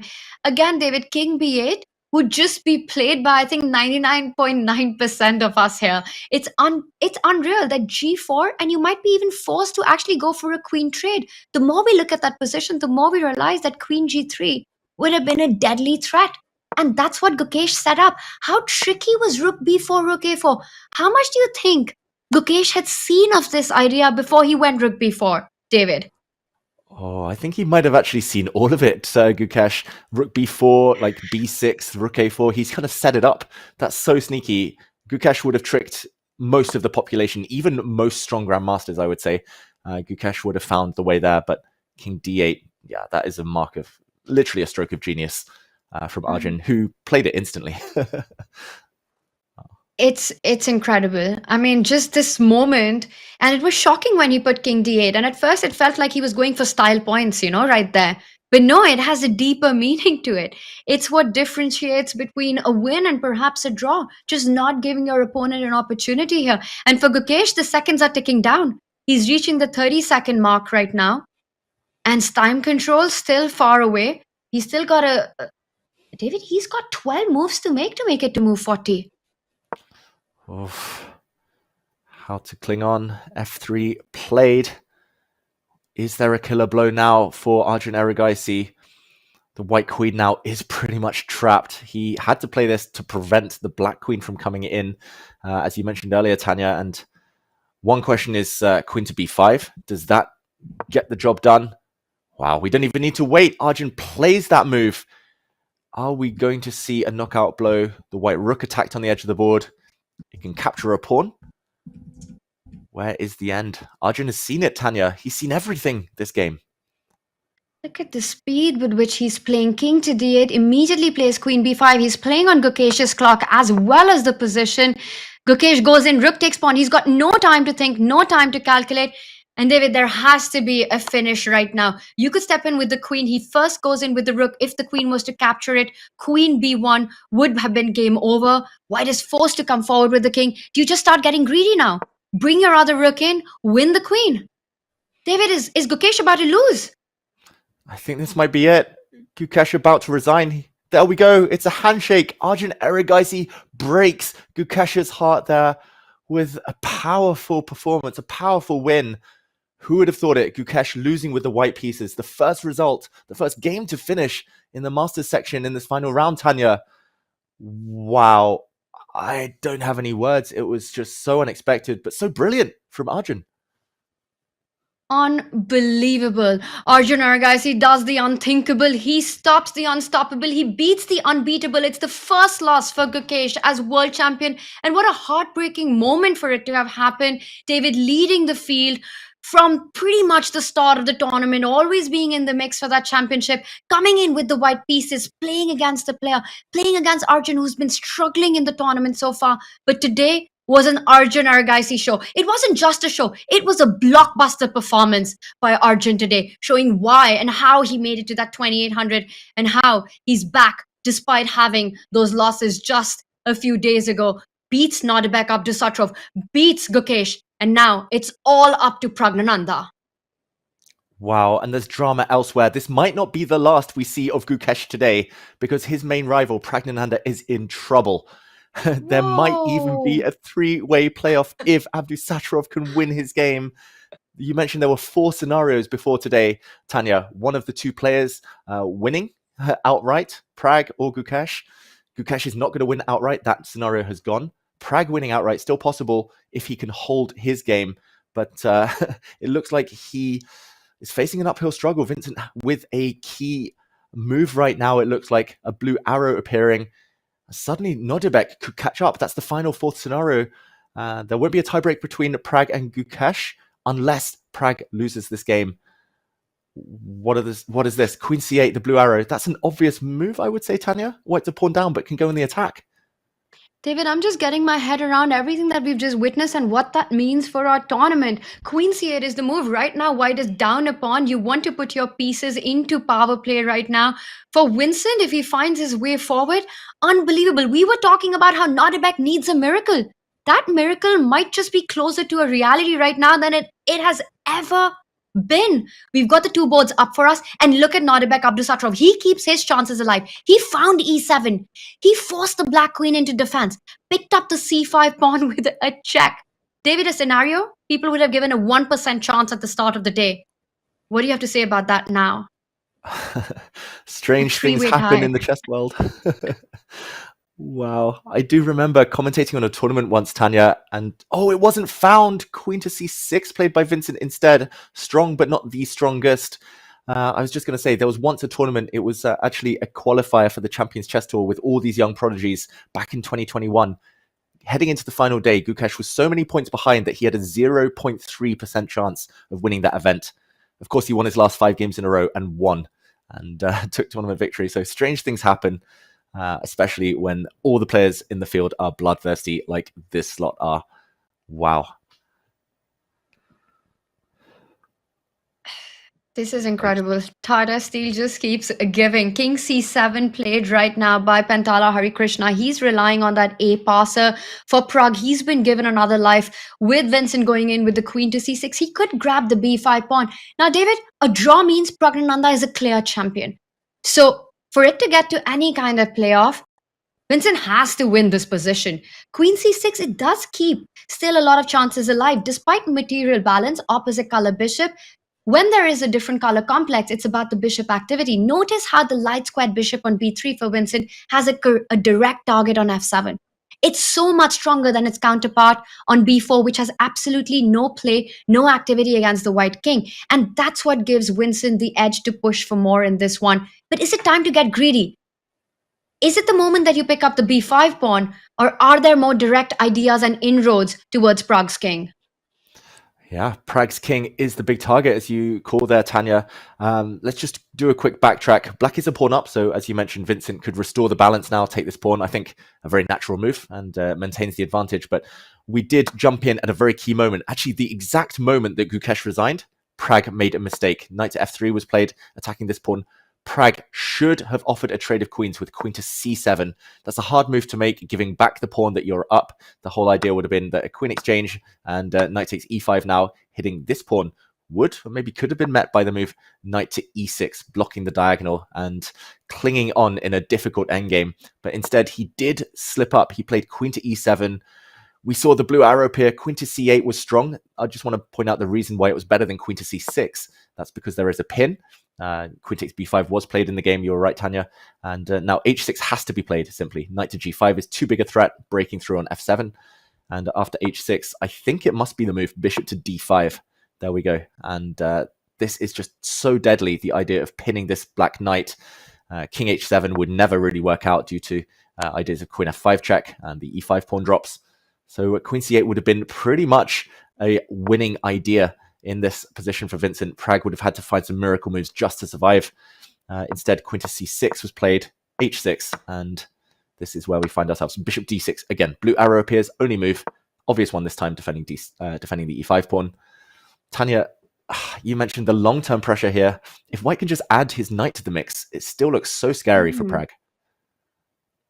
Yeah, that's a great point you made. And Queen C8, a big missed opportunity there. And David, you're talking about bringing the knight close to the king. There's one plan that comes to mind. Push that h pawn to h5, knight h4, knight f5. f5 is the square you want your knight on. And then you work backwards how to get there. h5 could be a move that Winston could try to put more pressure on right now. I don't think... And look at that. Pragg with 6 minutes. He still gets up and takes a walk. Is he feeling comfortable about holding this one? I mean, he's a braver man than me. I would be absolutely terrified. He is quite close to the time control. We're at move 36. They have 4 more moves to make, and Pragg has 6 minutes left. So he might be confident of getting to move 40 at least in decent shape, Tanya. Then he'll be given an extra 50 minutes to find a defense. I think a queen exchange will always lead to a draw now, opposite color bishops. And its pawns pretty much all connected now. Not solely on one flank, but all connected. So 5 versus 5 in terms of pawns. I think Pragg, his idea is probably to just put his knight on f6, maybe even play g6, h5, well, maybe not h5, but g6, put his king on g7, off the light squares. I don't know. I think it's 50% chance he holds this, Pragg, and 50% chance he gets under some pressure. This one's still alive, that's for sure. It's game on. Vincent putting the pressure, but will Pragg's defenses be good enough? Opposite color bishop, you take the queens off the board, and that's an immediate draw on the spot. That's a title for Praggnanandhaa. So for white, it's absolutely key to keep the queens on and play for attack against the black king. David, these moments, there's so much tension right now. Pragg got up. He definitely had a look at what happened on Gukesh's board. He knows that now he only needs a draw to claim championship. Oof. That is added pressure. Maybe that's why he got up, Tanya. Like the tension that must be emanating in that room right now, the tension he must be feeling. He's fingertips away. He's like 1 or 2 accurate moves away from getting the title now. Probably the biggest title of his career here in terms of super tournaments, Pragg. And yeah, I don't think anyone can sit still and purely focus on the moves themselves in such a situation. But yeah, he rode his luck. Just that one moment we mentioned, Queen C8 would have put him on the brink. We would have definitely got closer to tie breaks there. Now, at least there's no immediate threats, no immediate knockout. And for Nodirbek, stakes are high as well. I don't know if we zoom out here temporarily because we're in a pure queen endgame in the Nodirbek Abdusattorov board. Of course, he needs to win. The job is straightforward for him, at least the equation. And there we go, Tanya. What do you make of this one that we see? Well, you said Abdusattorov in a queen pawn endgame, and it takes me back to Tata Steel in a previous edition where Nodirbek won a beautiful queen and pawn endgame against Magnus. I believe that was his first classical victory against Magnus, and it really made you feel that he knows exactly how to play these kind of positions. But this one that we've got, you see that pawn on e7 and you get the feeling this got to be better for white. Optically, it looks absolutely crushing, but notice how Hari's king is so close to that e7 pawn. One step away, and you're going to end up winning it. The a4 pawn also giving black immense counterplay, distracting that white queen. King d7 in the air. David, I don't... And king d7 played. He's got to come in with his own queen and start targeting those queenside pawns. Queen b6 is a move that he's got to be thinking about because Harikrishna is about to pick up that e-pawn on the next move. Yeah, I think we just briefly jump into this one just to update everyone on how Nodirbek's doing before going back to the key Pragg game in the build-up to the time control and the build-up to move 40. Queen e4, you mentioned it, Tanya. Not only did Nodirbek defeat Magnus in a queen endgame here in Tata Steel and Wijk Aan Zee, he also beat him in the 2021 World Rapid Championship on the way to the title. He beat Magnus also in a queen endgame. And Magnus said that, I think later he said that Nepo and Nodirbek were the 2 best queen and pawn endgame players he's faced. So queen takes b7 threatened. How to continue here? Because just to put one variation on the board, this pawn is so strong it should be eliminated sooner rather than later. But if you take it now, queen takes b7, and wherever the black king goes, the white queen... Oh, whoops, I just walked into checkmate in 1. That's why I'm not playing in this tournament. Whoops. But no matter where the black king goes, let's go another way. The white queen will be able to pick off the a4 pawn. And white does have 2 extra pawns here. Decent winning chances, I would say, Tanya. I completely agree with you. Queen e4, and which is why Hari doesn't allow that. The a pawn is absolutely critical in the position, but he can be forced into it, right? He could now promote that e-pawn. Queen a8, I believe, has been played, David, on the board.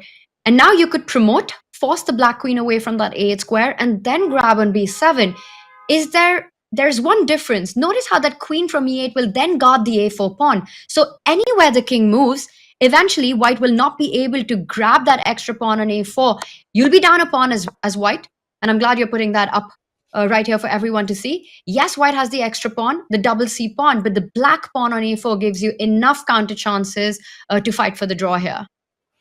Yeah, that is fantastic from Harry. That is just incredible vision. Harikrishna, a great endgame player as well, we should mention. Queen to a8, that is a difficult move to find. Not only defending the pawn here, but also just keeping an eye on this pawn and keeping this triangle, this kind of nice triangle intact. So he's always going to defend his a pawn. Okay, this one's guaranteed to be a long game. Tanya will reach move 40 soon. Should we jump back to Pragg? Let's do it. Queen pawn endings are so much about patterns and geometry, and Hari showing he's up for the task. Let's move over as the players are getting into a bit of a time scramble. I believe just the last few moves left remaining to be made in that one. And David, if you bring that board up, we've got that h5 was played. The knight moves forward, attacking that pawn.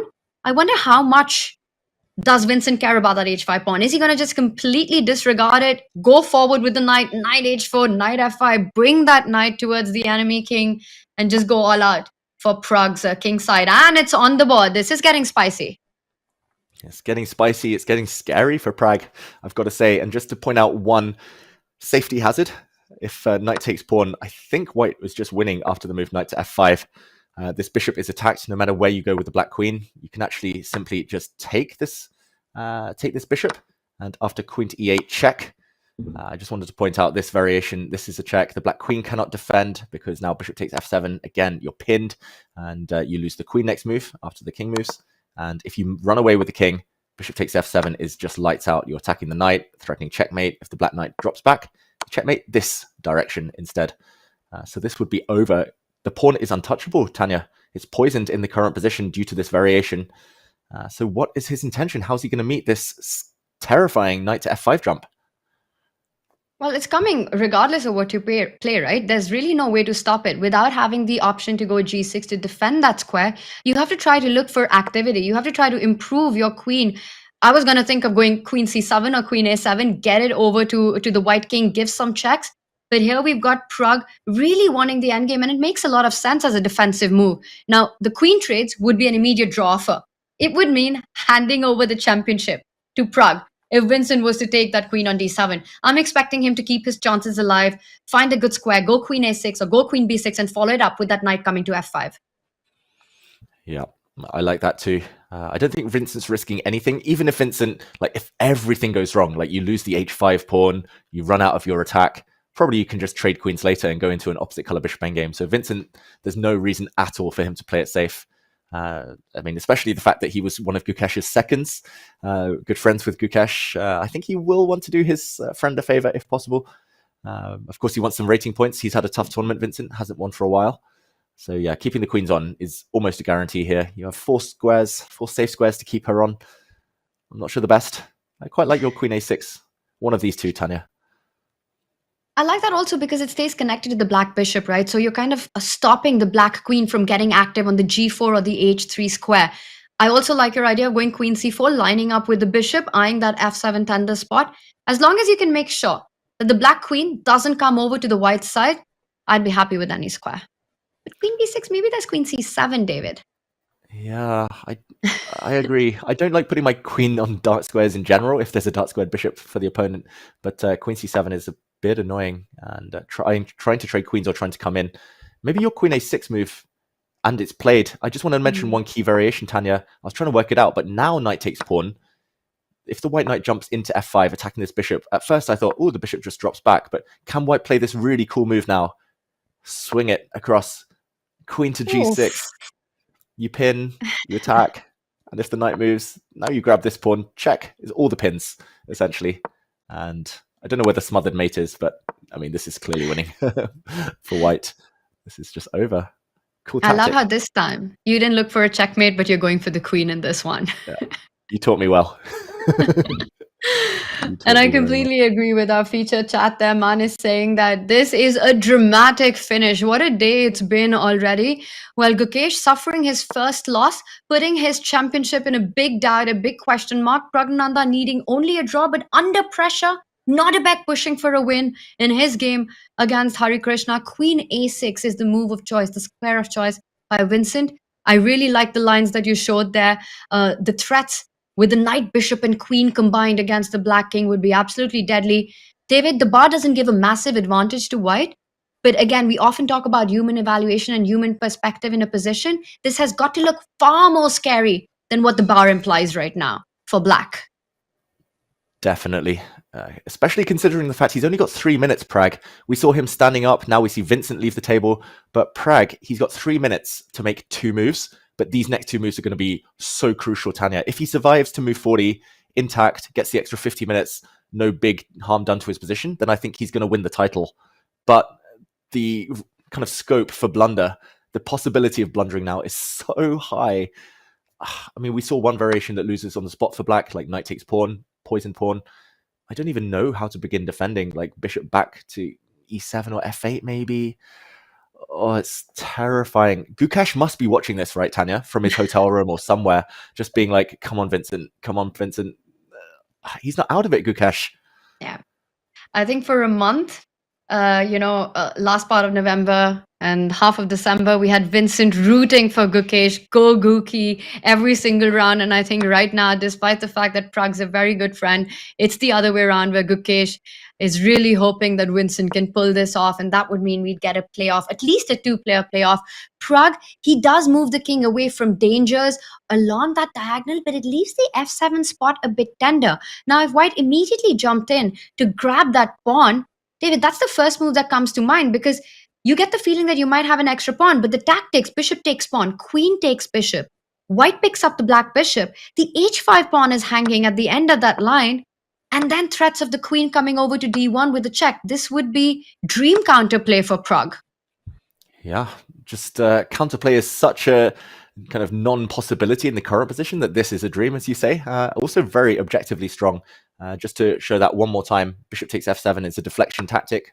The queen is lured away, but yeah, just in time. I mean, queen takes pawn, not only trying to come in, but also defending this e5 pawn, very importantly. So Pragg has that one under control. I wonder what should be done next. I just wanted to point out one other variation, Tanya. I think king h7 is very clever, although the bar didn't like it. I was actually trying to defend like bishop to e7, try to hold this knight, and like knight f5, and like queen to c7. I was looking at, there's so many tactics. There's like queen to c8 check type tactics here with forks. Oh wow, black's not black's not lost here. I thought this was a game-winning tactic for white, but bishop to d8 apparently saves the day. Just queen takes queen, there would have been a fork. And I was just going to say, the reason Pragg is so clever with his move is because he's getting out of all of these forks. That's why the king on h7 I really liked where he's putting it. But apparently white has something good here, something strong. Whoa, queen a2. Whoa.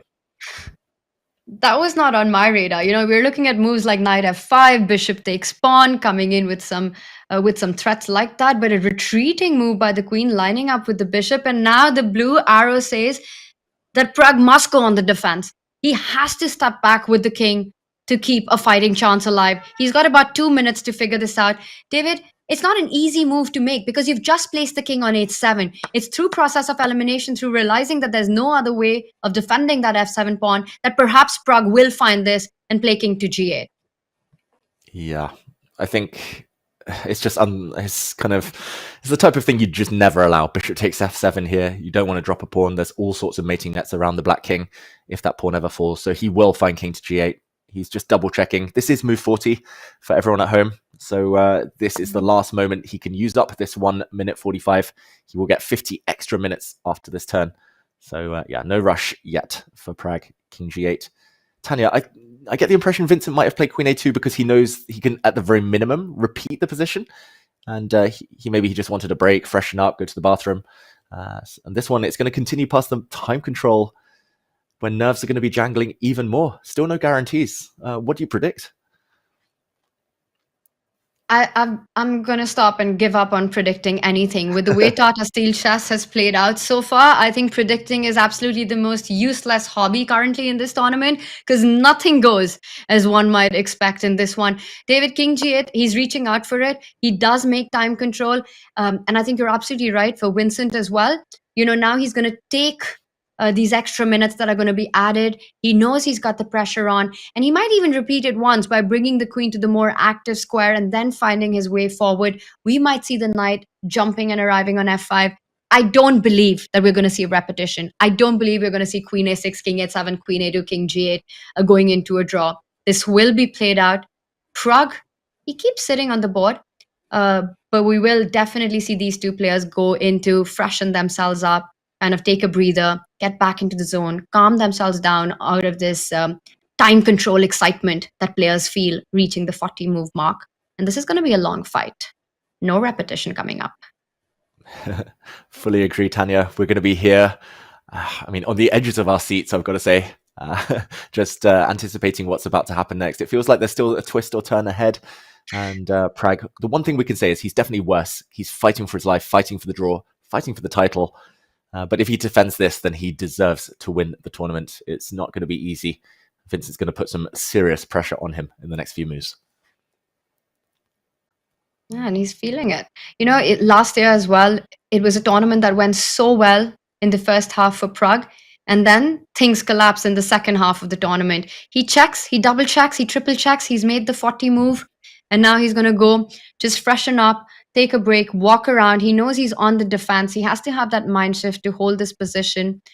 It's what's required for the championship. A draw would be good enough, but a draw is far way off. And the board right next to that, that's the bottom row in brown right there. Still an absolutely berserk position, right? White has that pawn on e7. Hari has the A passer going forward. Nodirbek, he's just captured on g5. David, the bar says it's equal, but to me, it looks like a position, a game where anything can happen, a position for all three results. Yeah, a crazy position. My eyes got distracted there. The bottom right, Fabiano Caruana apparently has just blundered against Max Varmadam and under 1 minute there. But as you're mentioning, Abdusattorov, that's where the jeopardy is right now. He needs to win to have a chance. And this is the position. He's going to be praying against Pragg here. He's also another Vincent fan for the next few hours, Tanya and Nodirbek. This position, I don't know how it could be equal. First move that comes to my mind is black parking the king back, but that would drop some pawns potentially. I don't think black should be pushing the a pawn because just to show if black does push this a pawn, white can now do what we were talking about earlier. Make a new queen, deflect the black queen, and take this pawn with a check. And wherever the king goes, there is this check, and the pawn drops. So this endgame would be horrible for black, 2 pawns down. If we go back to the game, I'm expecting this move, king to e8, or maybe something like g6, just cemento, block things up. It still looks like he needs a bit of luck here, Tanya Nodirbek, to have any chance of joining that tiebreak. Absolutely. He needed a whole lot of luck at the start of the day. Well, one result has gone his way. He still needs to win his own game and hope for a Vincent win on the Pragg board as well. David, really interesting what you point out, that black really wants to push the a pawn, but you need to make sure the geometry, the pattern, that when white promotes to the e8 square, the queen can stay connected to that a passer, which wouldn't be the case if that pawn got to a3. The other move that you said to me, this was really the move that you're dying to make, right? Put that king on e8, just stop that pawn from promoting. But then you have to calculate all kinds of lines of what happens if Nodirbek gets greedy. Because there's queen takes h7, just suddenly out of nowhere, the other side of the board. You don't have time to push the a pawn because there's a check on the back rank winning the queen. If you grab the e7 pawn with your king, queen takes g7, wins a second pawn with a check, also creating dangers.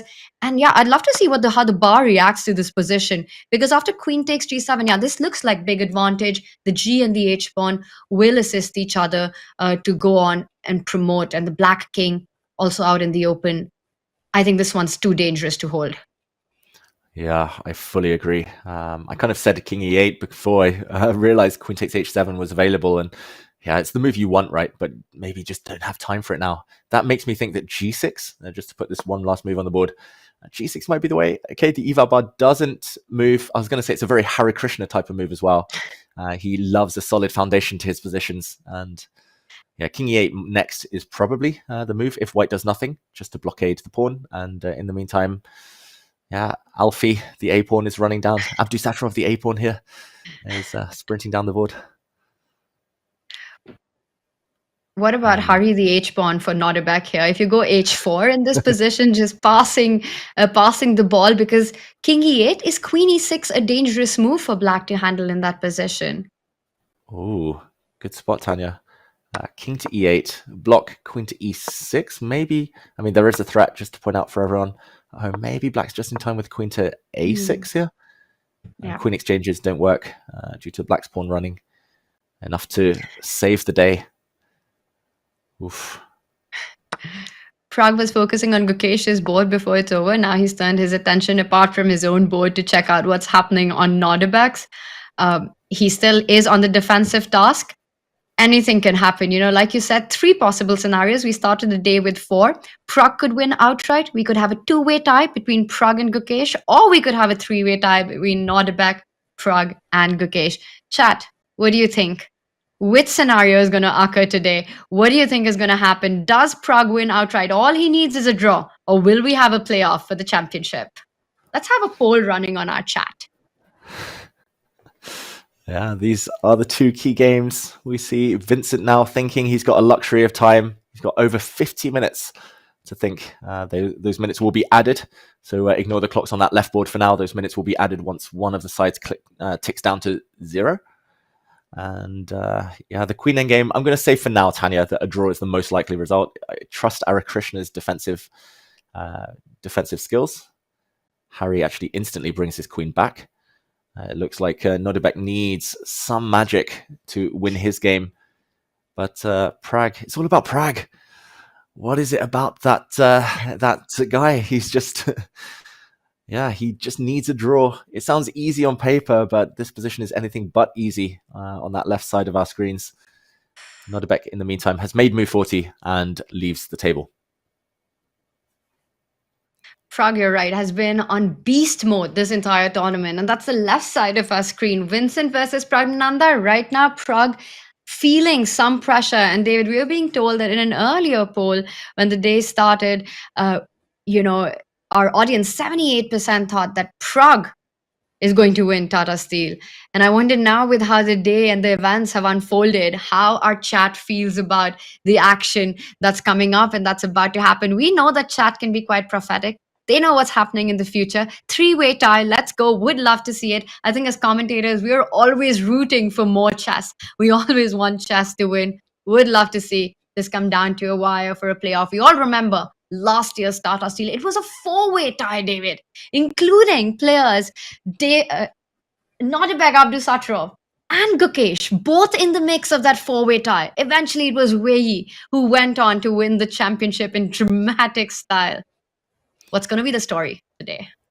Yeah, what's going to be the story? I think all bets are off, that is for sure. Nice to see that in that previous poll you mentioned there, Tanya, almost 7,000 of you voted and backing Pragg to get this job done, get over the line. Yeah, last year was dramatic. I think, I was just watching, but it came down to the last few minutes to see how many would be in the tie for first, who would be in the tie for first. There was some last minute kind of surges as players managed to get there, join the tie. And of course, the playoffs were just dramatic, pure drama.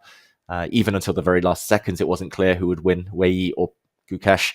But this time, first, step 1 is, do we see tie breaks? We would love that, of course.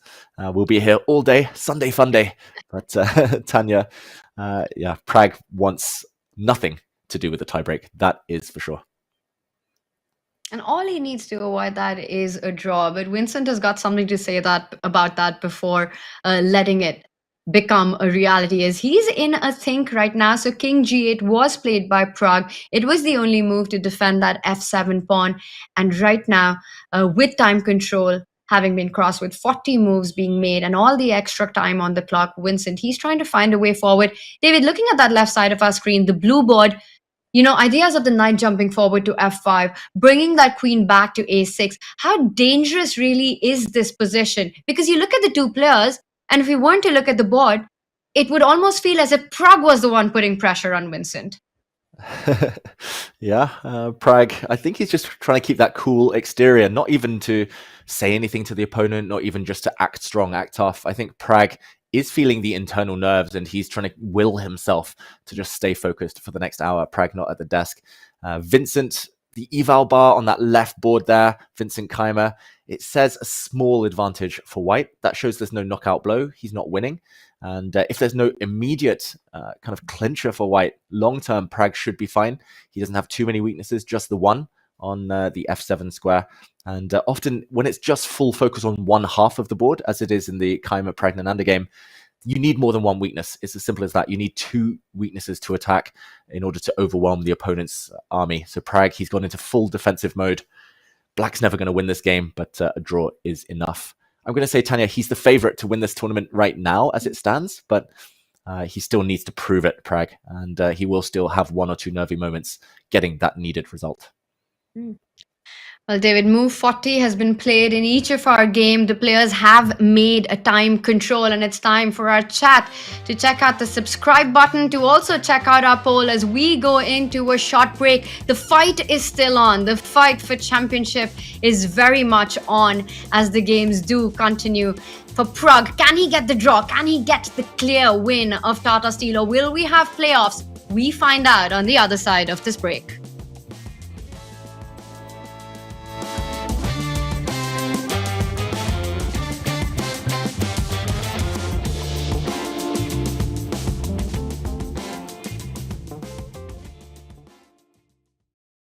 Do you think you were a bad teammate in our match? Yeah, I do think so. And I'm so sorry about it. Yes, I wanted it on record. That's true. Just, patching up some old, Do you think the chess world would be better if you were world champion? Of course. True. Do you regret playing your match versus Hans? Yeah, of course. Definitely. Yes, true. My work is done here. What do you think of? but the last question, it also raises a lot of emotions in it. Yeah. Do you think over the board cheating exists in top level chess? I really don't think so, no. Of course, there's some uncertainty here, but I'll give him a true on that. You don't think? Wow, I thought you would. There is a possibility, but I don't think that's the likelier of the outcomes now. Did you care when your rating dropped below me? Were you bothered by it? More by that it dropped so low than it was below you. And to be fair, even at my lowest, okay, at some point it was below you. Yes. No, but it bothered me that, of course, that it dropped so much, but no, not particularly. Okay, so there are some things around that question that he's... It bothers him. Basically, it bothers him. It bothers you. I'll explain you the entire... It's okay. So at some point in time, it would have bothered me that I dipped below you. But now I dipped so low that the entire dip bothered me. Basically, it bothers you that it went below my rating. It's fine. It's okay. Whatever you want, take it. Fine. So you asked me to rate myself on a scale of 1 to 10 as a person. How would you rate yourself on a scale of 1 to 10? Yeah, I think a solid 6. Solid 6. He got really scared about getting that question. And how would you rate me? I think like a 9. It's a lie for sure. No, he's truthful. Wow. After the detector test, definitely. before it was like a 7, 8. Now it's just... Interesting.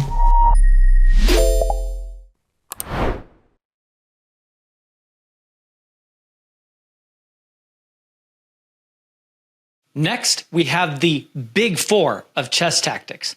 These are by far the most common tactics, and if you just learn these tactics from this video, you will win a lot more chess games.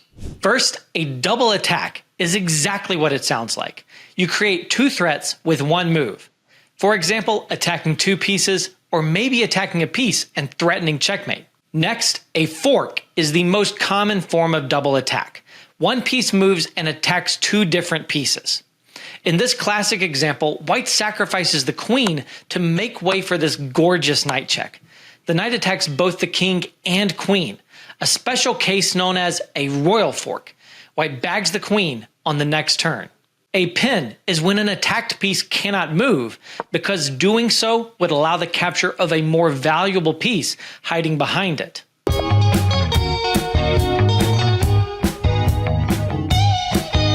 An absolute pin is one where moving the pin piece is illegal, because the piece in hiding is the king, and you are not allowed to make a move that puts the king in check. A relative pin is one where you can move the pin piece. You just don't want to, because you will lose material. Here's a great example from a world championship challenger, Viktor Korchnoi. He captured this defended pawn because after the queen captured, rook d7 pinned the queen, and white was guaranteed to capture the queen on the next move. You will also see spectacular examples of unpins, tactics that break a pin, like this one where white shocked black by sacrificing the queen to free the pinned rook on f2 to deliver a checkmate on the back rank. Finally, among our big four, we have discoveries, or discovered attacks.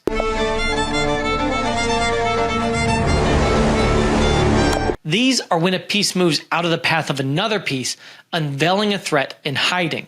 Our previous example of a double attack included a discovered attack, as one of the threats, bishop takes f7 check, is a discovered attack to win the black queen.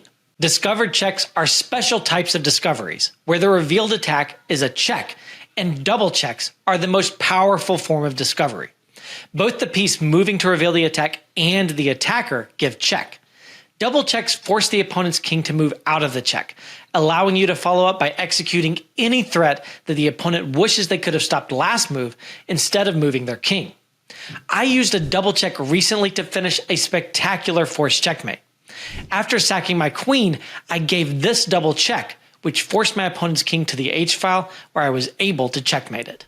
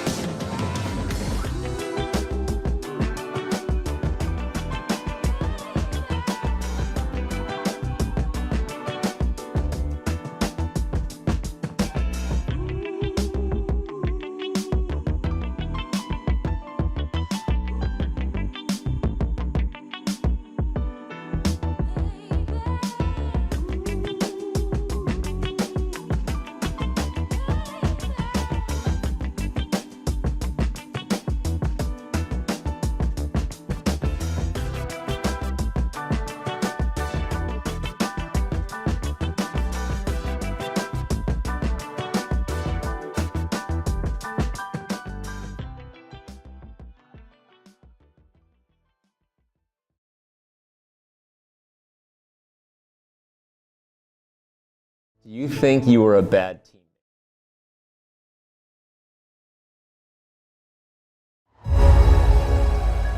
Yeah, I think it's really nice to be back to Tata Steel again. Tata Steel is known as the Wimbledon of chess. Such a prestigious event that all the great players from the past have played in this event. I hope that my play will send a message. My ultimate goal is to survive till the end. I think I'm ready to play again, yes. I'm very happy to be in Wijk Aan Zee. I'm extremely excited for the tournament. I'm very excited to be a master this year, and I want to do my best and prove to myself that I'm capable of playing at this level. For everyone, it's a really important step in their career. I hope I'm very well prepared and looking forward to win this tournament. Feel ready to fight for the win. The game is on.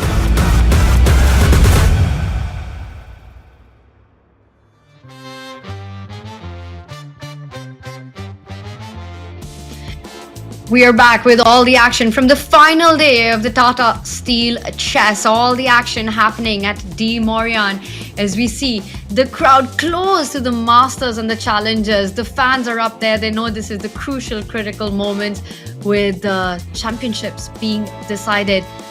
We have been focusing on our Masters section. Gukesh has already lost his game. Pragg, Nodirbek still in the fight, but the challengers as well on. And look at that, we've got a big result with 19-year-old Azeri Grandmaster Aydin Soleimanli. He's already won his final game, moved on to 9.5 points, and that's his 4th victory in a row, 4th straight win. He sees himself at the top, but there are still games on. Vanwin and Erwin Lamy must win now, David, to tie the score at the top. And the positions, we'll bring up our bird's eye view, what we've got in front of us. We see there Aydin Soleimanli with a win against Irina Bulmaga. What are the chances that we get a 3-way tie in the Challengers? Yeah, that would be some nice symmetry. Masters Challengers both potentially finishing in ties, but it's looking unlikely, I've got to say. Soleimanli getting the job done. But for Vanwin and for Erwin Lamy, those are the 2 boards at the bottom there on the left, the green board and the brown board. It looks unlikely. Benjamin Bock was in the chasing pack. He was half a point off the lead. He can no longer win the tournament, but he has a very stable position. It looks like a draw, the most likely result. That bottom left green board, that is good for neither player. A good tournament for both players, but they will not be winning this section if a draw does indeed happen.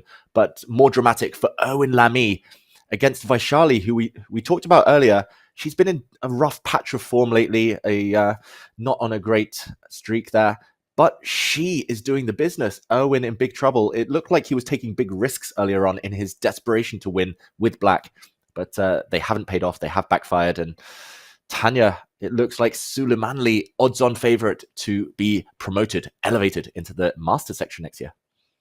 Yeah, and what a fantastic run it's been for Soleimanli the last few rounds.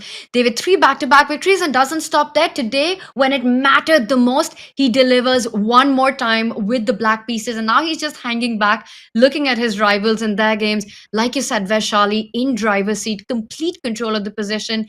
That B7 pawn should have been an Erwin Lamy pawn. That's going to be a big nail in Lamy's position. Next to that, Vanwin also, well, not really clear where he's finding his chances. We'll keep one eye on this and update everyone as these games progress. A lot depends on it. Who makes it through to the Masters next year? Stakes are high, but stakes are extremely high in this battle right now for Nodirbek Abdusattorov, who's come so close to the title in his past 2 editions.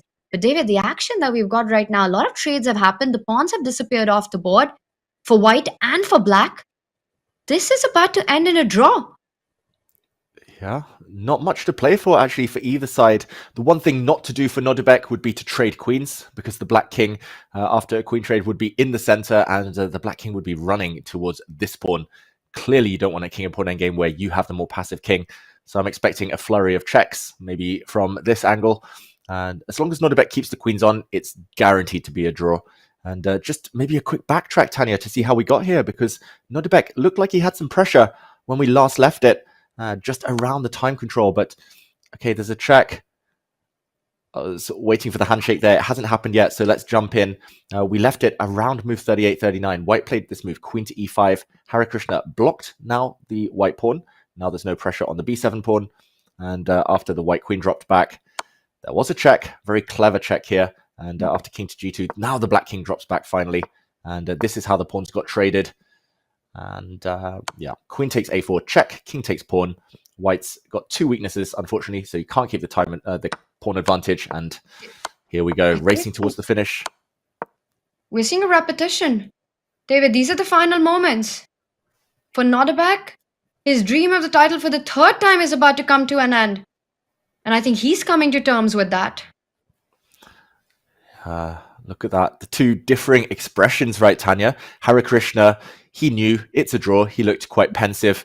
He's just like, yeah, fair result. I defended well. Harikrishna was under pressure the whole game, but go to Nodirbek now and look at this. Yeah, frustration on his face. He tried hard. He played very well this game, I've got to say, Tanya. He's played very well the whole tournament, but just fell a bit short. He will regret that missed opportunity against Vincent Keymer, round 11, and then round 12 in this closing stretch, losing yesterday against Arjun.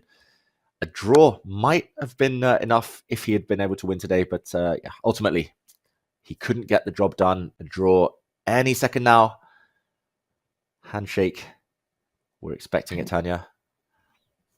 It's, I think, about to happen, and we saw Pragg there walk by, take a sneak look into what is going on, and he knows this is about to end. So it's going to be all about what he does on his board. As we see the repetition, it almost feels, and Hari, he's looking up for the eye contact, and there we have it. Handshakes. Nodirbek gives us another thrilling battle, but the result, David, it's just not enough. The world number 6 for a third time falls short at the finish line. 3 years, 3 near misses for the Uzbeki superstar. The trophy remains out of reach. Yeah, it remains out of reach, but he should look back with pride. Abdusattorov, it's been a very consistent performance here in Wijk Aan Zee over the last 3 years, always racking up some victories. And it feels like he'll get there sooner or later. He will win one of these tournaments if he keeps playing like this. So great tournament for him. Likely to finish in 3rd place. Harikrishna, meanwhile, very impressive as well, Tanya, I've got to say. He took some losses along the way, but he also got some great wins. I remember a nice grind against Arjun Erigaisi, a beautiful victory against Max Varmadam, and reasons for both the players to be content with their tournament performance. I'm not sure Nodirbek shares your feelings about that, David. You know, we've seen him in so many of those interviews, and he's made his intentions very clear, just how hungry he is, how close he's come in the previous editions, and then missing out the way he did this time as well. He had so many great positions as well against Gukesh, against Pragg, against Vincent, all those missed opportunities, and then to see it all slip by in that round 12 loss against Arjun Erigaisi, and Nodirbek ends his campaign with 8 points. Well, he is going to go back on a 3rd place, that second runners up. And David, that's just not good enough for Nodirbek. He only wanted the championship. Only that would have made him happy, but it wasn't to be this year. And now it comes down to that one battle we are zooming into surely. It's got to be Pragg with the black pieces, holding on to his defenses, needs a draw now to claim victory at Tata Steel. He needs just a draw. Praggnanandhaa. Let's show the board. Let's jump into this game because only one move, Tanya. And I'm not going to say it's 100% clear. It's not 100% obvious that you have to retreat the queen in this position. We talked about how he should be able to hold Praggnanandhaa. He needs to hold if he wants to win this tournament outright. But he'll need to find some accurate moves along the way. And what do you make of this? A check? How obvious do you think it is that the queen needs to block? Because to my eyes, there's other moves, like king to h7 is one candidate. You could also maybe block with the knight, but self-pinning, not quite ideal. Do you think he'll find it? Yeah, it's a good question. The one thing is that you really want to get the queens off the board, right? Every opportunity that you can get to offer a trade is something that has to be on your mind. I think that the answer to that question really depends on what does Vincent have in mind after queen e8 and how easy is that to spot, because it's definitely not going to be queen takes queen. So Pragg is trying to calculate what happens. And David, the one thing that is a possibility is that now if the queen was to come back, you in some ways gain a tempo, right? You fall back with your queen attacking, and we've got a move. Queen e8 has been played. Again, queen takes queen would be gifting Pragg the championship. I'm expecting the queen to come back and connect itself to the black bishop on d6, a6 and b7. Actually, queen b7 is also tempting, but that does allow black to go queen to d7, once again offering a queen trade. So perhaps queen a6, win that tempo, force black into defense, and then get your knight to f5, the square that we've been dreaming of for that white knight for such a long time. Yeah, I love that move. And just to show that if black were now to play the move queen to d7, white getting the knight into f5, this is actually a gain of a full tempo, because earlier Pragg was trying to avoid this. He had his king on h7 in similar circumstances. Now the black king is forced back as a target, and that move, as you predicted, duly played. I just wanted to break down as well, like king to h7. I think the main reason Pragg found this, I mean, other than just being a fantastic player, of course, is that king to h7 does allow knight to f5, and now there's no bishop to f8. I think the bishop on f8 is the best square in terms of controlling this knight and its targets. Knight takes pawn now, just to point out as well, would have walked into a nasty pin, and you win the bishop. So I think process of elimination is just too scary to allow knight f5. No good square for this bishop. And yeah, likewise, just another point. Bishop f8, it looks like you can block and chill, but knight to g6 is another annoying pin. You attack the bishop, you are not able to capture on g6 due to this pin. So Pragg found the best move instead, queen to e8, queen to a6, and the question is, Tanya, how many times will it just be the next like 20 moves in a row? How many times will he have an only move just to cling on and defend? He's good at finding only moves. And sometimes, David, when you've got an only move, it somehow makes chess easier to play. You know, the problems happen when there are too many options. The pressure builds on. And we also know on the other side of that coin is that blunders don't happen in a vacuum. When your opponent keeps piling on the pressure, keeps you kind of busy finding those only moves. Eventually, the cracks start to appear, and suddenly you're in this position where you find yourself making that blunder out of nowhere, a position that's in the balance, the bar completely drops down. But that didn't happen actually out of nowhere. It's incremental pressure. Now, David, looking at this position, queen d7, Vincent definitely wants to get that knight in. But I'm also thinking, when you're the defender, you're also looking for active squares, right? A player like Pragg, he wants counter chances. Is the square of b8, queen to b8, defending that bishop and also attacking the white bishop, and at least for the time being, you delay the option of that knight jumping in. Is that something that's on Pragg's radar right now? Yeah, definitely, Tanya. That's a nice spot. I think I would have been very inclined to start with queen d7 just because it was the defensive setup that he was trying to hold with Pragg. But then, yeah, you've pointed out the square. And anytime you can gain one tempo, I think that's a bit of a lifesaver, because then you have a bit more time to organize yourself, whether it's kind of putting the bishop back on f8 or kind of maybe even taking this pawn in the near future. If you gain one tempo, that could be priceless for Pragg. So definitely queen b8. It's the more forcing move. Rather than starting with queen d7, he should calculate queen b8 first. And if he likes the look of it, you might be able to play it. Queen d7 is the alternative. I just wanted to ask a question as well, because initially I was thinking, okay, you retreat the bishop, you keep it safe. But knight to f5, is this a big enough threat now to scare black? Knight takes h6, undermining the defense of this knight. I don't really see a move, Tanya. It's a scary threat. And now that you point that out, it makes me think that if black was in fact in the starting position as well to play queen d7, knight f5 comes with the exact same idea. Black bishop falls to f8, and your idea of knight takes pawn. Wow. I mean, I expected the bar to just rise, but this wins a pawn for white. Is this... I mean, this looks horrible to defend. Absolutely horrible, but opposite color bishops. So you can kind of beg for a queen exchange and maybe you're holding. But this is surely never going to happen. This is last resort chess, right, Tanya? You don't give up a pawn like this unless you really have to. But maybe, you know, David, like you said, you give up the pawn, but you get rid of the knights, which are a key attacking piece. A queen exchange is once again just a draw, and Pragg might feel that he can hold this position. With the king, the bishop, and the queen all lined up, defending, it's not easy for white to break through. I do see ideas of either advancing the f-pawn eventually. You'll have to look for a break, right? Either get g4, g5 in, or get in with f4. But is this realistic winning chances for white?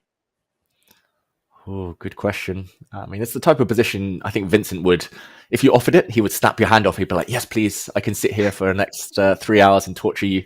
But yeah, the question is whether it's realistic. I mean, I also see ideas of marching the king in at some point, maybe even with a queen exchange. But yeah, if the computer says it's a draw, it means it's a draw.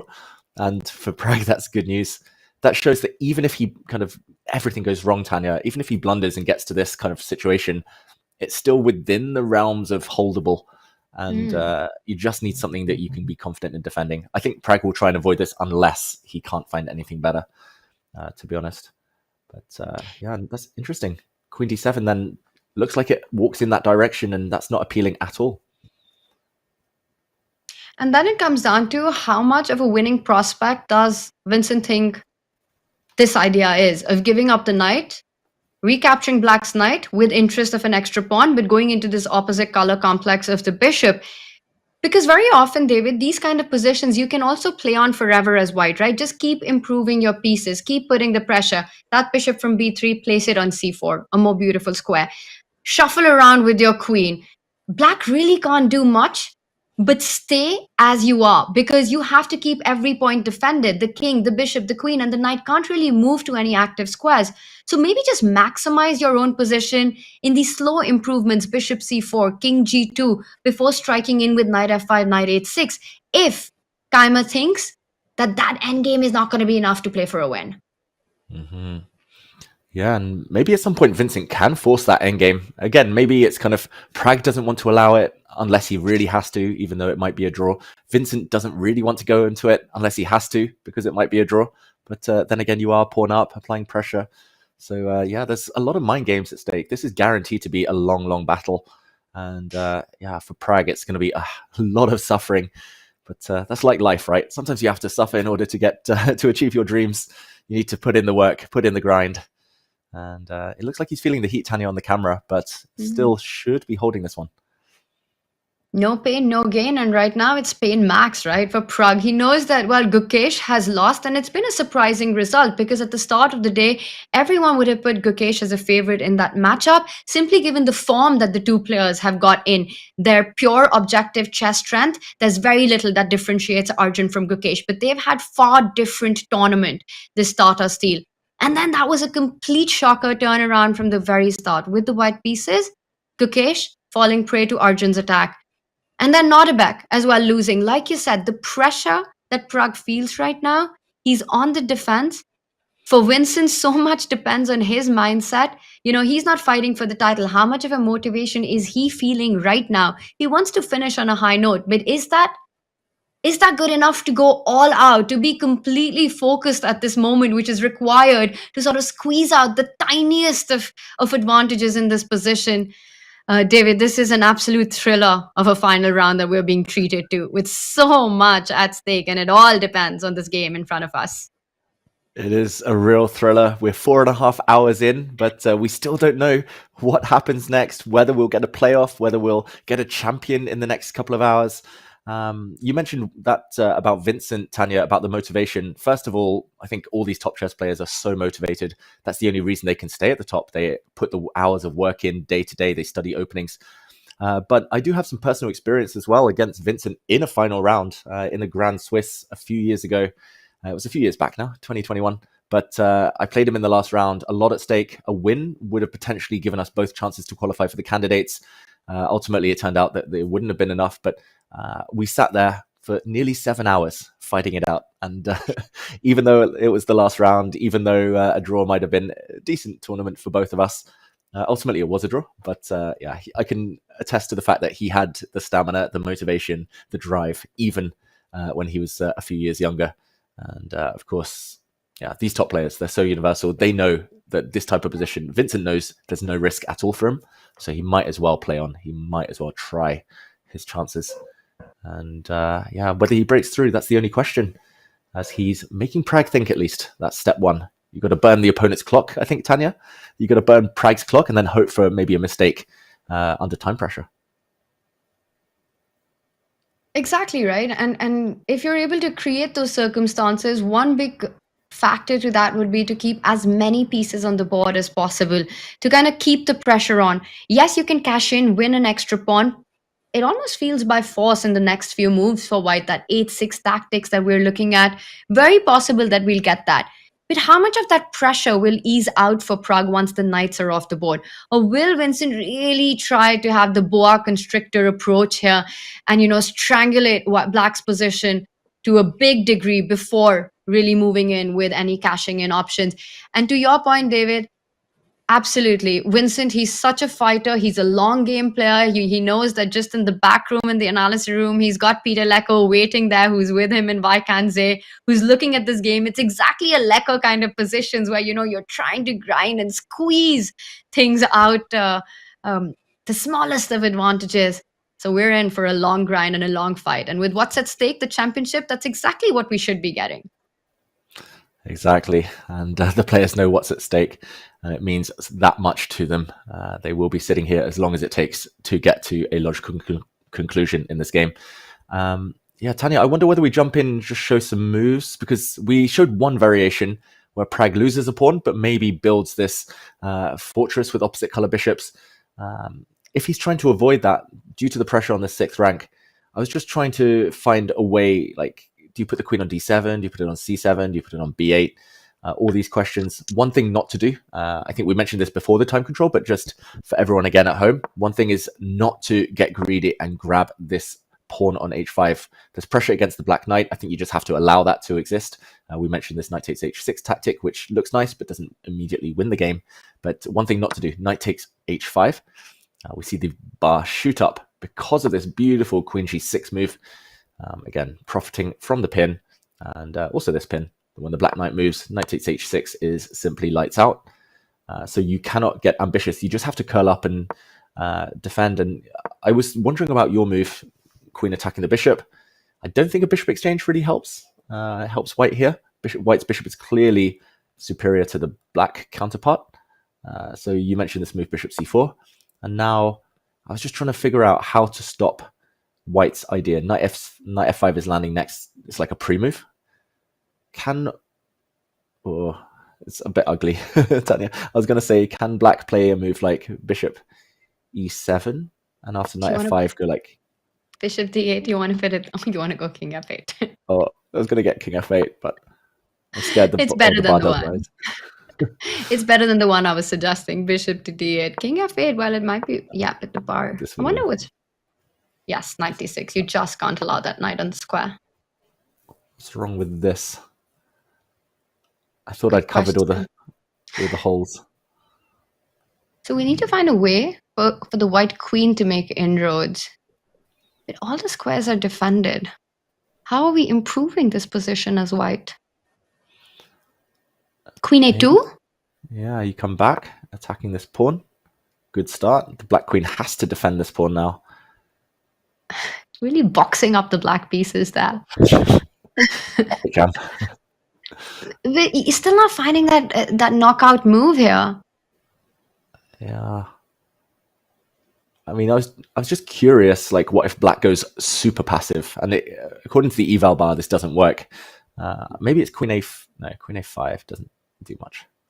David, at any point, does white start thinking about f4? Tip black over the edge. Maybe now. Maybe. Ooh. Oh. Computer says no. But you're right. I mean, it's on the cards. We don't need to rush it, right? First. I'm really attracted to queen a5 somehow. Oh, I like that. Queen a5 attacks this pawn. Okay. Bar says it's fine. Queen here defends this pawn. I mean, now can you go knight e7, queen c5? Because queen d6, you win the f7 pawn in the end. Ah, nice. Yeah, maybe there's something even better, but this is good enough to kind of bank a decent advantage. Now you trade queens and computer says no. Maybe black gets quite active here, Tanya. Coming in. Chess is tough. Chess is hard. I think we have to turn to our all-knowing chat. Why is that such big advantage? Your move queen a2, the idea that we were figuring out, and then queen coming in, it looked really strong there, David. I think till then we had it figured out. So knight f5, king f8, queen a2, queen e8. And what's the follow-up here? And the reason, for anyone wondering, I know we're getting bogged down in the variations here, but the reason is because this is likely to mirror what actually happens in the game, right, Tanya? It's going to be Vincent trying to create a threat every move, Pragg trying to defend every move. Vincent trying to create a threat, Pragg defending. And it's going to be this kind of back and forth until basically Pragg defends perfectly and it's a draw, or until Vincent does set a trap that Pragg does walk into. So it's like in a football or any sport pretty much, but a training drill where it's like, you only have attackers versus the defenders. And your job as a defender is to just try and prevent any goals. Your job as an attacker to score. You don't even care about, you're not playing a proper game here. It's just a training drill. And I don't envy Pragg at all. I quite like queen b8, but what to do next is a bit of a mystery. And add to that all the noise about how close, just within your reach, just on your fingertips, you've got the championship, but you've got this whole position to handle the final hurdle. It just adds to that whole pressure for Pragg right now.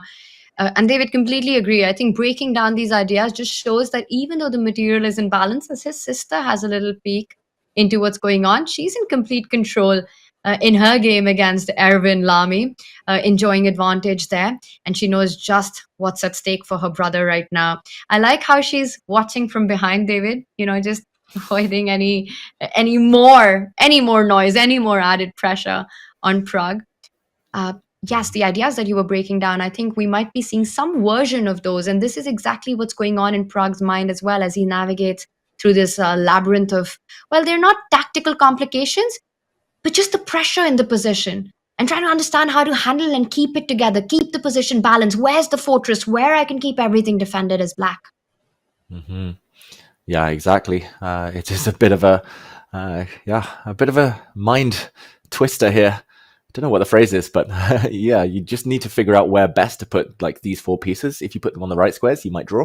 If you put them on the wrong squares, you might lose. And the tactics that you mentioned, just to show one final cool variation, Tanya, like if black does play, for example, queen d7, the white knight jumps in, attacking this bishop. If you don't want to allow this whole bishop f8 and knight takes h6 tactic that we've been going on about, allowing the queen now to poach on f6, then at first I was like, oh, maybe you can play bishop e7. But okay, again, it doesn't win. This is so annoying. But the queen to c8 check, I was one that I wanted to mention, trying to lure away the black queen in order to finally land a winning fork. But apparently this doesn't win, probably because of bishop to f8, and everything's, it's hanging by a thread for black. Like you're barely defending, but you are defending, and that's the key. So wow, Pragg, it must get confusing inside that mind of his now, like where to put the pieces, going around in circles. White has so many options, Tanya. White is having all the fun here. And that's the one part that we tend to underestimate, right, about competitive chess. You're in your 4th, 5th hour of play. You're looking at all these differences in these small variations. What happens if white jumps in with a knight first or moves the bishop? Eventually, Pragg does take the decision of falling back to f8, but going around in circles of these long variation, and suddenly there's fogginess in the brain, right, which can often lead to the mistakes that we see in the later part of these games. So bishop f8 has been the move of choice here. And David, it's been given a question mark as the advantage for white does increase. Are we going to see the knight jump in? Is this the moment that Keymer cashes in? Maybe. Knight jumping into where, Tanya? Because you also could use e6. That is true. I'm going to let you decide. Well, I was talking about the f5 square, but now that you point out g6, also very attractive. Yeah, this, to my eyes, is the most natural move in the world, knight to f5. I just love setting the trap of knight takes h5, queen to g6. I'll keep putting this one on the board repetitively. This is totally winning. But yeah, knight to g6 is another move to jump in. And okay, it keeps some advantage, but doesn't increase it. Knight takes h5, you would need a solution though, because this one's defended for now. If only the white knight could attack this pawn, but it doesn't seem possible. And Vincent head in hands, he's trying to calculate. Knight to f5. Pragg would need something here. Most likely a queen move. Maybe even king. King to h7. Yeah, and king h7 does stop the idea of knight takes pawn because you can capture with the king. You also mentioned queen move, so I'm going to bring up one more candidate that perhaps could be a defensive resource is queen to d8. Also guarding that knight on f6, fighting against the idea of knight takes h6. So I think these 2 moves would be something that Pragg would be looking at to stop Vincent's threat. Very clever. And it's a mystery to me why this is given a question mark. I think he had to put his bishop on f8 sooner rather than later, Pragg, just to hold everything. It's quite a well-known pattern in lots of openings. A knight on f5 often is best defended against with a bishop on f8, just to you kind of control the squares that the white knight can use later on. But yeah, apparently this is a step in the wrong direction for Pragg, maybe making it more likely that Gukesh will be back in the tournament. It's like one of those game shows, Tanya, like you've been eliminated, but there's a chance you might get a second life, you might get back in. Gukesh can't relax yet. Well, Nodirbek's race to the title comes to an end, but for Gukesh, he doesn't know if his day in office is over or not because it depends on this one. If Pragg loses control, Gukesh will be back for the playoffs. Pragg needs only a draw, and it's going to be a big grind by Keymer in this one. David, let's take this moment to jump into our challenges section as well, where the stakes are so high. When we saw last, Suleimanli, he already got the job done. He got his big win with the black pieces. That's the top middle board against Irina Bulmaga. And what a game that was. What a game it's been for the last 4 rounds for Suleimanli. 4 straight back-to-back victories sees him at the top of the table. And if Wanwin and Erwin Lamy have to join him, it has to be with wins on their boards. Erwin Lamy is struggling, but Wanwin, he's made breakthrough. He's found a path in. That b3 pawn looking extremely strong. The rook activity. Are we about to see a tie for first in this one? Wow, potentially. And things have spiraled for Benjamin Bock. Actually, we were here we were at least discussing this game not long ago at all. But for Benjamin, move 41 was a mistake. And we can confirm, Tanya, there will not be tie breaks in the challenges section. That isn't the tradition there. Traditionally, I'm not sure it's a rule, but the organizers have tried to invite any players who join kind of the share of first place into the Masters section next year. Don't quote me on that, anyone at home, but I think that is one solution potentially if there are 2 players in joint first position. And just to backtrack one move, Benjamin Bock under serious time pressure as well, Tanya. He got 50 minutes extra at move 40. This is now move 41, and he's only got 13 minutes left. He plays rook to e7. The bar drops again. But just to show what happened the last few moves, the black king was previously on the b8 square, and he gave the king a check very logically. The black king moved, and now he blundered move 41. There's a curse, Tanya, on move 41. I don't know why it is. Maybe players relax or struggle to find their bearings, but he gave a check, allowing the black king forward, and the black king now actually has a clear path into the position. And we do have another move. Rook e7 was played, and at first it looks like this has got to lose the b pawn moving forward. But Bock is setting up an idea. b2, he wants to meet that with rook takes pawn check, forcing the black king forward. Can you take on a5? King takes a5? Well, king b5 is met by rook b6. And then you've got that rook on the line. You pick up the bishop. It defends the pawn from queening. But what does he want after king a5, rook b6? And how is this so winning, David? Oof. I was a bit naughty, Tanya. I turned on the engine, so I'll let you guess. But this isn't obvious at all. Well, when you turn on the engine, I can get a sneak peek as well. So, cut it off. So wow, it's a beautiful idea, though. It's a stunning idea. David, show it to us. Break it down. Yeah, and it looks like there are 2 winning moves actually, but it's both based on the same exact concept. So just again, action replay.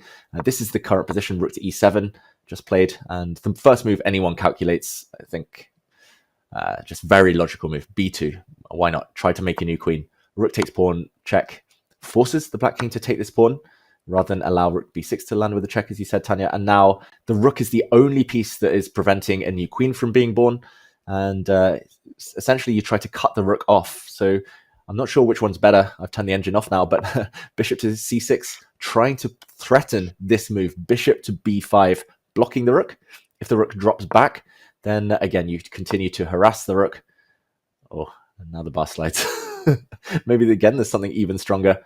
Or maybe potentially you play the move bishop to bishop to a4. I'm going to stick with that one. And you're attacking the rook. If again the rook goes long, if it goes the other way, now you just need a killer blow.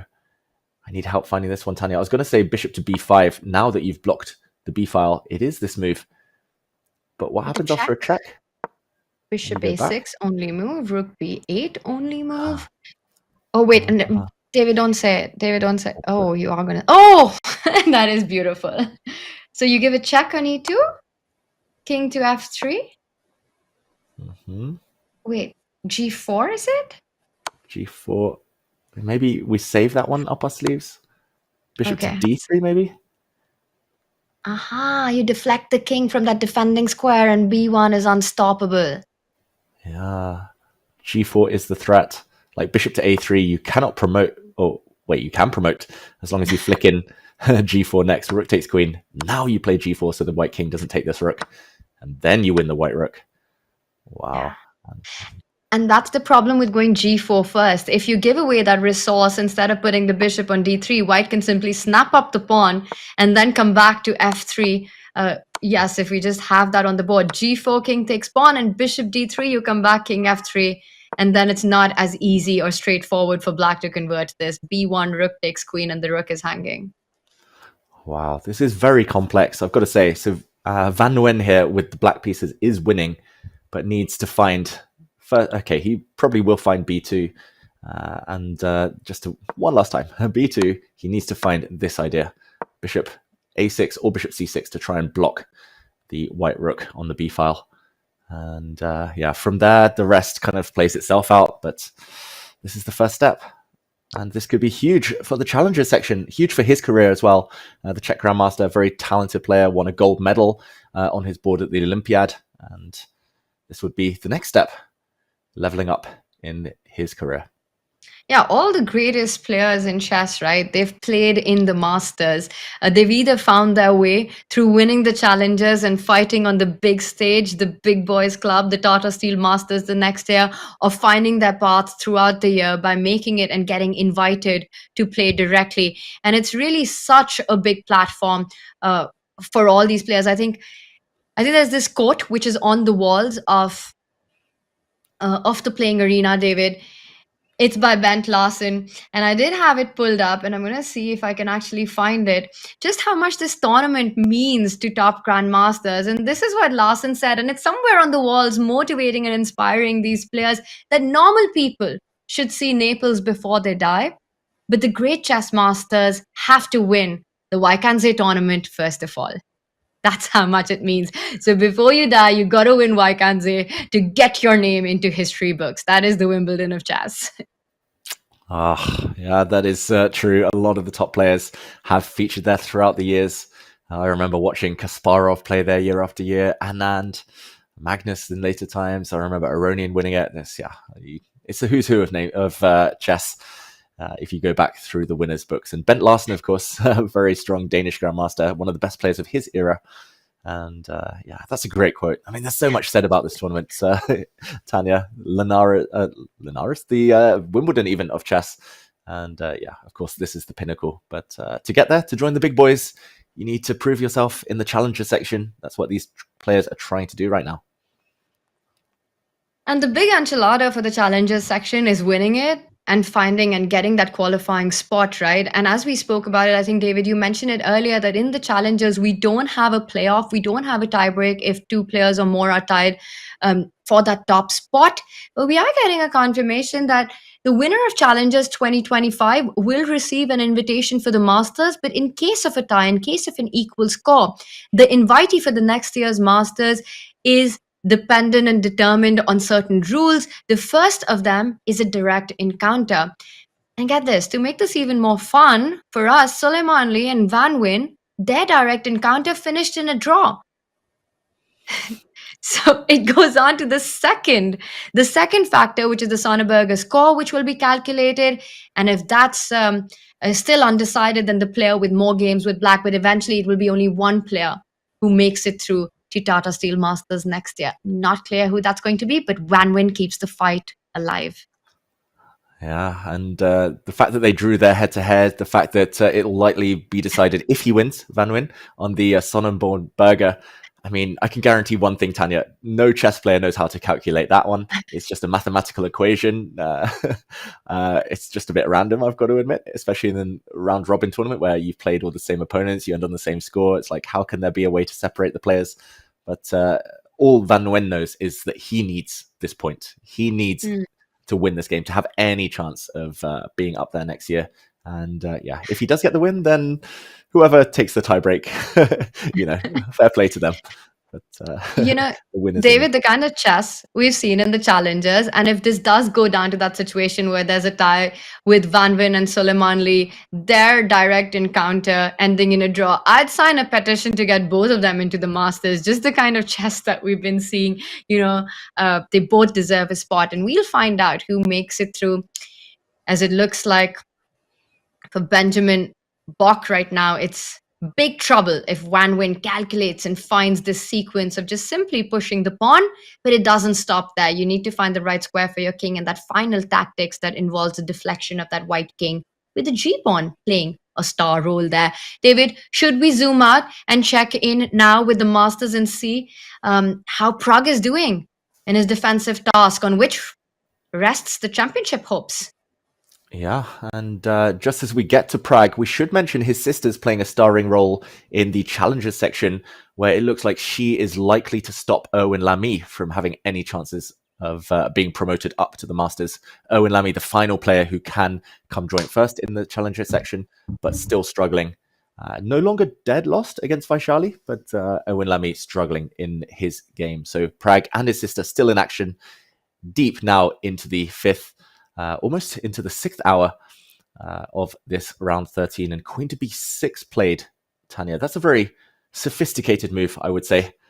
Queen controls the dark squares, bishop controls the light squares. I'm not sure the exact idea. Maybe he's just slowly going to kind of tiptoe into the black position. Queen c7, totally tying down black's army. Maybe then he's got the idea of knight g6 and winning this pawn. Wow, I would never have thought of that one, but looks like a very clever move, Tanya. Yeah, that's really fascinating, because again, it comes down to that concept of really trying to grind down every little advantage of the position before you go in to win that extra pawn. You might not even have enough once you've given up your knight. So the idea of knight f5, knight h6 rejected by Vincent, which also goes on to show his ambition in the position. It's sort of like you want to squeeze out essence out of a dried up bottle, right? Every single drop counts here. David, that e5 pawn is going to be so much more important than winning that h6 pawn on the tactics that we were earlier discussing. So suddenly, Pragg needs to be a little careful. Once the white queen arrives on c7, you will have the option to put your own queen to e7 and offer that trade, try to get rid of that pressure. So how much of a big threat is this? And does Pragg need to use this one move that he has, or can he be, just, play it a little slow? Can he make a move like queen to d7, for example? How careful does Pragg need to be at this moment? Yeah, very good question, Tanya. I'm not sure exactly how narrow the path is, but it does feel like there are some moves you can rule out, and there's definitely some traps to avoid. I promised I would keep talking about knight takes pawn, just for anyone wondering at home. Let's do it. It's different. It's slightly different this time because the white knight isn't already on f5.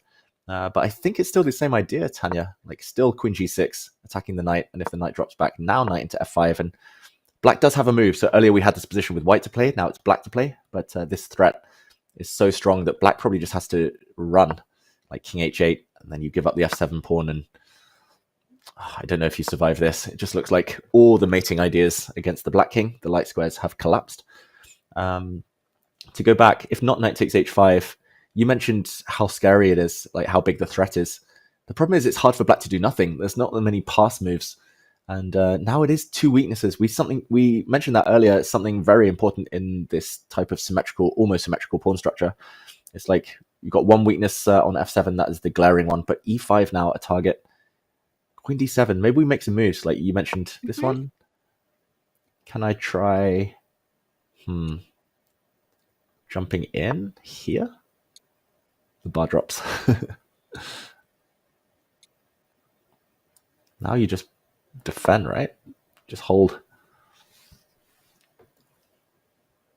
I like your queen d7, actually. A lot. I did see the bar didn't really approve of it, David. So there has to be something. Knight g6 is very tempting, but bishop d6 keeps everything under control. If you go queen b8, there's queen to e8. So that's something that you'd not be worried about. Or wait, would you? But now have we tricked black into vacating? Queen c7, queen e7, right? Stop chasing me, Tanya. Stop harassing the queen. Not cool. Yeah, like I go here, you go like chase me, you go here, you chase me, here you chase me, and then dance over. Can you pick another phrase? The tango. But queen d7, queen b8, why is this bad then? Is it... I don't know what it could be. Why is the bar rising so much? Yeah, it's a great question because what did you spot? You spotted something. No, nothing. It didn't work. What does it? Wait, queen takes queen? No. No ways. I mean, you just take knight takes queen. What? Knight g6? Bishop d6? Now you're so stuck that I could play f4. Okay, this is too deep. This is like 2700 plus level chess for me, David. This goes beyond me. This is above my pay grade. Tanya, I think black is just frozen though. Like black can never move the king or the pawn, and if you move your bishop, I mean, I think black is basically just busted. Like opposite color bishops, but this knight is so bad. Maybe it can move, but the white is just going to come like king, king, king, take you, or like maybe just go the whole way in. The thing is, you put this position on the board, you break it down, and then it makes perfect sense. Yes, white is absolutely crushing, right? E5, black's knight not doing anything, no inroads, the bishop on b8, a dead piece. You only have the a7, b8 diagonal, the white king coming through, the knight on g6, tying down the black king, the bishop on b3, tying down the black king to defend that f7 pawn. But it's only when you get here, because David, humans would just stop their evaluation and their calculation beyond queen e8, queen trade, and that's got to be a draw. That's the kind of position you don't want to play. So has Vincent found this idea? Does he realize the potential that this endgame without the queens has for him? Oh, I think Peter Leko would see the idea. Therefore, Vincent probably sees the idea. That's my logic. But as you say, like I think it would be the same for me. If I didn't see the eval bar, I would not even consider queen takes e8 seriously. I would think, okay, I can swap queens later. But it's probably only works as well, by the way, with the black knight away from f6, because then there's no pressure on the h5 pawn. So then white has the time to kind of go hunting for this one, and then has the time to play f4. Because if the black knight were anywhere else, if it were already more active, then this might be very different. The black knight could start jumping or start taking pawns. So Vincent, he might well have seen it, or maybe he'll just see it if Pragg allows it, like queen to d7. Oh, that just shows how difficult it is. You have to defend like tactically, but you also have to defend endgames potentially. Still no safety in sight, Tanya, I would say, for black. Yeah, and I still want to highlight the beauty of that endgame because, again, it just comes down to move by move. The fact that the black knight will be stuck on e8 is what gives white the winning chances in that position, David. You know, you go queen b8, you go queen e8. Now, again, the queen trade, knight g6, yes, we all spot that. You see bishop d6, defending the pawn, and then you stop. You don't understand the potential, the poison that's there in this position. Give black one move. You play king g2, and I could bet anything that black's absolutely fine with the knight moving forward. Look at the bar dip down. Knight f6, one move away from equality. This is what makes it so incredibly difficult. The precision that's required, the timing that's needed, right? You have to strike with f4. And the point is that the f6 square gets taken away because of the fork on e5. Pawn takes pawn, pawn takes pawn. You still don't have knight f6. So you have to waste one more move. And now you fall back with the bishop. The pawn goes to e5, takes away all the key squares, and then the plans that you're mentioning. This is incredibly beautiful. Just to show another beautiful line, if the knight, I mean, black's pieces are so bad. If the knight moves, check this out. You can simply give a check, and then you trap this piece. You trap this poor bishop. The knight defends, and then you trap it. And look at the domination of white's pieces, Tanya, in the current position, but also in this endgame. It's beautiful. Wow. Amazing stuff. So the pressure is actually a lot more than what meets the eye in this position. And the bar still says it's in saving territory for Praggnanandhaa, but the margin for error is very, very little here. You know, we made a few natural moves. We jumped around with the queen, and it just fell apart very quickly, David. If I asked you, and I know commentators hate predictions, but do you think we get a playoff or we get a clear champion today, David? I think that moment has arrived where I put you on a spot and chase you for an answer. I mean, I'm not a betting man. I'm not a gambler, but I think playoff. I just have a feeling, Tanya. I think it was written in the stars. Ever since I did the whole commentator's curse, I mentioned that London candidates in 2013 where both of the leaders lost. Both of them were like just keeping the tension for a bit too long and lost control. They ended up losing, and it was a joint first place. And oh, wow, Pragg just dropped his knight back. And look at that eval bar. Before I can even ask you about your predictions, I was going to say if you had 100 rating points to gamble, You gain 100 points if you're right, you lose 100 points if you're wrong. What would you choose? Would it be a playoff? But it looks like Pragg has cracked under the pressure already. Long think, wrong think there. He allows the white queen in, potentially. Why is this a mistake? This is crazy stuff. Oh my goodness. David, what a moment this is. And this is what we were talking about, right? Blunders don't appear out of nowhere. They don't come out of a vacuum. It's the incremental pressure. Knight 8-7. And what is the move? Why is this losing on the spot? There's a knockout idea right now that Vincent has. But let's not forget, nobody's tapping him on the shoulder, telling him this is a moment. Nobody's telling him that Knight 8-7 is the losing move. Keymer has to figure this out on his own. And from a human perspective, it's not so clear because I'm looking at the board. I'm not finding it, David. Why is Knight 8-7 such a big blunder right now? Is it just simply going in with the plan, Queen C7, get that knight into G6, win that E5 pawn, and saying that Knight 8-7, how does that help you? Yeah, I mean, that looks very tempting here, Tanya. I mean, also, it has opened up this square for the white queen to use, something that I was, droning on about there, but it does look very awkward to allow white's queen to just sit on a square like G6, supported by a knight, supported by her bishop. There's also, of course, candidate moves like the knight just landing on F5. Maybe there's deep tactics there. The knight landing on G6 we mentioned as well. But we have to figure out why. And not just a mistake, a blunder, as we see there in the game review, a critically bad move. And, okay, let's try. Let's figure out. I'm going to say this one first, Tanya. Do you have a solution? It's an idea you've been talking about for a long time, and I think we have to check it out. Well, the bar doesn't approve, and I think Knight 8-7 could only mean one thing, right, David? He wants to plant that knight on G5. He could not have missed the move Queen G6. You go Knight G5, and now that knight defends the F7 pawn. So after Knight F5, which was your key idea in all the traps that you had set up, maybe Black has the option to simply sidestep. Now that the knight from G5 is defending the F7 pawn. But I thought this does walk. No, you don't have time for F4. The queen is hanging. Yeah, so just hanging by a thread there for Pragg. But this is the clever defense. This is his main idea. So very useful, of course, because Queen G6, if not for that line, simply wins on the spot, as we've shown in the past. So Pragg, of course, spotting that one. Wow, the bar's rising. It says 3.3 advantage for white, Tanya. Again, we need to figure out why, but this is huge. If Vincent can find the right way forward. And you mentioned Can Queen we check C7. out? Yeah, let's check out the second plan really quickly, because Keymer, look at him, head and hands. He's completely locked in. He knows that there has to be something. There's so much pressure on Black. So again, probably not the most accurate move, but there's a huge threat, right? Knight G6, E5 pawn is about to fall. Do you have to move Queen E7 here? Queen E7. Tanya, is it going to be the same thing? No.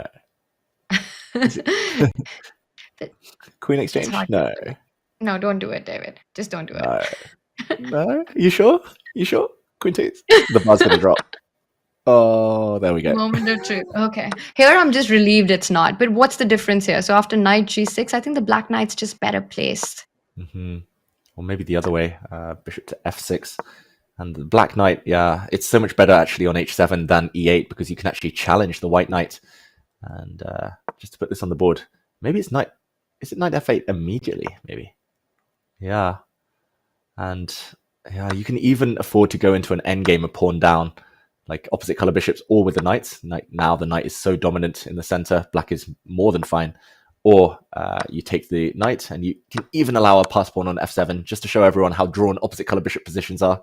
The king blockades on the dart squares, the bishop blockades on the dart squares, and I don't think white can ever make progress. And wow, so not a queen exchange. Let's go back. I'll give up on that idea. I promise now, Tanya. But then Queen C7, Queen E7, and it feels like you're still holding on. Let's go Queen B8, David. I pinned the bishop. Your pawn on E5 is still under attack, and the bar, of course, doesn't love it because of Queen B4 would be my guess. Ooh, I missed that one. Nice. Yeah, and somehow still better for white, but not as winning as it was. So Queen C7, not the best either, apparently. although still very, very tempting, I would say, Tanya. I think if I had to choose, I would probably play this one. Just consistent follow-up. Like his last move was queen b6. What could be more natural than queen c7? Should we start with knight g6 and see what happens? Just flip the move order, stop queen e7, and there it is. And now we want to get our c7 square in. And how is Pragg going to defend that e5 pawn, David? Oof. You're right. Knight g6 is so much more accurate because you totally take away the idea of trading queens. Like e7 is now strictly off limits for the black queen. Whoops, that was my mistaken arrow. But yeah, the black queen can't move to e7, can't move to e6. The black queen is fixed defending this pawn. You can't move her. The black bishop, no sensible squares. That leaves the black knight. But knight back to f6 loses time. And the only other option, Tanya, is knight g5. It must be Pragg's plan. Yeah, knight h7. You say knight h7. You say knight g5 next. And what's the follow-up here now? Can you ignore it just to demonstrate, just to see what actually happens after queen c7? Or, well, you can ignore it. And if I play this one, if I move my king out the way? I just want to point out, yeah, David, not in this live, but it's a great tactic that you set up. Great trap there. Let's see if chat is sharp enough in the 6th hour of play. Knight takes pawn. What does David Howell want me to fall into? What trap has he set up for me in this position, chat? Save me. Let's see. Let's see if anyone gets this. It's been a long day of chess. Wow. And as chat gets a moment, I know what you spotted, David. As chat gets a think in, we will come back with some great suggestions there. This is your time to show your tactical cap. And speaking of tactics, there's going to be a lot of that coming up as we also get ready for the freestyle chess Grand Slam tour. The first stop is Germany. It's all going to happen at Weissenhaus in this epic chess 960 style showdown. It's 10 elite players who will compete for the lion's share of a $750,000 prize pot.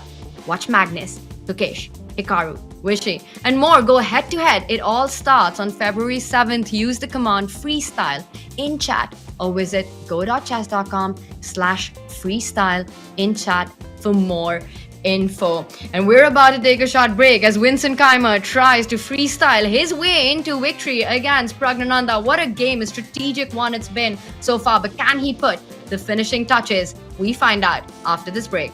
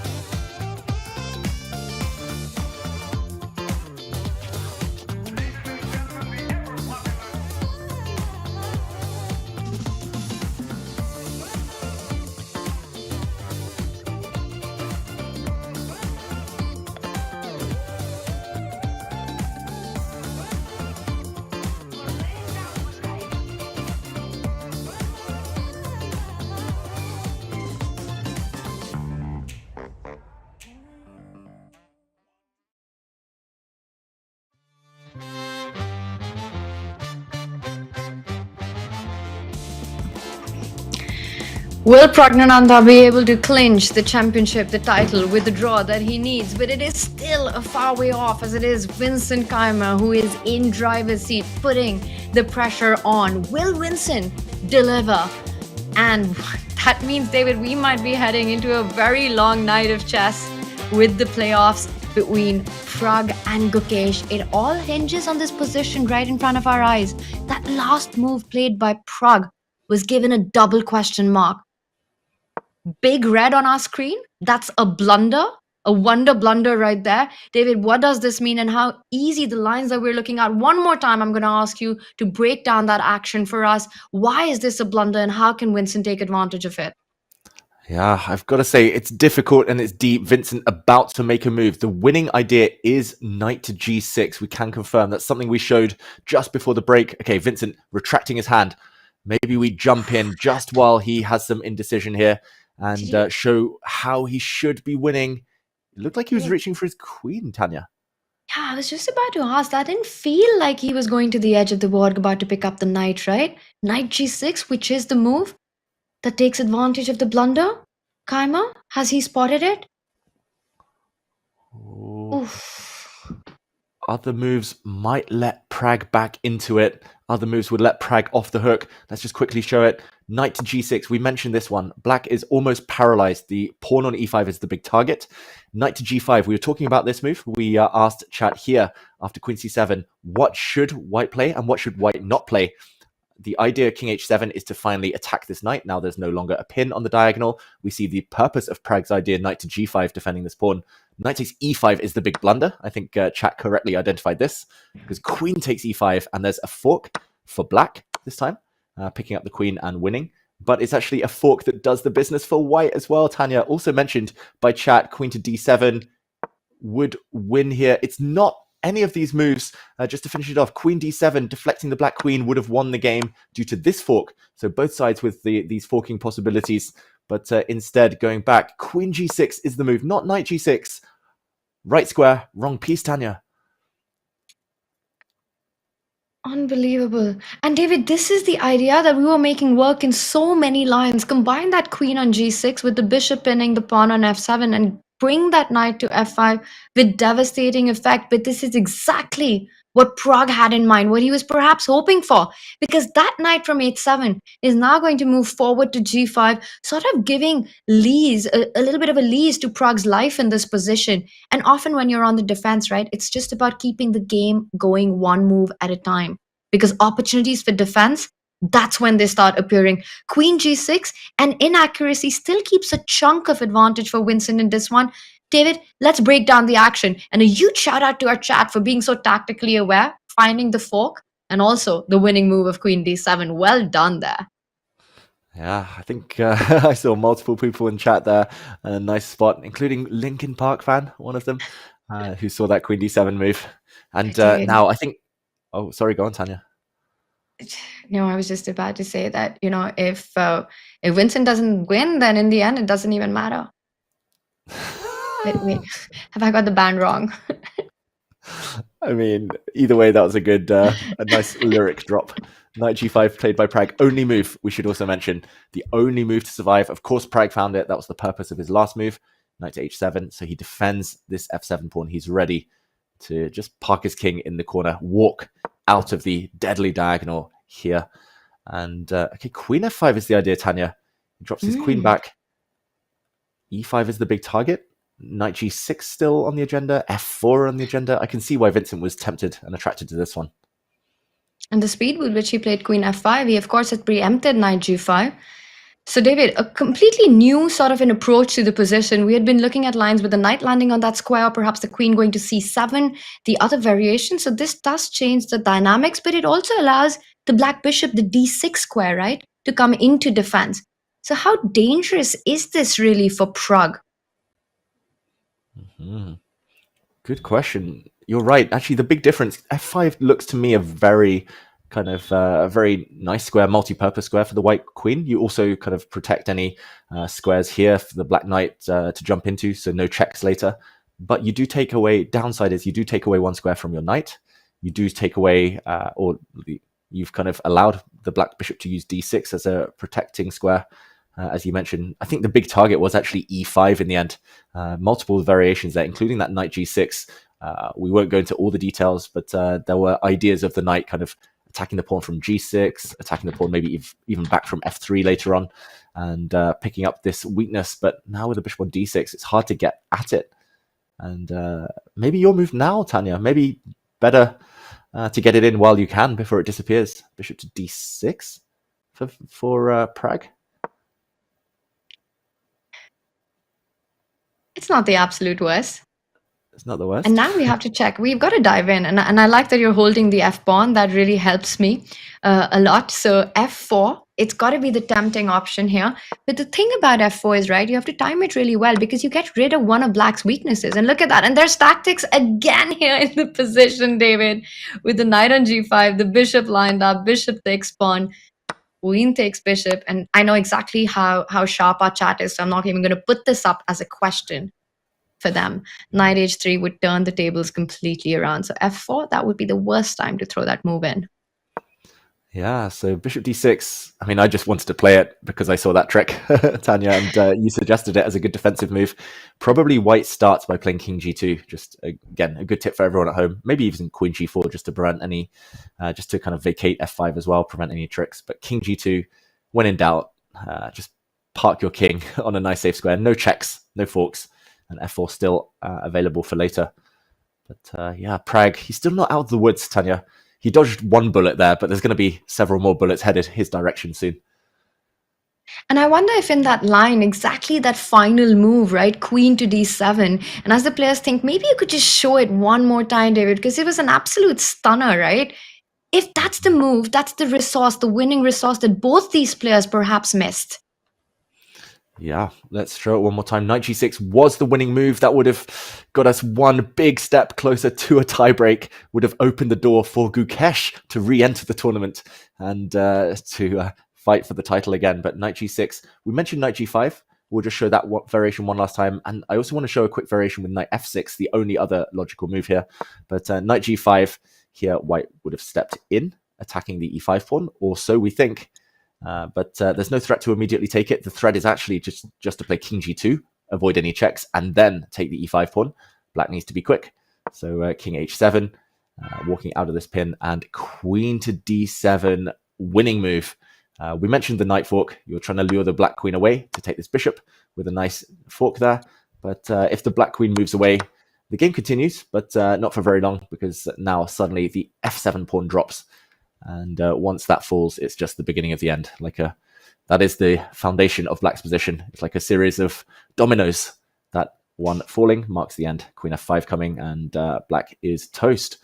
So Tanya, I just want to mention as well, knight f6, sorry, not queen g6, which happened in the game, but knight g6, knight f6 was shown to me by our producer during the break. And here, white has some very nice maneuvers to win. Maybe this is what tricked Vincent here, what tripped him up. Queen to c7, very logical, attacking this pawn. Black is actually forced to go back and defend. This looks desperate because it looks like you're walking onto this diagonal, but the white bishop cannot move yet. It's pinning this pawn. The white knight would be under attack if you move the bishop. So the winning idea I think this is beyond anyone, even super grandmasters, as we see in this game. Knight h4, going back where you came from, or maybe starting first with the move bishop to c4. Sorry, it's pretty much zugzwang. Just again, king h7 walks into this queen takes d7 trick with the fork. The black queen is stuck, the black bishop can move, but then, now knight h4. And no matter what black does, now the pin is threatened. Knight f6, the knight comes back to f3 this time, and finally this pawn falls. One final trick, knight g4. I think you can win in many ways here, but bishop takes f7. Check is one of them. And whoops, the knight drops next move. This is so deep, Tanya. Can't blame me for not finding it. No, not at all. I think this is a line for either Mr. Fish or Mr. Zero. But for all of us mere mortals here, just the subtleties that are required to understand these zugzwangs where black is stuck and the exact precise move order to achieve that from a human perspective, incredibly hard to get to. We did see Queen G6 instead. And I have to say, David, also looks like a very powerful option. Where you keep the pressure on all these weak factors, the f7 pawn, the e5 pawn, the knight has got this option of jumping on to g6. You're improving your position with the king coming one step forward. I still like Pragg's resource of activating that bishop on d6. Well, I say activating, a more active defense is what I mean. Just getting that to protect that e5 pawn. You called f7 as the one on which black's position hinges. I would also like to add to that party the e5 pawn. If this one falls, it's going to fall in pairs because the d4 pawn will be the next to be picked up as well. So you have to keep these points in control. And after bishop d6, king g2 is what I'm thinking. How much of a pull is this in this position, because white can very easily start thinking that I tried so hard, but I got this far. And what's next? I'm hoping everyone at home gets these. I mean, I love our people of our generation. They know these song lyrics, of course. If not, go Google them. But those were the golden days of music, right? Those glory days. And now this song isn't leaving my head. But I think, we should just deep dive into this position as well. And queen f5 on the board. I don't know if you noticed, David, on our camera, Pragg was just walking. He was pacing up and down, and you could feel the nervous energy when it was Vincent's move. He knows he's under big, big pressure in this game, right? He knows exactly what's at stake for him as well. And there we see Erwin Lamy, who's playing against Pragg's sister right now, also trying to hold his own, trying to defend a very difficult position. Comes and takes a peek. Wow, David, when I asked you for predictions last time, you said playoffs very likely. Are we sticking to that? Yes, Tanya. I just don't see Pragg finding all the best defensive moves when he has 1 or 2 minutes left on his clock. Currently, he has 10. So I'm assuming he's going to use most of those 10 minutes on the next 5-6 moves. And as long as Vincent can keep the pressure, keep asking difficult questions, it's going to be so hard. We all know it's easier, quicker to attack than defend. Everyone sees these attacking tactics within a few seconds, but defensive concepts where you have to curl up into a ball, walk this narrow path, that's far more difficult. How about yourself? Please disagree with me, Tanya, because I don't want to be wrong. I don't want to be right even. Well, I'm going to say that, I think Vincent's played a fantastic game so far. He's put the pressure on and he keeps sort of doubling down on Pragg's position, making sure that, he's not exchanging. He had this option of going knight f5, knight h6 early on, getting that extra pawn, but it would have eased out the pressure. He's really trying to squeeze out this win. So if Pragg survives this one with great defensive resources, he deserves to be a clear champion. Coming out of 3 back-to-back victories and then saving this one when it really matters, when the pressure is at its highest. And Pragg is a big stage player. He knows how to let his best come out when the stakes are this high. But he's got a big task ahead of him. If Vincent is able to convert this one, then I think playoffs, that's great as well. It's the right result, David. So either ways, it's going to be a happy day for chess fans. We get more chess, or Pragg proves why he's champion material at Tata Steel. Exactly. It's going to be a real marathon if we do get those tie breaks. I hope you all stick with us either way to find out the conclusion of the classical game here. Maybe the blitz tie breaks later. But Pragg, big game player, that's for sure. I wouldn't mind him winning this one. He did beat me when he was 12, so I know all about his talents. And yeah, it's always the end game that he kind of comes to the fore. He plays like a player 20 years older, a much more experienced player, but he needs to survive this next phase somehow. Tanya, I just want to point out the last 4 moves have taken Pragg over 40 minutes. So he's averaging over 10 minutes per move at this point. But now he's only got 8 minutes remaining for the rest of the game. Yes, there's a 30-second increment, but that's going to be difficult. It's going to be so tough to defend. Yeah, even with a 30-second increment, with still the piece dynamics that are on the board, the queen, knights, and bishop. And notice how Vincent is avoiding any trades of the minors or the heavy piece that's remaining. He keeps the threats, right? F4, Pragg has to keep that in mind. Knight G6 or Knight F5, he's got to keep thinking about that. The F7 pawn being tender. And you can see it in Pragg's body language. He's shaking a lot. He's trying to calculate. Again, David, it's a tough one. And for this 19-year-old, one can only imagine the pressure he's feeling and how he's handling it. Queen F5, what is the best move? We've looked at Bishop D6. Any other ideas come to mind for Pragg here for you? I think I'm struggling just as much as Pragg is right now. Bishop D6 would be my go-to. Just the black bishop is so bad. Why not try to improve it? Why not bring it into the game? Another move that I wanted to make work was just to shuffle the black king into the corner, just because it's so vulnerable on the diagonal it sits on. It's been the main problem of Pragg's position, that there is this pin along this diagonal. So maybe putting the king in the corner in the near future, but that does look terrifying. It looks like you weaken the F7 pawn, especially inviting white to step forward with his own F-pawn. I think there's just this, I don't know, this lack of options that makes it so difficult. Bishop D6 is one way to continue, but there are problems there. Yes, you can move the king. Yes, you can move the black queen, but there's problems in every direction. And that's what's making him think. He's down now to 6.5 minutes. Tanya, his time is dwindling. Maybe his chances slipping away as well to defend. It's going to be so difficult. Almost superhuman effort needed now in order to hold this. Very, very challenging right now. And exactly, right? All these problems that exist in the position, add to that the time factor, and any move can be a big blunder, because really that's when the mistakes happen. The brain is already so foggy trying to defend every single aspect of the position.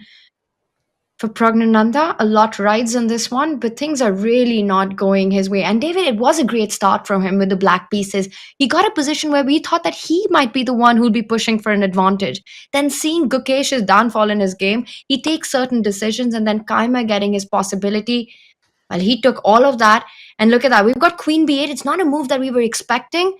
It does hit the bishop, but that bishop can just slide up one step, place itself on C4. Also guarding the D3 pawn, he reaches out there, stopping any threats of Queen B1 check, making that D3 pawn tender. Queen B8. It looks active, but it takes the queen away, far away from the defense of that F7 pawn. Now you've got to really watch out for an F4 at the right moment. Yeah, and this last move, this last 30 seconds we've just seen pretty much sums up the situation. Pragg's moves are difficult. He's going to have to invest time trying to find the only way to survive or the best defense. For Vincent, he just plays bishop c4 in 2 seconds, Tanya.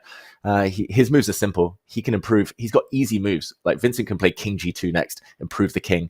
Vincent can drop the white queen back, bring the white knight in via g6. He's got so many options he can play within a few seconds. Pragg has no easy moves pretty much for the rest of this game. I'm expecting bishop to d6, as you mentioned, just trying to prevent this f4 pawn break. That feels like it's already kind of being prepared by Vincent, but what comes next? Who knows? And now down to 5 minutes. I think we're going to have to keep updating people on the clock, because that's going to play a huge role in the coming moves, Tanya. One almost gets the feeling it's going to be the decisive factor here, and it just shows how difficult, how hard the position is to juggle, to keep everything under control. He does put the bishop eventually on d6, and now Vincent can slowly continue improving his position, get that knight to g6, put that king on g2, and every move that Vincent makes, it doesn't spoil, well, his advantage, his trumps as they exist, but it's going to get Pragg lower and lower on the clock, because Pragg doesn't have that luxury of just making a move that keeps the balance. He'll have to find the precise move every single move now onwards. Exactly. He's pretty much put his queen and bishop on squares where he does prevent the f4 pawn break. But what he does next with his bishop, very unclear. What does he do with his queen? Very unclear. I think the likes of Hikaru Nakamura now would play them with king g2 in 5 seconds. Just throw the move back to Pragg. Basically hammer home the fact that he's low on time and just pressure him psychologically. Maybe there's better, but Vincent, he has this luxury. So many easy moves at his disposal. But David, the big question is, where is the breakthrough coming from, right? Let's say that Pragg doesn't have too many moves. Yes, you get your king to g2. Yes, you put your knight on g6. And Pragg has maximized his position. He just shuffles around. Queen c7, queen b8. Queen c7, queen b8 looks one way to try to just keep everything defended. Do you see a way for Vincent to make progress after putting that king on g2, after getting that knight in? Simple answer, Tanya. No, I don't see the way yet. And I didn't think Vincent needs a way. That's the practical side of things talking. Like, even thinking of finding a way through, I would put the king on g2 first anyway, just tactically. And only when Pragg is down at 1 or 2 minutes, then I would be looking for the way, the path in. I would probably start as well with moving the white queen out of the way at some point, just to vacate the f5 square for the white knight, which looks like a nice juicy square. Just considering where black's pieces have now been placed. F4 is going to be hard to achieve. I do quite like the fact that, okay, king g2 played. I was going to say, I do like where Pragg has placed his queen. Now, queen check ideas from behind will occur if white ever touches the f-pawn. But how about yourself, Tanya? Do you see any immediate dangers? Or is that just still more of a conceptual thing right now? Well, David Howell, I put my trust in you in this position. Where if you say that white just needs to make simple moves and it's a lot harder for black to play, completely agree with that. No, I don't think f4 can happen. That's the one danger that I do see for white. You can't just allow with the knight on g5 for the queen to get active as well. That might be a big turnaround. So right now for Pragg, can he continue with just simply shuffling around? I don't see a breakthrough. The thing is, I do like the move knight to g6. It's a beautiful square for the knight. But then what? Is knight to g6, let's say black's queen is on c7, and I'm trying to imagine this, and the knight is on g6, defending that f4 square. Then will it be time to strike on f4 if black doesn't have a check on b2 and the pawn is guarded enough?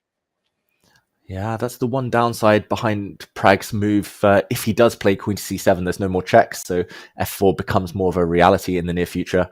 Yeah, I mean, there's just downsides to all of his moves right here, Tanya. Like moving the king, I don't really see that happening. Moving the knight, the bishop's just landed on d6. Why moved again? So maybe another square with his queen. I'm not sure if there are any other tempting squares for it, like b7 or... Okay, he's about to show us. Pragg needs to move. He's under 4 minutes this time. Whoa. Time flying by. Flying by these few minutes now for Pragg. And David, I see a lot of Indian fans in the crowd as well. What a moment this is for them. And we do have a move and it's king to f8. And I see you have a reaction there. It's been given a question mark. That's not a move that I would have thought of in the top 5 candidate moves in this position for black. Wow. Yeah, I wince because I see the eval bar. Vincent replies instantly and doesn't find the winning move. He gives a check, forcing the black king back where it came from. I think we need to dive in, Tanya. That was another game-losing blunder, giving Vincent a big opportunity. Maybe it's still strong for white right now, but Vincent, could he have landed a heavier punch right there? Pragg, I mean, he's got to rely on a bit of luck now. He's just got to hope and pray that there's no breakthrough. But maybe we bring the board up and dive in because, yeah, the eval bar shot through the roof, Tanya. Yeah, it felt like there was a knockout move right there that would have finished the game on the spot after king f8. Just a shocking move, right, by Pragg.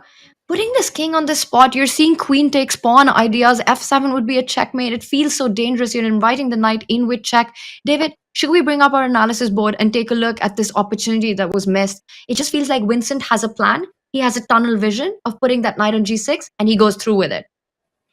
Yeah, there was a big moment actually, because let's just backtrack 2 moves. We've said how difficult it is for Pragg to find a waiting move. The bishop a bit stuck. Maybe the queen should have moved here. The knight also tied down defending f7. He decided to try and wait just with the king. But look at that, the bar, boom, up through the roof. Apparently, and again, this is not me. This is the computer. This is difficult. Knight to f3. He's, like you said, tunnel vision, Tanya. He's so focused on going forward with his knight that jumping back is actually the winning move. And here it makes sense. You're kicking away or destabilizing this black knight. Knight takes knight, for example, would allow a checkmate. So it's all about the f7 square. And this would have forced a win of a pawn. Maybe black could have tried defending with the queen. But I'm assuming that a capture here and then either taking this pawn or maybe even jumping in behind. This would have been super strong for white, going kicking away the black king. You win this pawn, you promote your h-pawn. Easy with hindsight, of course, but Vincent so focused on another plan. Let's go back to the game. There have been moves. Knight g6 check. He's coming in with his queen. Black drops back. Tanya, it's really living life on the edge now for Pragg. And yet I'm not being able to find a move that breaks through in this position. It feels like white's got all the forces in the most beautiful spot, right? Look at that queen on d7. Look at that knight on g6, the bishop on c4. The king has escaped any checks. But David, I know I've asked this question so many times. What's next? Stop asking me difficult questions, Tanya. You are an in-house expert. Who do I turn to? Well, you've got chat as well. We can always ask chat for help. Yeah, we have the real experts are there watching us. They need to take my job, but I think that is the $1 million question. Here, it's the title deciding question, right? In order to master the master section, you need to find some masterful moves, and right now, where to go next? How to break through? Oof. You mastered the pun game, I have to say that, David. That was really nicely done there. Bishop to f8 played. What is the next move? And let me point out that Keymer doesn't have all the time in the world himself. He's under 8 minutes, right? The clock's ticking for both these players. For Vincent, also finding that breakthrough, correctly timing a move like f4 or a potential sacrifice, he's going to need those extra minutes to work that out. Pragg's hopes are also relying on Keymer's clock right now. Get him so low that he can't figure the path through. Mm-hmm. And Tanya, I have seen the move f4 mentioned in several of our featured chats there. A lot of our chat kind of screaming out for the move f4, trying to kick away the black knight. And I agree, that would be the desirable move. It's what you want as Vincent Keymer. But you cannot play it while you allow a check. Suddenly, your defenses have been breached. The white king no longer safe. The white pawn needs to sit on f2 as long as there is access to the b2 square for the black queen. You know, David, I think now with the setup that has been sorry, David, go on. Oh no, I was just saying not yet with f4. Help me out, Tanya. Not yet with f4. No, I'm with you. And you know what? I think I know what Vincent's trying to do. Look at the way the queen and the bishop are lined up against the f7 pawn. And this was an idea that you showed in that moment when black went king f8. Has Keymer now figured out that he can still get rid of that g5 knight? The knight retreats to h4, only to retreat further. Knight to f3, could that be the plan that he has in mind? With the queen on d7, there's no real way for Praggnanandhaa to get his own queen to defend the king side. Great spot. And not just by you there, but by Vincent Keymer as well, more importantly. f4 from our feature chat, wanting to get rid of the black knight. The knight is the king's best friend. It's the only real defender now of f7. So knight f3 also does that job. Pragg about to make a move. He brings his bishop back to d6. I guess, Tanya, he's aiming to reply to knight f3 by bringing his queen over to the f8 square. Or maybe he's just going to let the f7 pawn go, you know? Maybe he's going to, just to put this on the board, knight f3. Is he just going to take this pawn? Take this knight, allow the f7 pawn to drop? It looks terrifying. And then just say, okay, this is holdable. We saw similar earlier, but this one computer doesn't like as much as an earlier position where we saw black giving up the g pawn instead of the f pawn.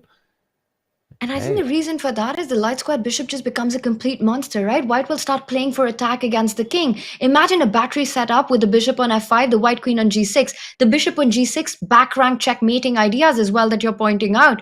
Combine that with an extra pawn, this is real winning chances, David. Definitely. Huge winning chances for Vincent, but evaluating this as the best option, I think that's Vincent's next step. You were asking for a while what the breakthrough is. I think we found it, but no, he goes the other way with his knight. I don't think this changes or spoils anything. He can still go back to h4 and round to f3. But first, Pragg is going to move his bishop back. But the thing is, if the best option is to go back, will Vincent play that? Because he just came from that h4 square. And maybe the advantage of this is he's taken away queen f8 in a lot of those lines. He's taken away that f8 square by the bishop. Well, he could come back with the knight to h4. We might see this position repeat with bishop d6.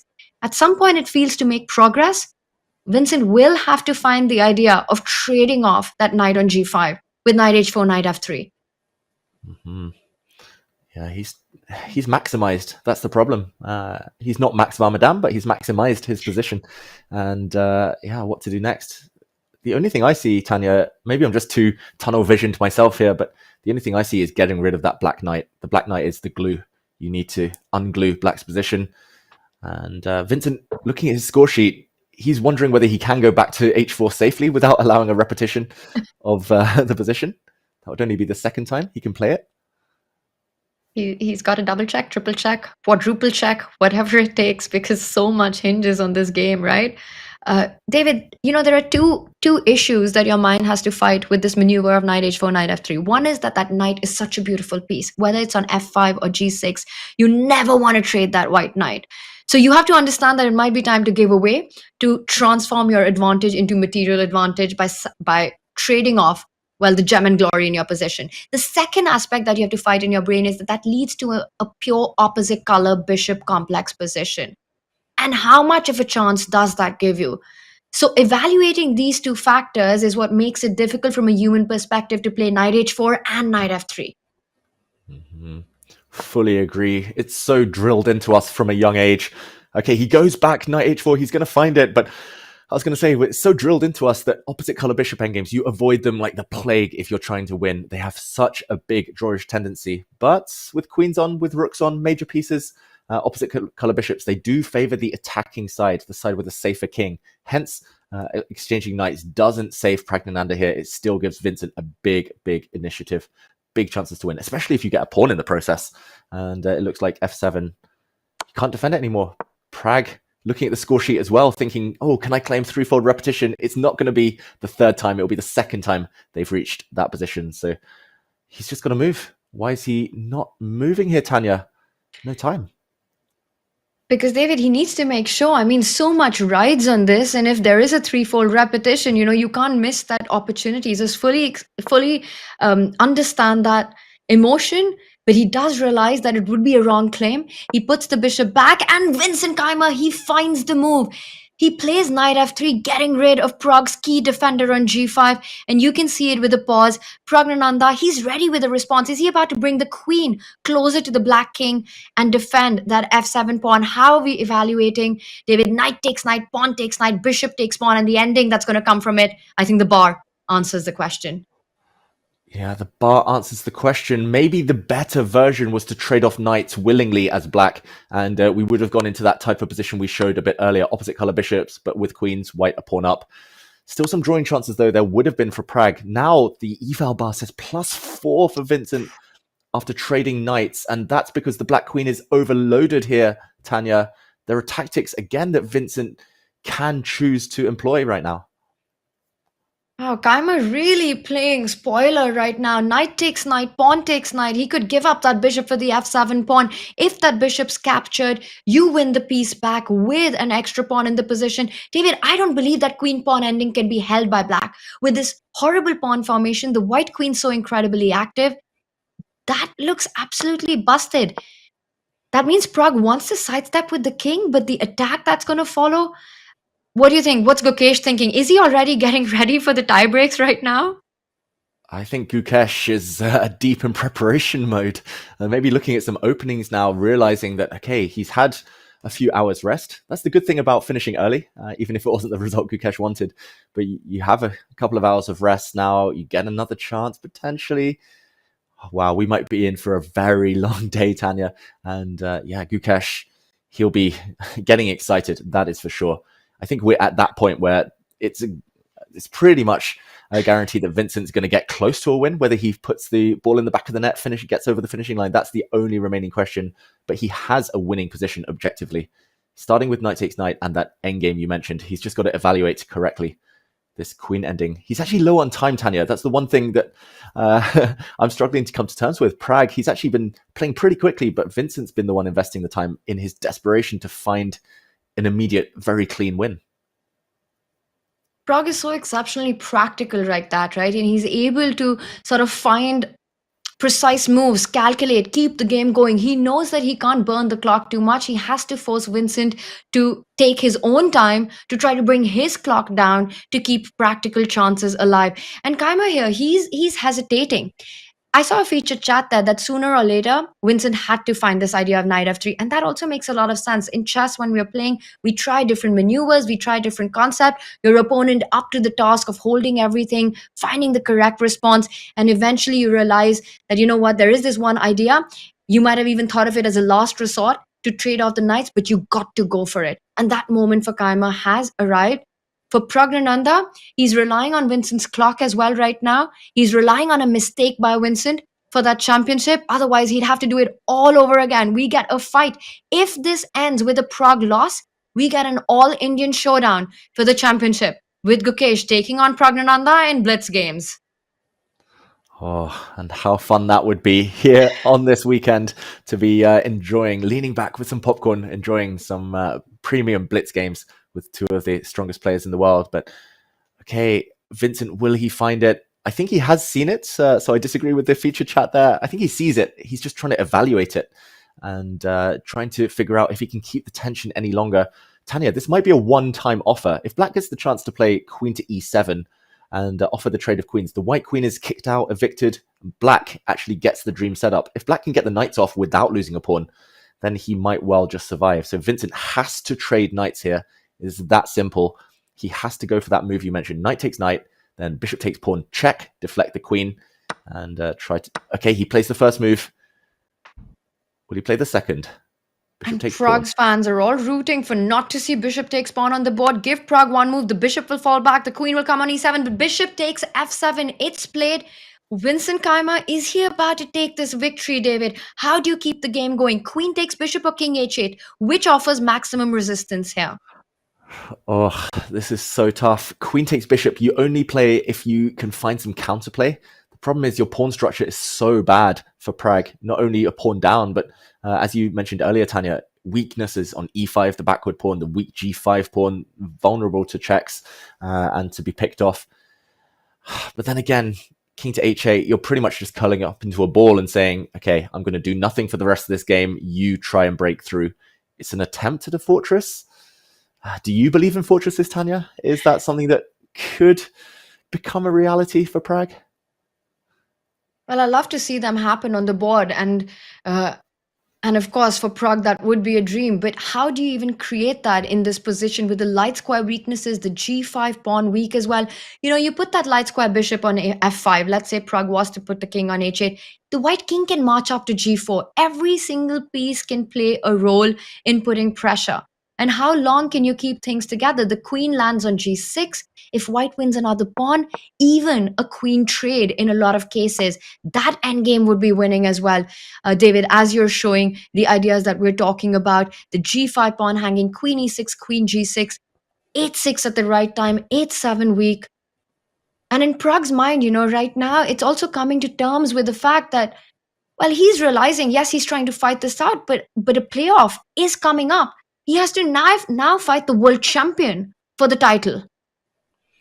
Yeah, and neither of the two players will be 100% confident after what has happened today. Who would have thought this, Tanya? I mean, a playoff, very real possibility. Two players at the top of the table, but to both lose, I mean, just the form they were in, just almost unthinkable, showing that the spoiler role is a real thing. And it's nice to play chess with no pressure. That's what Vincent Keymer and Arjun Erigaisi have been enjoying today. But for Pragg, for Gukesh, with so much at stake, it has been a tough time. And I think I would take the bishop. I can't explain exactly why, Tanya. It just feels like getting the bishops off the board. White's bishop's so strong. That might be the best bet. But okay, he goes into the corner, trying to build the fortress on the dart squares. But as you mentioned, the white king is coming, maybe even now. And the white bishop, once it lands on f5, will just control the whole of that flank.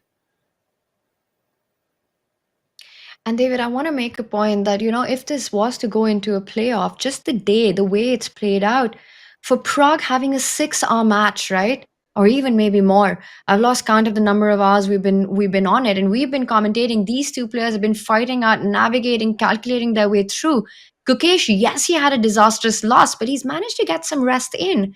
He's managed to kind of just forget about what has happened and get himself ready to get in the zone. I wonder how much of a factor that's going to play going into Blitz, coming up next for this big title, if Prague was to lose. And this looks very busted for Black. Yeah, I mean, you're right, Tanya. How can it not play a role? Playing 6 hours. I mean, Gukesh was actually done 3 hours ago, pretty much. That is crazy. Just the kind of differential there in terms of preparation, in terms of rest. Prague's mind is still going to be racing by the time they're going to start those Blitz games, if assuming we get there now. And it does look like it's the most likely scenario. I mean, playing a 6-hour chess game feels like you've literally run a marathon, Tanya. And yeah, then you have another one to run. You have another couple of short sprints, actually. It's a total different time control, of course. They'll be playing Blitz if it's a tiebreak, but it's like you've run a marathon. You have to break for a little while, and then you have to go on a sprint. It's going to be difficult. But in the meantime, Vincent retreats his bishop. The bar does a little dance, but still winning for white. Well, you keep all the trumps, right, as they are, and this move doesn't spoil anything, but it still surprises me because it felt like that bishop on f5 just felt like such a stunner, such a beautiful piece, and it had a direct path to it. The move bishop b3 also makes the plan of king h3 or king f3, getting that king into the game, a little more complicated, but Vincent has all the time in the world. The bishops come to b3. On the next move, it could go to e6 and f5. There's absolutely no rush. The problem for Prague is that there's no counterplay. There's no target in this position. The black bishop, the dark squared bishop can't get to any of the pawns. There's no pawn break to create a chaos, a mess in the position. The queen has no infiltrating squares because the back rank is so weak. The moment the queen leaves and lands itself on the first rank, it will be Vincent giving checkmate to Praggnanandhaa's king. And with all these factors, David, no counterplay is just so hard. And you look at Prague, and coming back to that moment, right, where there's such little time between the turnaround of the playoff and when this finishes, to adjust and adapt yourself to a brand new time control, to come to terms with a 6-hour fight. Nothing is more painful in chess than having a long battle and have it not go your way. Exactly. That's something you normally need hours, maybe days to recover from, but the players will be going into a playoff if Prague loses this game. And yeah, I think also a cautionary tale for anyone at home wondering, bishops versus knights, why not exchange off a bishop for a knight early in the game? Prague essentially, as early as move 3, brought out his bishop, his light squared bishop, traded it off for a knight. And look at what's happened on the light squares. He's been dominated on the light squares ever since.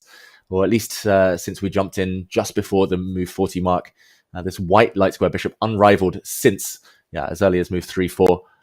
I mean, it's been the MVP this whole game. And look at this sad bishop in the meantime, just forced to pretty much act as a big pawn, as a stopgap. Okay, queen to e6 played. Tanya, he's just doing it the slow way, Vincent, but now he has lined up this battery. Queen to g8 checkmate will tie down the black queen forever, so he is ready to bring the white king forward next. And Prague sets up his own defense, puts that bishop on f6. Well, the king, it needs to be a piece in this game, and you're very nicely highlighting a king march.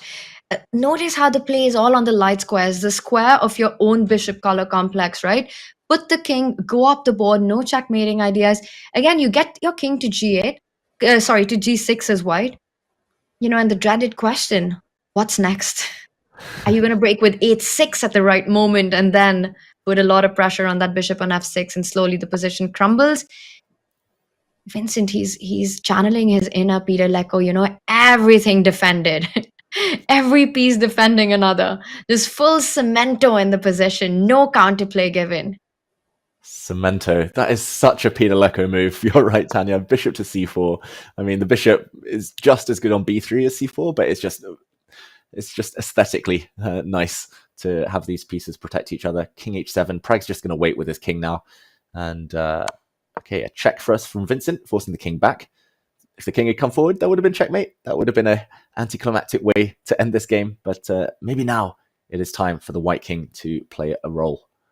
Finally. Because how else are you making improvement here? What other chances of inroads do you have? You need to time that 8-6 move at the right moment, for which you might need an additional reinforcement in the position. And Vincent, he's not reaching out for the king. I wonder if now he wants to reroute that bishop on c4, bring it to e6, bring it to f5, David, just shuffle around. And even if it feels that white isn't making immediate progress, these kind of moves in chess, this idea, this power statement that you can go for one plan, then another, and then eventually strike with the king moving forward on 8-6 is really a great conversion technique, because every move comes with incremental pressure on your opponent. Yeah, exactly. You test them one direction, they might fall, but if they defend, you go another direction, you play around for ages. I don't think he needs to worry about the 50 move rule, Vincent, in this one, so he can just test Pragg forever, pretty much. At some point, he will push a pawn or make a capture. I still think he should play with his king on the g4 square. Now, for example, going with the king doesn't work, though, because this pawn is hanging and the black queen can drop back. So, yeah, you need your queen maybe on the e6 square where it stood earlier. I'm really surprised he took his queen away from there, I've got to say, Tanya. Okay, he does jump in with his bishop first, though. He blocks the black queen. Oh, that's a clever... Oh, that's a nasty move. Now, if the black queen runs, then h6 is just going to end in checkmate. Wow. Vincent, this is sadistic.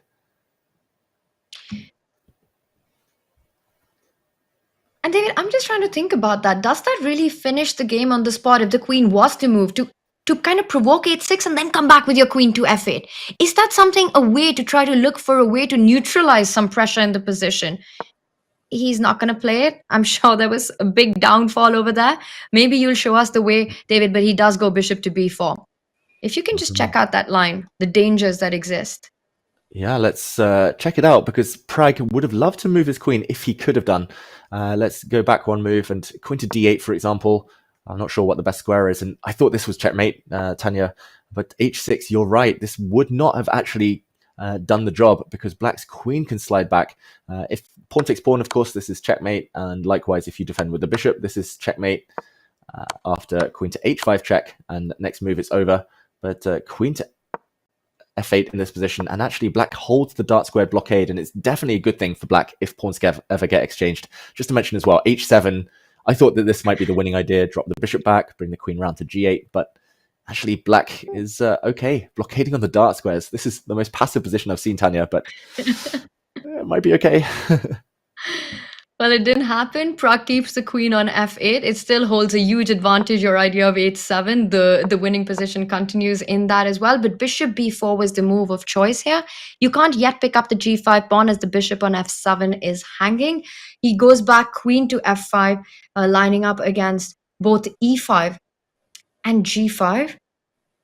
And now again, David, king h3, king g4. I think he has to follow it up with that. Once Pragg's bishop falls back, there's really not much else you can do.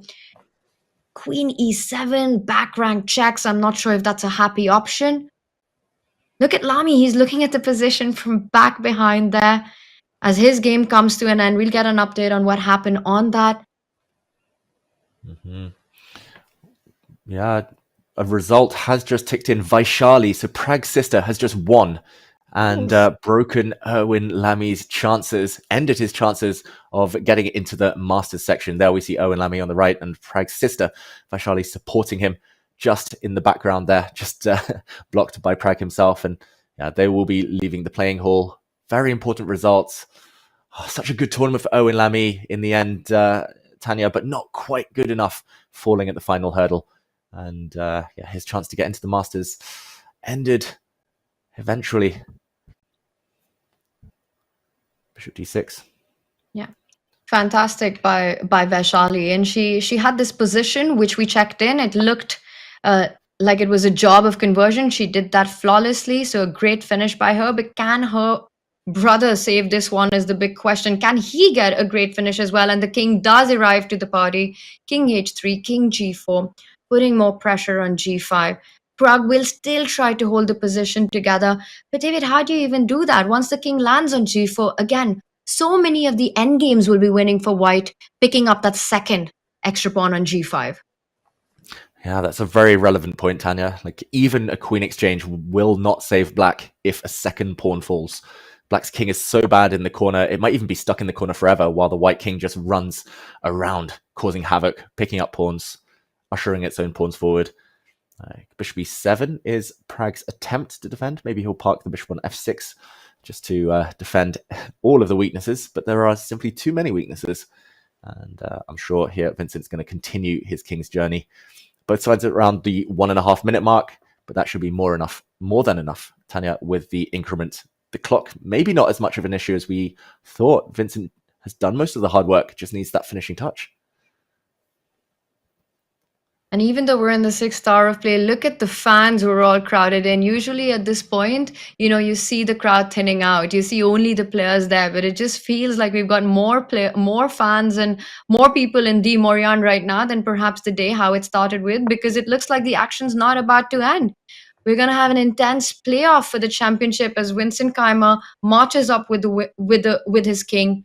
Almost feels like marching up to victory right now. He's just done everything right, and he's done everything so slowly, with so much calmness, David, not rushing with a plan, trying one way, one direction, moving on to another, sort of testing the water, testing Pragg at every single instance that he can. And slowly but surely, Pragg's defenses are falling apart. King to g4, every single piece is tied down. The bishop on e7 now can't move. He has to reach out. Well, he does play bishop to f6. All right, that's a move that I actually missed because I thought somewhere 8-6 will come. David, what's the idea now? Queen g6 allows queen c8 check. You don't want to allow that one. The white king needs to be sheltered somehow. I'm expecting him to move the bishop. Again, I'm not sure exactly which direction. I quite like e6 as a square, Tanya. I love your idea earlier of queen g6 and kind of getting the bishop, lining them up on the light squares and sneaking in with a checkmate eventually. But yeah, he has choice, of course. He can drop back. Still needs that breakthrough. Not easy. David, I have a question to ask. If the queens were traded on g6, and I don't know how we'll set this up, but chat, I want you to imagine and visualize this, that white trades the queen on g6, bishop e6 on the board. So let's say queen e8, and now queen g6 would be a big blunder, but the bishop would be hanging. But just to make a point, queen g6, queen takes queen, pawn takes queen, this kind of an ending with the black king boxed up, that has to be completely winning for white, right? Yeah, let's show this, Tanya. I think it would end in zugzwang simply. Let's put it on the board because bishop e6 was played, and this might become very relevant. Even if it's not a pawn on g6, it might even be a king on g6 later. Queen to e8. Okay, let's pretend this bishop isn't hanging. Let's pretend he put it on d5 last move, but queen to g6, if there is an exchange of queens, this is, well, I was going to say totally over, but wait, how is this not over? Okay, the bar does correct itself. Bishop to e7, king to f5, and I was going to say here you just play like a chill move like f3, and black's bishop has to give way. You lose one of these pawns. Although, is there like bishop e7? Is there stalemating ideas, Tanya? Like king takes pawn, bishop d6. I think. Yeah, let's give you a helping hand, right? King takes bishop and g4, take it with a pawn, and then you got your stalemate on. Why don't we take the g pawn? Doesn't work. Yeah, maybe this is just over. But okay, this is a realm of fantasy, but could become relevant a bit later. Queen e7 played by Pragg instead of queen e8. It might get relevant very quickly. Bishop d5, queen e8, queen g6, and we might be seeing similar concepts come.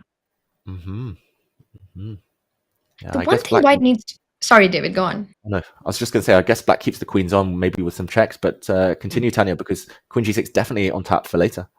I was about to say the exact same thing. The one thing white needs to be careful of is a check on the diagonal, the c8, h3 diagonal.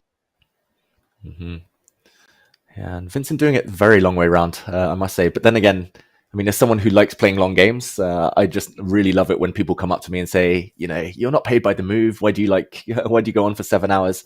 It's because you do tire the opponent out in the process. You do genuinely just ask them all the questions. You feel like you've, done a proper day's work. And f4 played by Vincent. Whoa. Why, first of all? Oh, the bar still likes it. That's a very committal decision because you've taken away a key weakness in Pragg's position. Does this give Praggnanandhaa the hope to come back in this game? If you take pawn takes pawn, what's going on here, David? Is it e5? Let's try. Yeah, pawn takes pawn e5. The black bishop only has one safe square on the edge of the board. That is the h4 square. But this is so committal. I was going to say Vincent's going to play for 45 moves and then he's going to play f4 at some point. And then literally 5 seconds before I said it, he beat me to it. But it feels like such an odd moment when he didn't need to. But then again, Pragg has under 20 seconds, Tanya. Needs to make a decision. He has to play, make a move, Pragg. He's reaching out for the queen. Play something. You're down to 10 seconds. He does play queen to d6. Keeps that e5 pawn defended. Oof.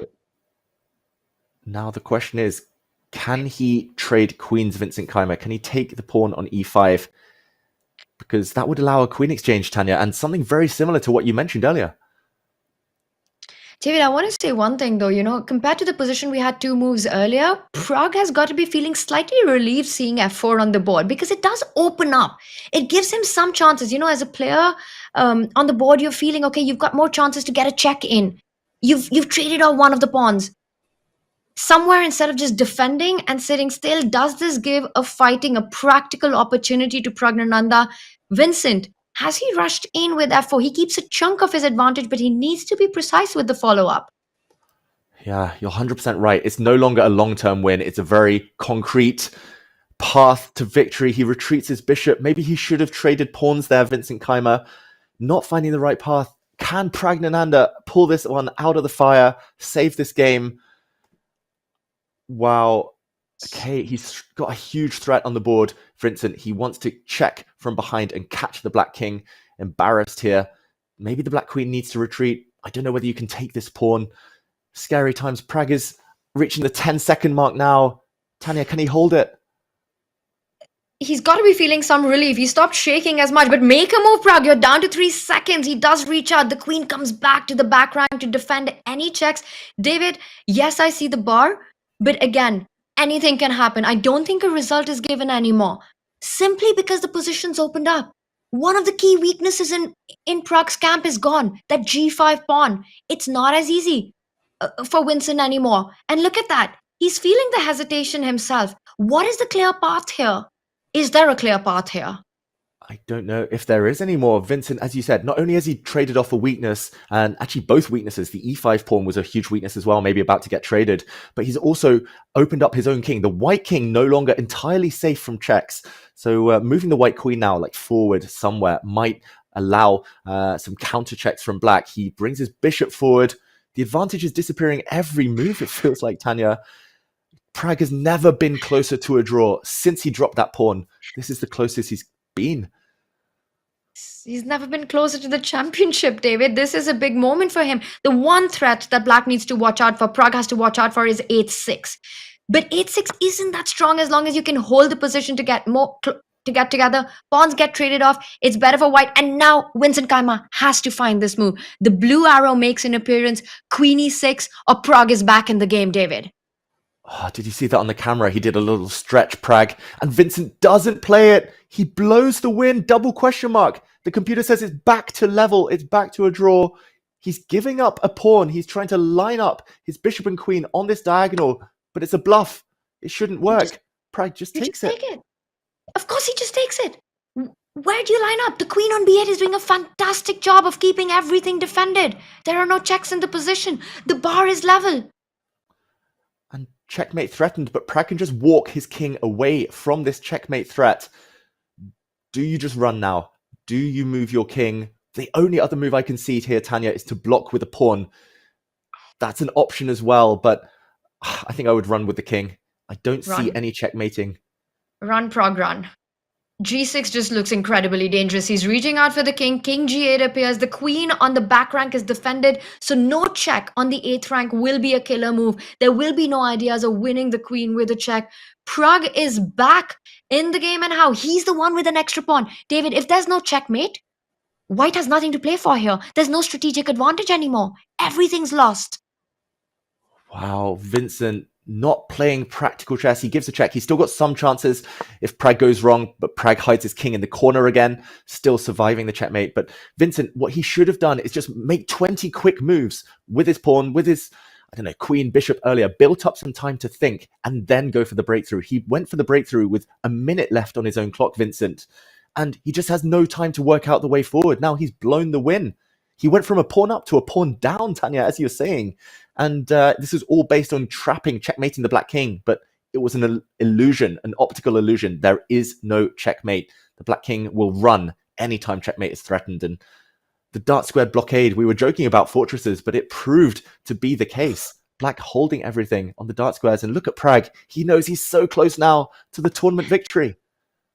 He does. It's been a complete shift in Pragg. The way he's sitting, the confidence he's showing. He knows this is his moment. He's past the worst right now. He just needs to be careful about the one move checkmating idea. Can he still run with his king to g8? Can he just continue with the same defensive idea? Or has Vincent set up something tricky there?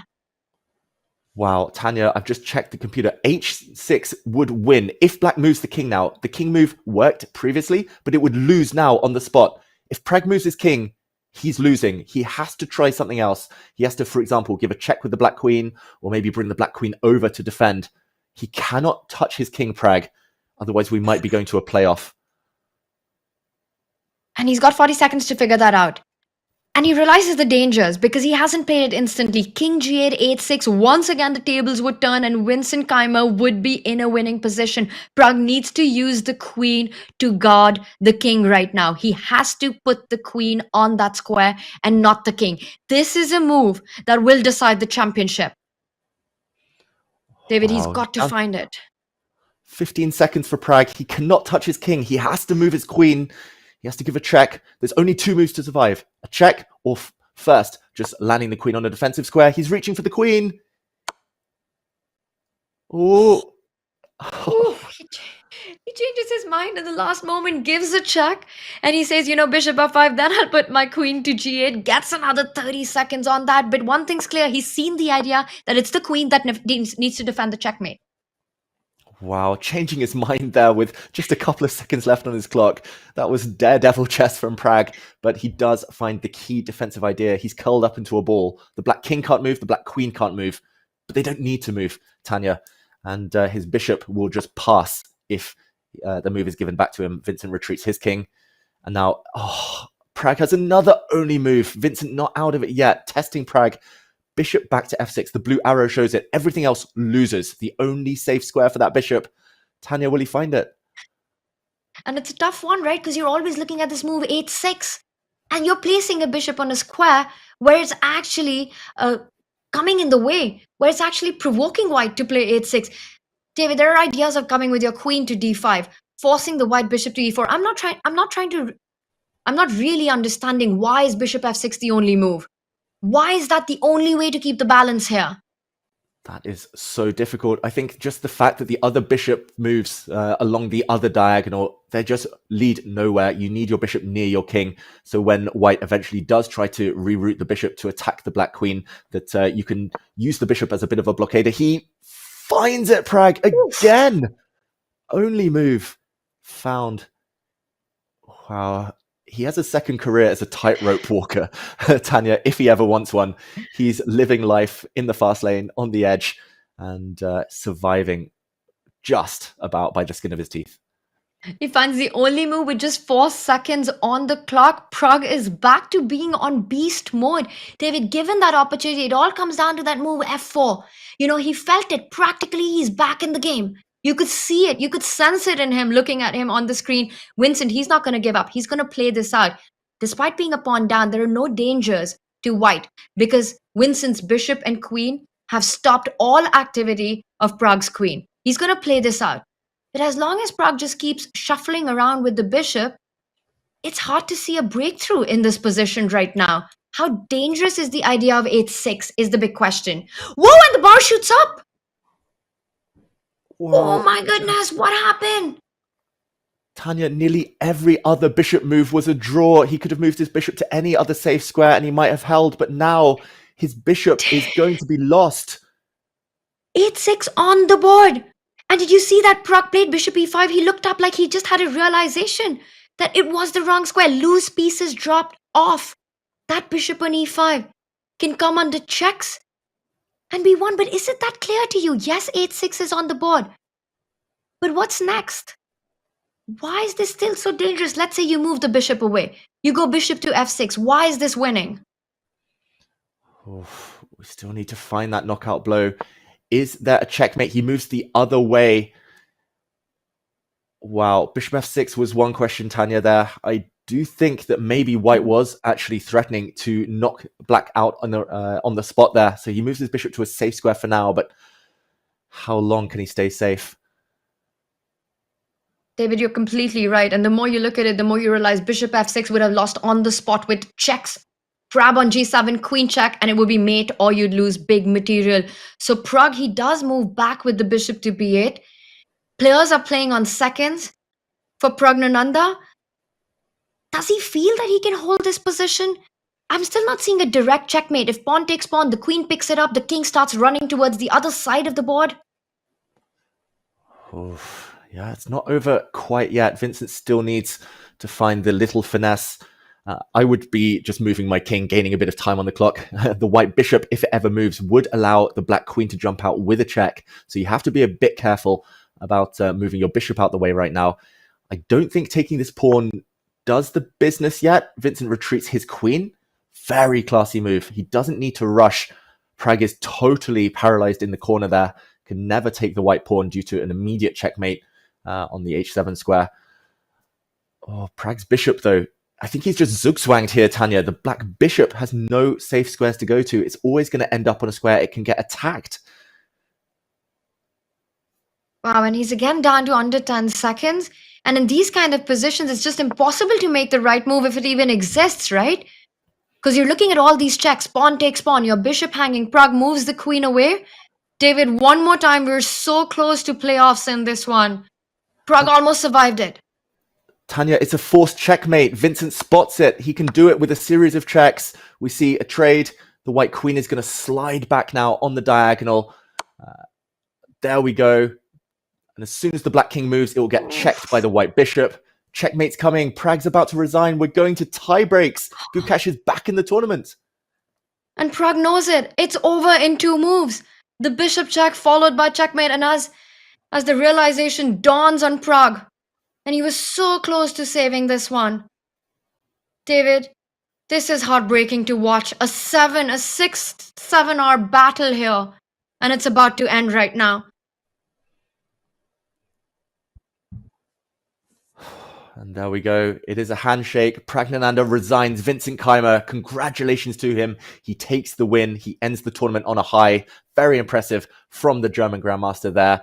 Never relented in his pressure. But for Praggnanandhaa, it's heartbreak. He's going to have to do it all over again on the brink of tournament victory. He was pegged back and now faces a tiebreak against his compatriot Gukesh for first place.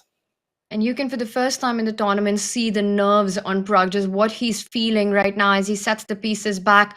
He knows the day isn't over for him. But Vincent Keymer, he ends on a high note and he leaves the championship wide open as the arbiter steps in, perhaps to inform Pragg of the tiebreak rules of when the playoffs will begin. For Pragg, he came so close to saving this. David, needing only a draw. Both the leaders at the start of the day suffer defeat.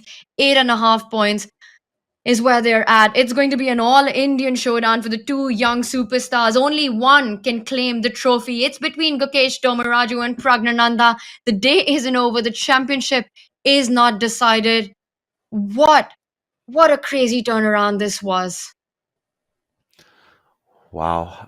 Tanya, I'm still catching my breath. One of the most unexpected endings to any tournament. I think we can agree there. Who would have expected that before the day begun, that Praggnanandhaa and Gukesh would both crash to defeat? And the manner of the defeats as well, just so contrasting. Gukesh getting knocked out, that sucker punch from Arjun Erigaisi. Erigaisi attacking with black early, winning a quite quick game. And Praggnanandhaa being ground down there in over 70 moves, actually 80 moves there in the end. 1 or 2 accurate moves away from getting that draw that was required. And yeah, we go to tie breaks, and I have a feeling there's going to be more drama ahead. It's almost guaranteed at this point. We're going to see two exhausted, emotional warriors try to battle it out one last time. We go to blitz from marathon chess to sprint chess. It's going to be exciting. Whoa. The drama continues. Sorry, David. I'm just catching my breath. Sorry, Tanya.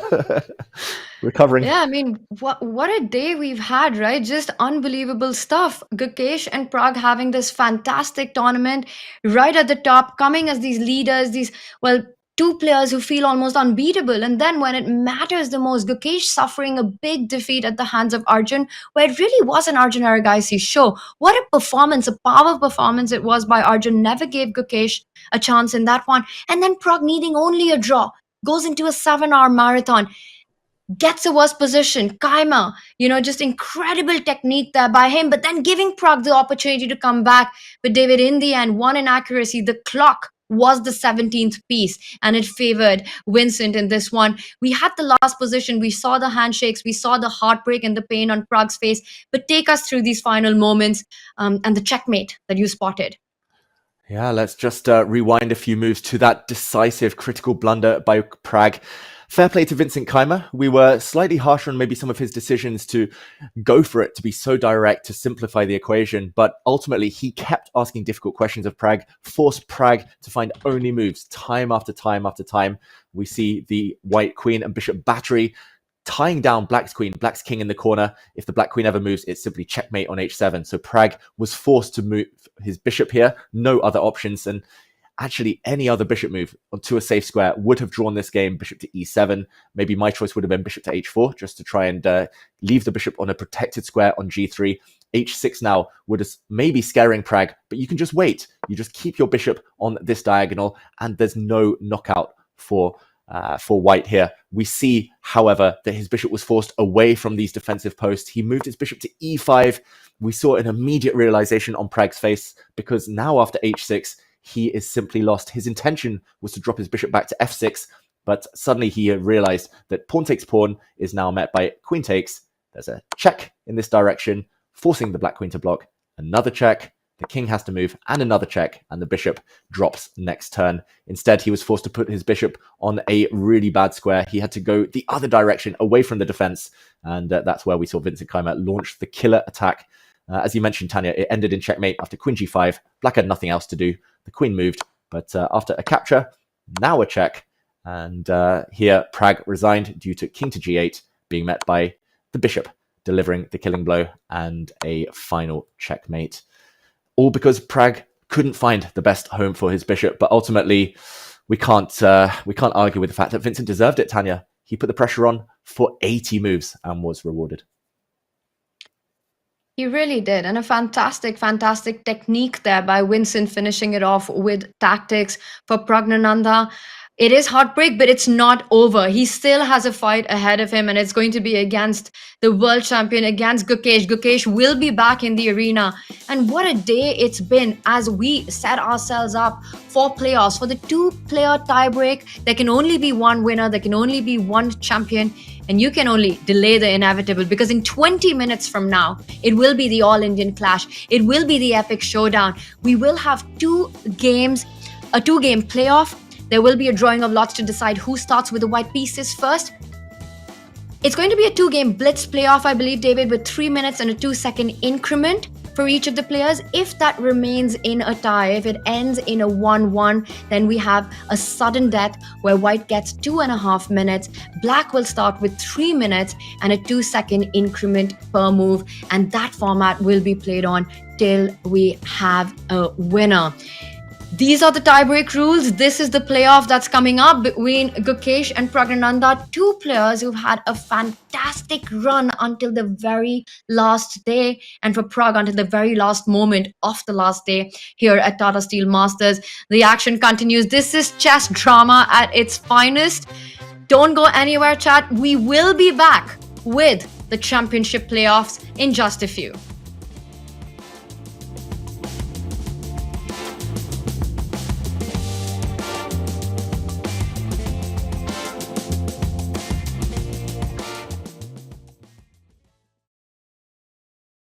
Well, it's my honor to be here with the 18th World Chess Champion, Grandmaster Gukesh Damaraju. Thanks for joining. Thank you. So first question, you just won the World Championship. How does it feel to have every childhood photo in history now be on the internet? Everybody's been posting about when you were 9 or 10 years old. Have you noticed that? Yeah, I think I look better now than I looked at that time. So I'm not too happy about that, but okay. Let them have the moment. We've talked about this story a lot of you being at the Chennai World Championship and you being inspired. Have you thought about the fact that there's a random 7 or 8-year-old Indian child somewhere out there who you've never met who is going to look back on this moment? Have you thought about that idea?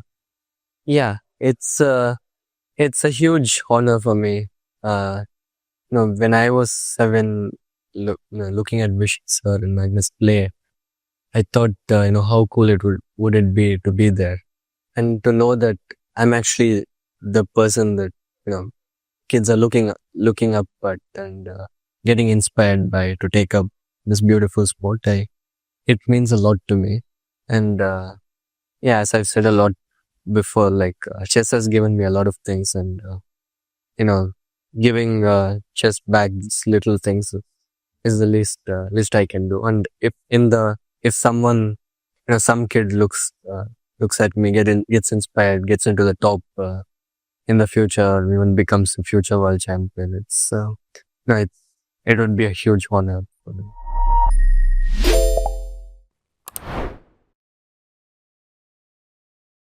I kind of want to see Bishop takes h1 though. Just that would go down in all the chess books forever for history. Oh my god! What?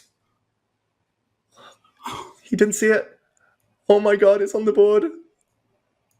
There's Fruja. no way. Wow. This is once in a lifetime stuff. Fabiano on the camera, Robert, smiling. He knows he's... Wow. This is immortality stuff. Yeah, this is going down in the best games book, beating Alireza Firouzja in essentially 9 moves of chess, 2 brilliancies in a row. The Black King is actually trapped on the back rank, whether you allow your rook on a8 to fall or whether you allow the pawn to push forward. And Firouzja's going to resign after 9 moves. There we go. Game over. It's over.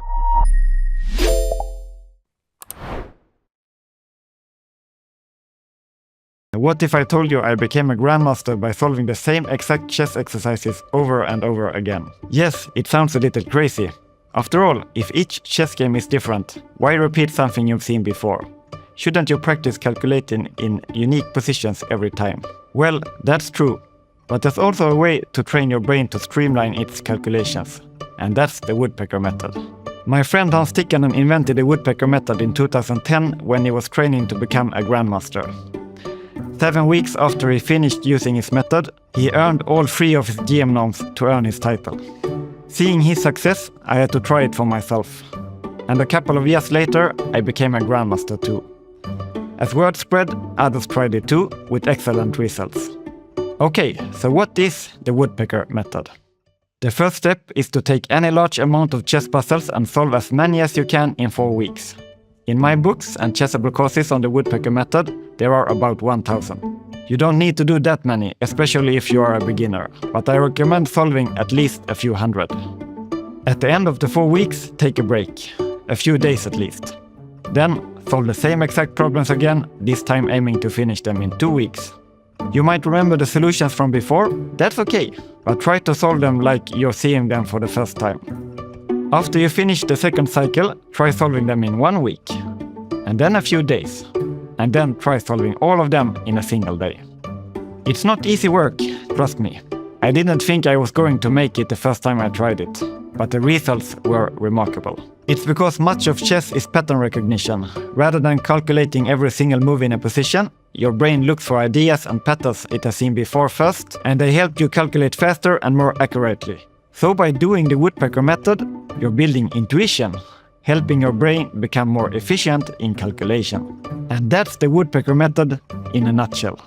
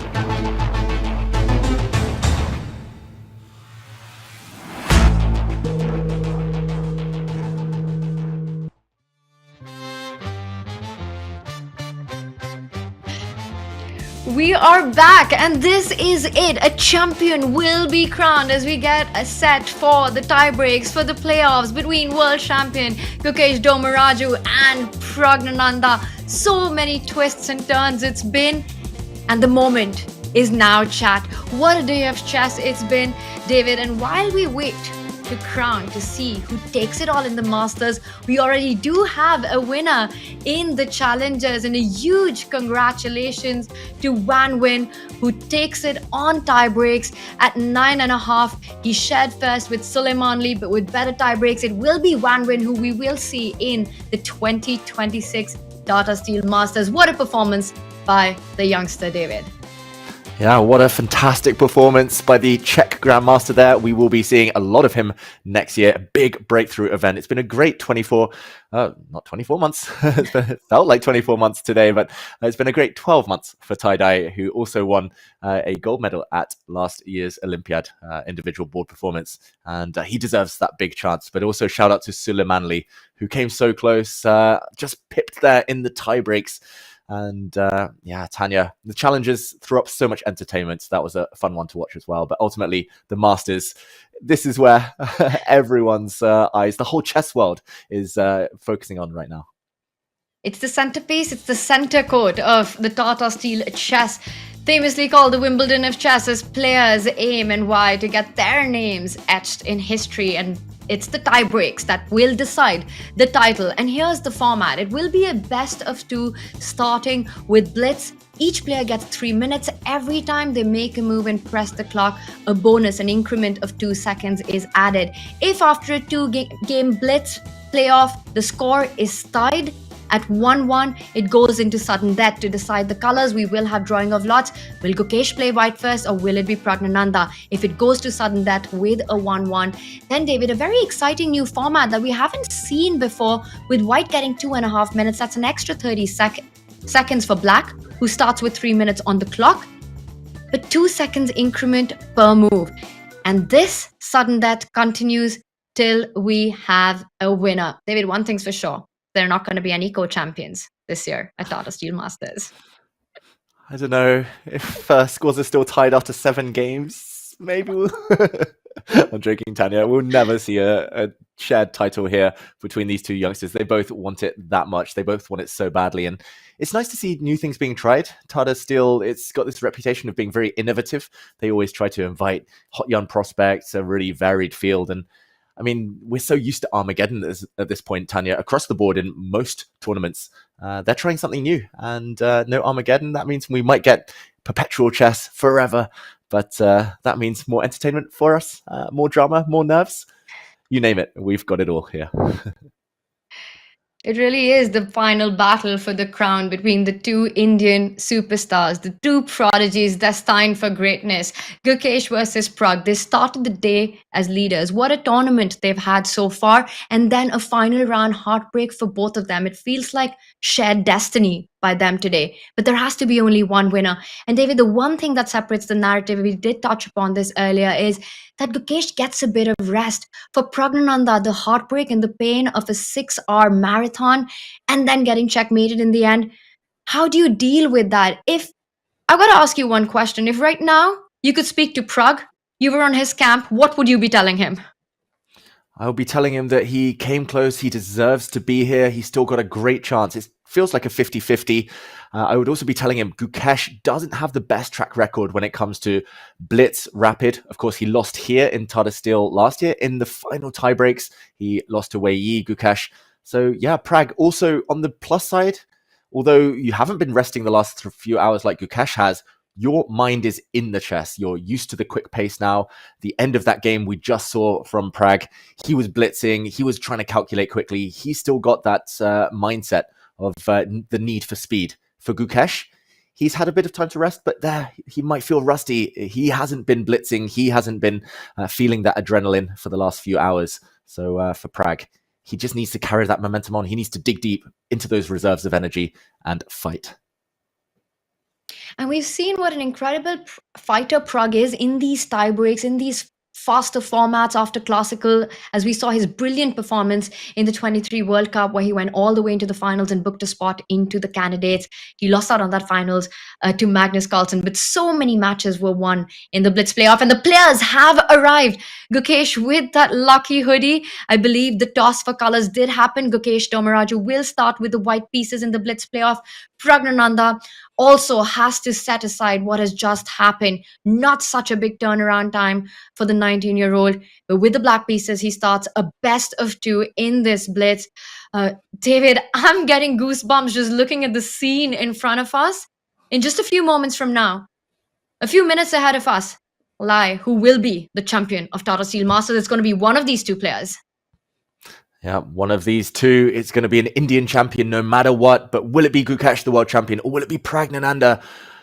Big breakthrough for him if he can win this one. And okay, we start with a world championship opening. Tanya, Gukesh employing this type of knight f3 c4 Reti English opening hybrid in his successful campaign against Ding.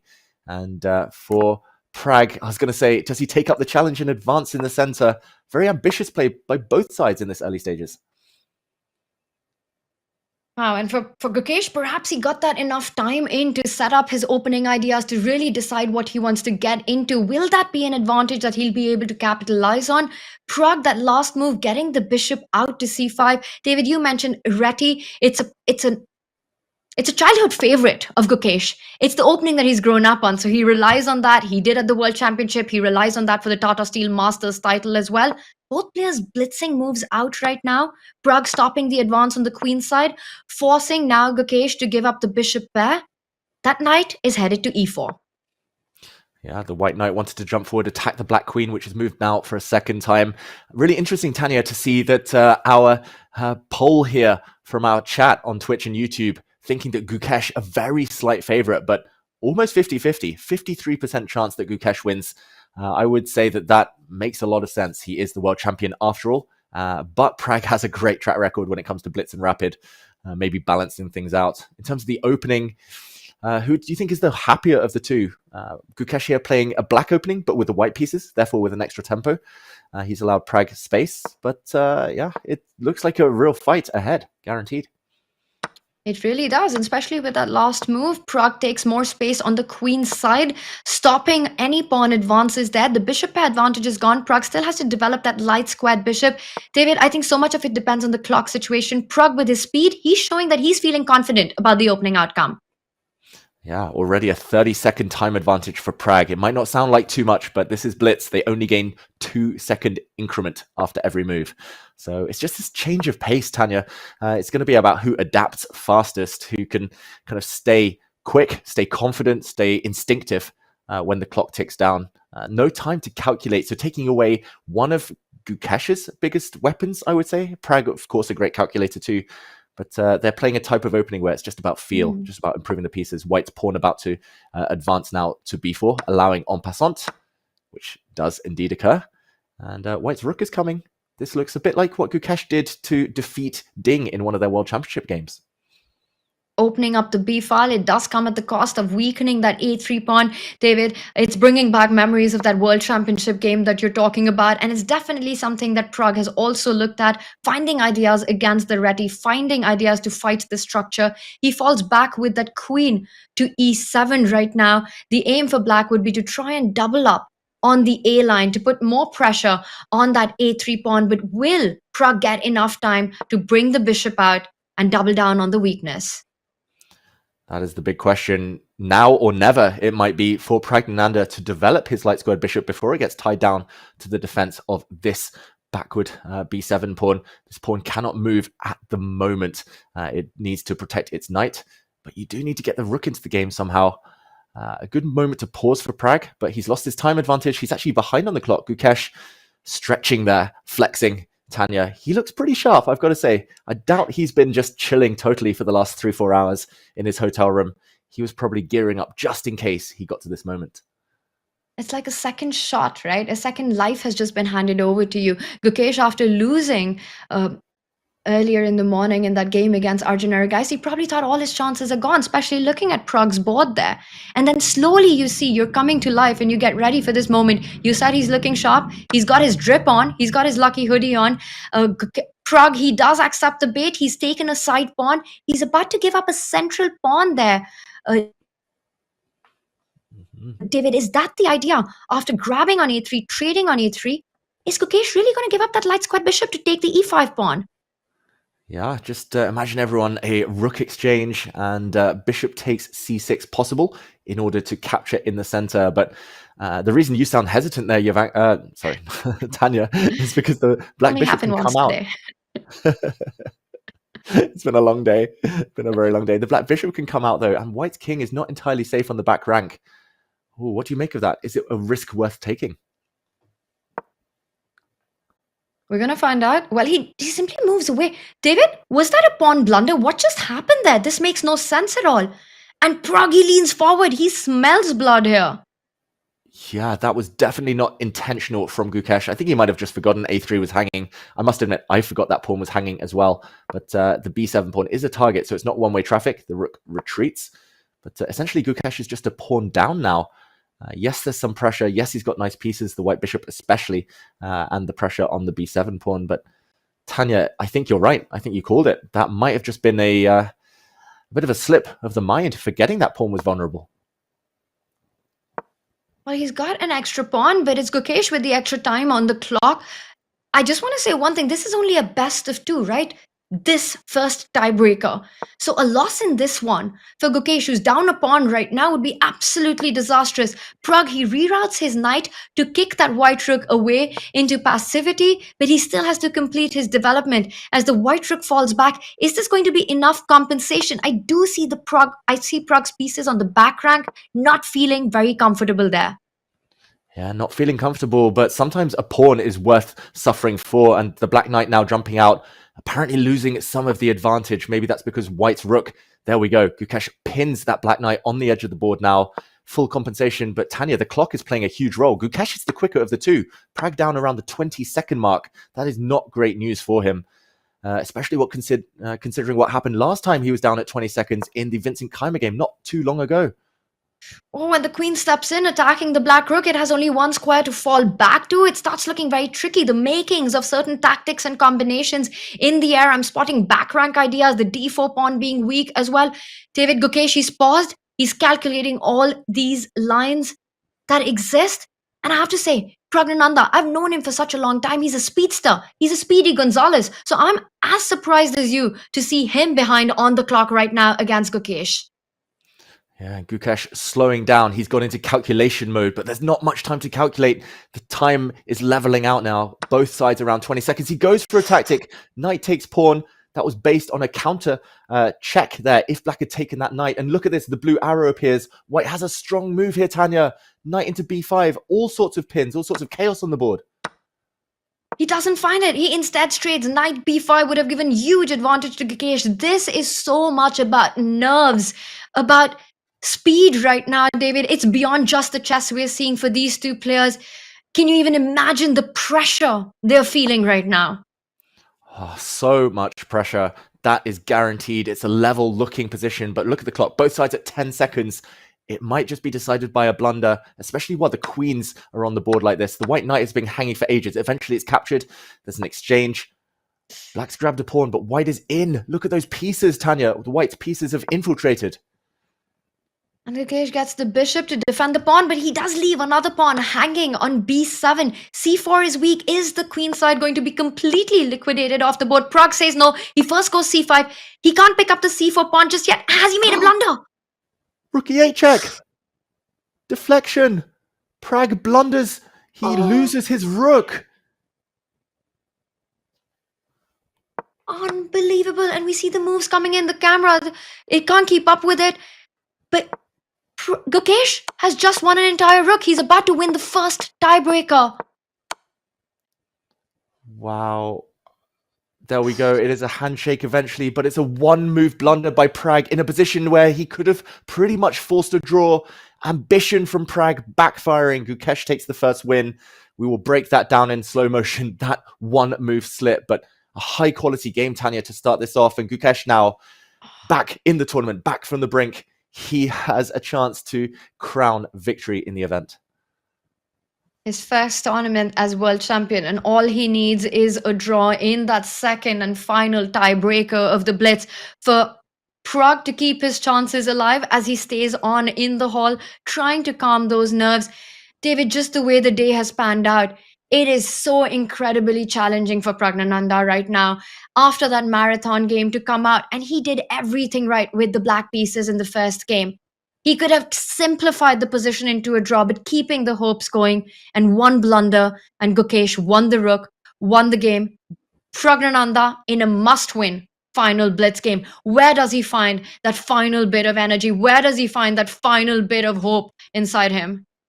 Oh, it must be so difficult for Pragg. It's all gone downhill. He was so close to winning the tournament in the classical phase. One accurate move away, and now just one move that cost him here. I think we should all jump in and just check out where it went wrong in this game. I'm going to take us all the way back, actually, because there were some cool tactics, and a tactic that became very relevant later on. The players returning to the board now. Knight takes pawn earlier.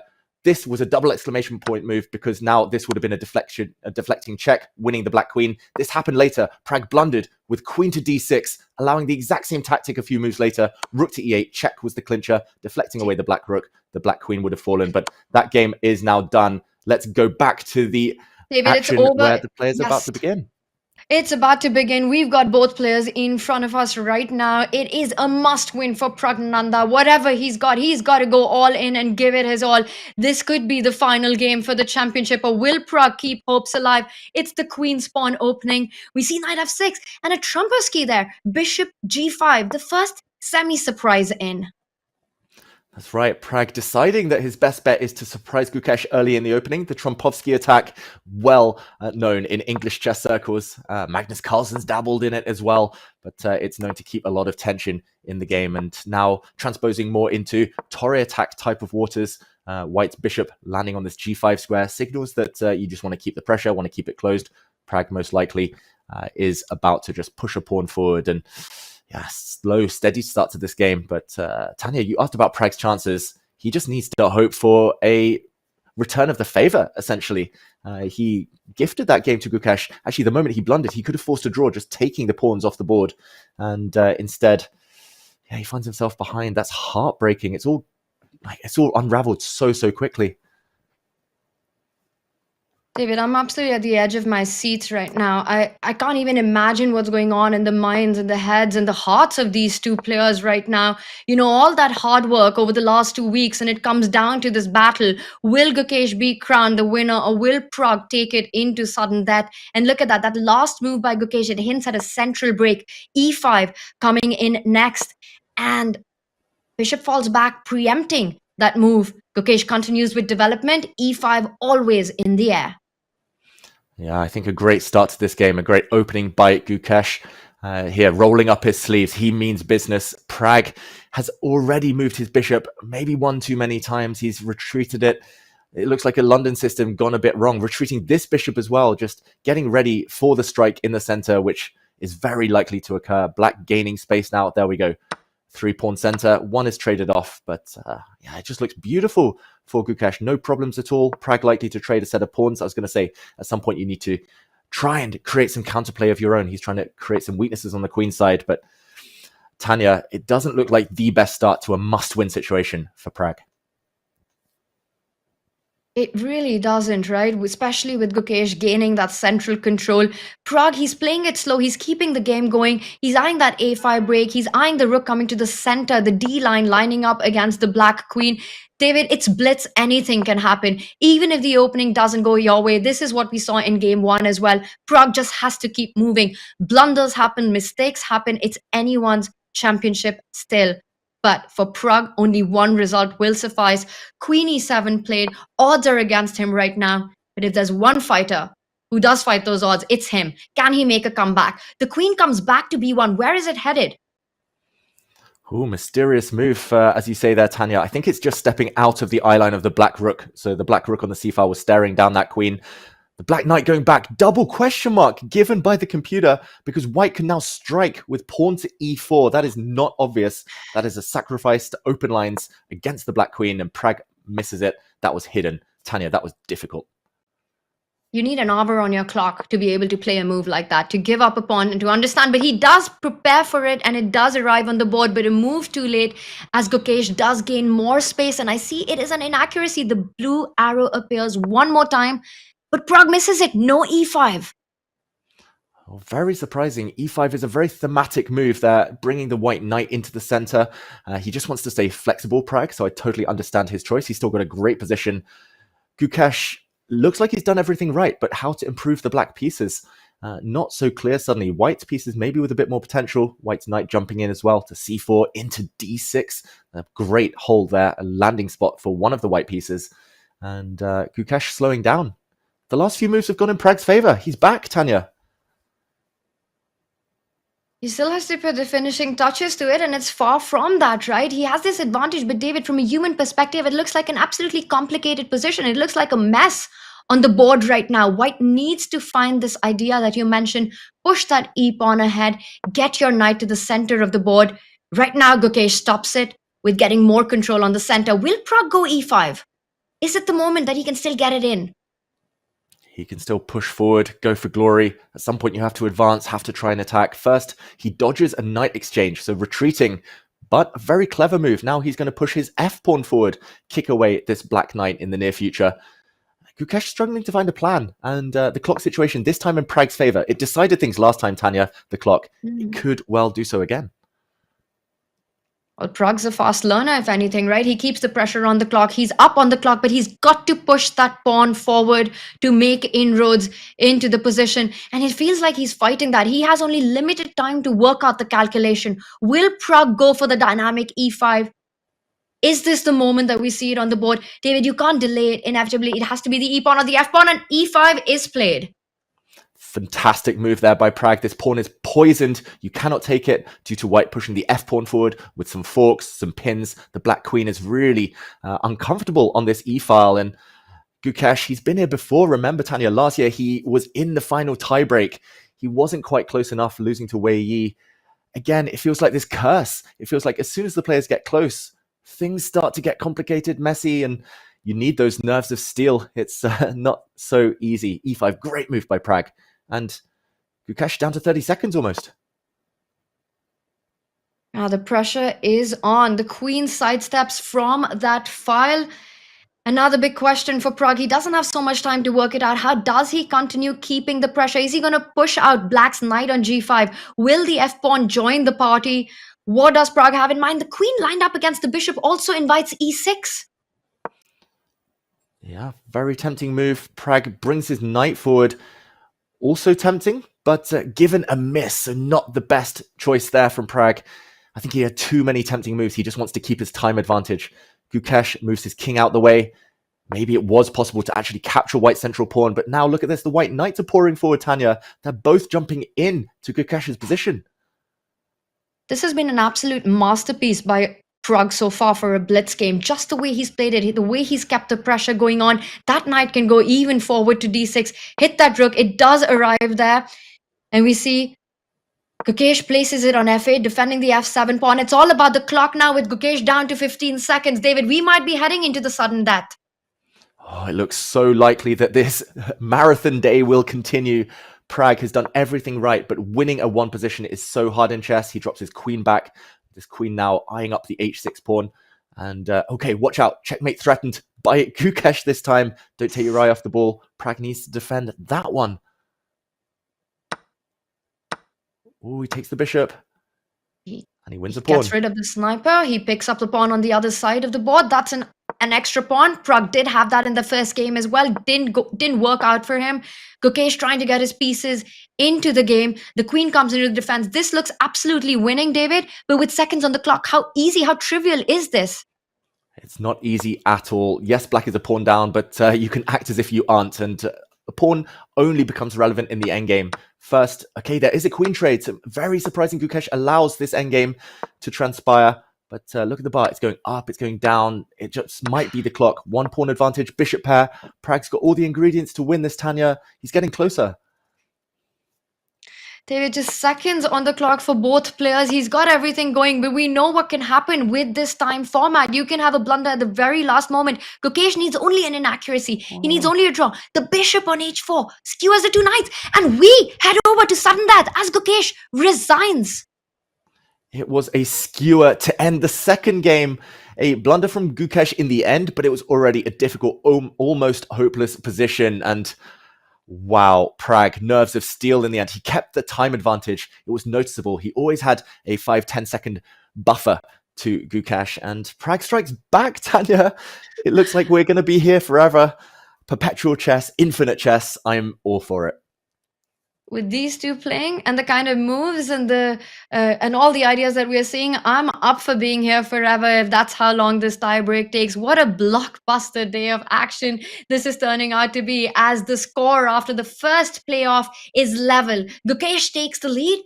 Pragg showing not just mental fortitude there, but intestinal fortitude. How do you even do that, David? Impressive stuff. Ties it at 1-1, and we're headed into sudden death. It's a format that goes on till we have a winner. White pieces start with 2.5 minutes. Black gets 3 minutes. That's an extra 30 seconds on the clock, but you start as black. It's 2 seconds bonus time, starting from move 1.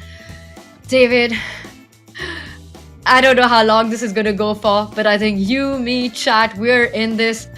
And we're so ready for it. It's fantastic to see this happen, to see this go down to the wire, to see these two play their hearts out today. Exactly. I think we're all for it. We're all invested now after what's happened over the last 2 weeks. I mean, 13 rounds of classical chess, and this is where it all gets decided. It's next goal wins. It's that simple. Whoever scores the next point is the winner of the tournament. And yeah, barring a series of draws, which I don't expect, judging just on the past track record of these two, we're going to see some drama, and we've seen some mistakes, we've seen some brilliancies. But Tanya, what you said yesterday about this generation, the Indian youngsters bouncing back, it's happened. A loss doesn't put them off. It just makes them even stronger. So impressive to see.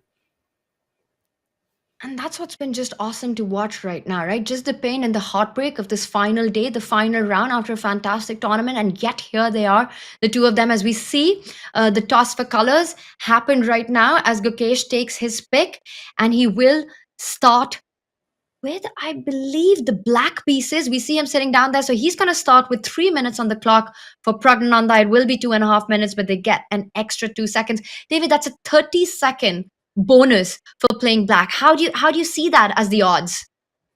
Yeah, usually in Armageddon chess, white gets a bonus but has to win. So yeah, this time there's no draw odds. So a draw, we just go on to the next game. So basically you get the advantage of the white pieces, you get to pick the opening, but you have a 30-second deficit. I see it as balancing out. I think it's very fair, Tanya. And d4 to start this game. Gukesh, does he realize the clocks have started? Giving the 30 seconds back now. I think he's just remembering everything that he's learned over the last year from his mental coach, Paddy Upton, how to take care and deal with this pressure situation. We've got the London on the board. Will it be the London system that decides the winner of the Tata Steel Masters? Whoever wins, it's a winner takes it all. Yeah, my hometown, the London system playing a part here. And wow, something that Ding used in the World Championship match against Gukesh. This is actually a total mirror image of what happened there. We're going to see the queens come off most likely. It's total symmetry. But in that game, Tanya, Ding used this opening, got a bit of pressure against Gukesh. Gukesh, though, surely has done his homework. Really interesting mind games at play there from Pragg. Very interesting with Gukesh employing the Reti very successfully at the World Championship in his first game of the playoffs here. And now it's Pragg with the mind games taking on the London, and the queens are off the board. David, are we headed into, well, a second sudden death, or is it too early to say? Because very often the problem for Gukesh here is the development of that light squared bishop on c8, the lack of development on the left side of the board. How much of a factor is this for white to play for an advantage? Yeah, it's small. It feels like Pragg has had enough of the fun, the chaos, the wildness of the last few games for him. And he just wants to kind of maneuver his way around. I'm going to say there's enough pieces left. There's enough ammunition remaining on the board here, Tanya, to guarantee both sides a bit of chances. but a draw does look very much like the kind of objectively correct result if they play perfect chess. Then again, it is blitz, it is sudden death, so that's never going to happen. We're going to see some turns ahead. And okay, retreating his bishop, getting ready to bring his knight forward now. Pragg, he's got some ideas. I like what he's doing. Yeah, perfect chess in blitz does not exist. Your Magnus or Hikaru. Well, these two players have been playing some high accuracy chess as well. We see another trade being offered right now. Very often a player who's able to get a bishop pair in these endgames is the one who's fighting for a big advantage. But Gukesh takes care of that. If you trade on black's terms here, that rook on a8 suddenly opens up on the A line, already targeting the A2 pawn. You push that forward. There are ideas of B4 appearing on the board. So I think taking that double pawn will not be a wise decision here for Pragg. Bishop takes b5. But if not, what is the alternative that he finds? Yeah, there's a few alternatives. You can just block this exchange with your knight. He does actually go for the bishop exchange. Very surprising. I agree with you, Tanya. It looks like black is the one to gain here. If anything, b4 on tap. The knight now can come out. It looks like a great transition there for Gukesh. Also, the time situation, it leveled out, but now Gukesh has again, just as he started the game, an extra 30 seconds. What are your predictions? Can Pragg hold the balance here? How do you predict anything in a blitz playoff, in a sudden death like this one, where it's only a best of one, David? You know what? I'm ready to see this go into the next 10 sudden death games, if that's what it takes. It's almost going to be heartbreaking to see this one get over. So we've got the rooks lined up against each other. I think draw is the most likely outcome, simply seeing how the pieces are about to get traded off. So I do see the B pawn still doubled up, haven't really been neutralized with the move b4. Does that give Pragg something to fight for? Jump at the center of the board with the knight. Yeah, maybe it's time to jump in one of these knights at some point, but the black knight's jumping as well, potentially. The black knights have access to some really nice squares. It feels like this is the first real tension in this game. Gukesh with some questions to answer. I'm not even sure who I'd pick right now, to be honest. Probably the side with more time on the clock, Tanya. I think that's the only way we can separate them right now. Gukesh with a few extra seconds. I think they are going to count because some critical decisions do lie ahead as he jumps in with his knight attacking that B pawn. Pragg has to take a decision. How does he want to defend it? If he pushes that B pawn, the A pawn falls. How do you defend this? Rook B1 is not a happy move. Oh, it's not a happy move. You might need to exchange a set of rooks. That's what Pragg does. And only then go passive with white's rook. But momentum definitely lost there for Pragg. And oh, the black rook sneaking in and behind. It's going pawn hunting here. Could this be the next turn in this incredible tale of two fighters? It very well could be, because this is when the pressure starts building up, and it's Pragg who's under that 1 minute mark. He has to find play against those queenside pawns that Gukesh has. Try to target them, and it's not easy to really spot how you do that. David, the more I look at this position, Gukesh is about to win a pawn in this endgame. The A3 pawn is weak as well. It's about to fall. It's about to fall. It's still level material, but no way to defend this one. White's bishop and knight actually on the other side of the board. Just bystanders, not participating. He needs to find some counterplay here, some compensation, Pragg. Yeah, I wish we had heart rate monitors as well, because nerves are jangling. It's the white king that's making a dart over to try and save the day, to try and pick off this passed black b-pawn. Oh, and let's remind everyone, it's winner takes all. This is a best of one. This is a sudden death. If Gukesh wins this, he's up an extra pawn. He takes the championship. And David, he's slowly and steadily making progress. The black king will join the party at some moment and assist the b-pawn moving forward. Pragg relying now on Gukesh to make some error to find his fighting chance here. Oh, that is a huge decision. And wow, only winning move apparently. Bishop back to d6, trading off the bishops. That would have given a huge advantage to Gukesh. He didn't find it. Going into a knight pawn ending, famously known to be similar to a king pawn endgame, but with white's king activity, it's understandable that Gukesh didn't go for that direction. It would have given him a big winning chance. And now, if he does the same, David, does he have that opportunity? Because the bishop on b8 is still trapped.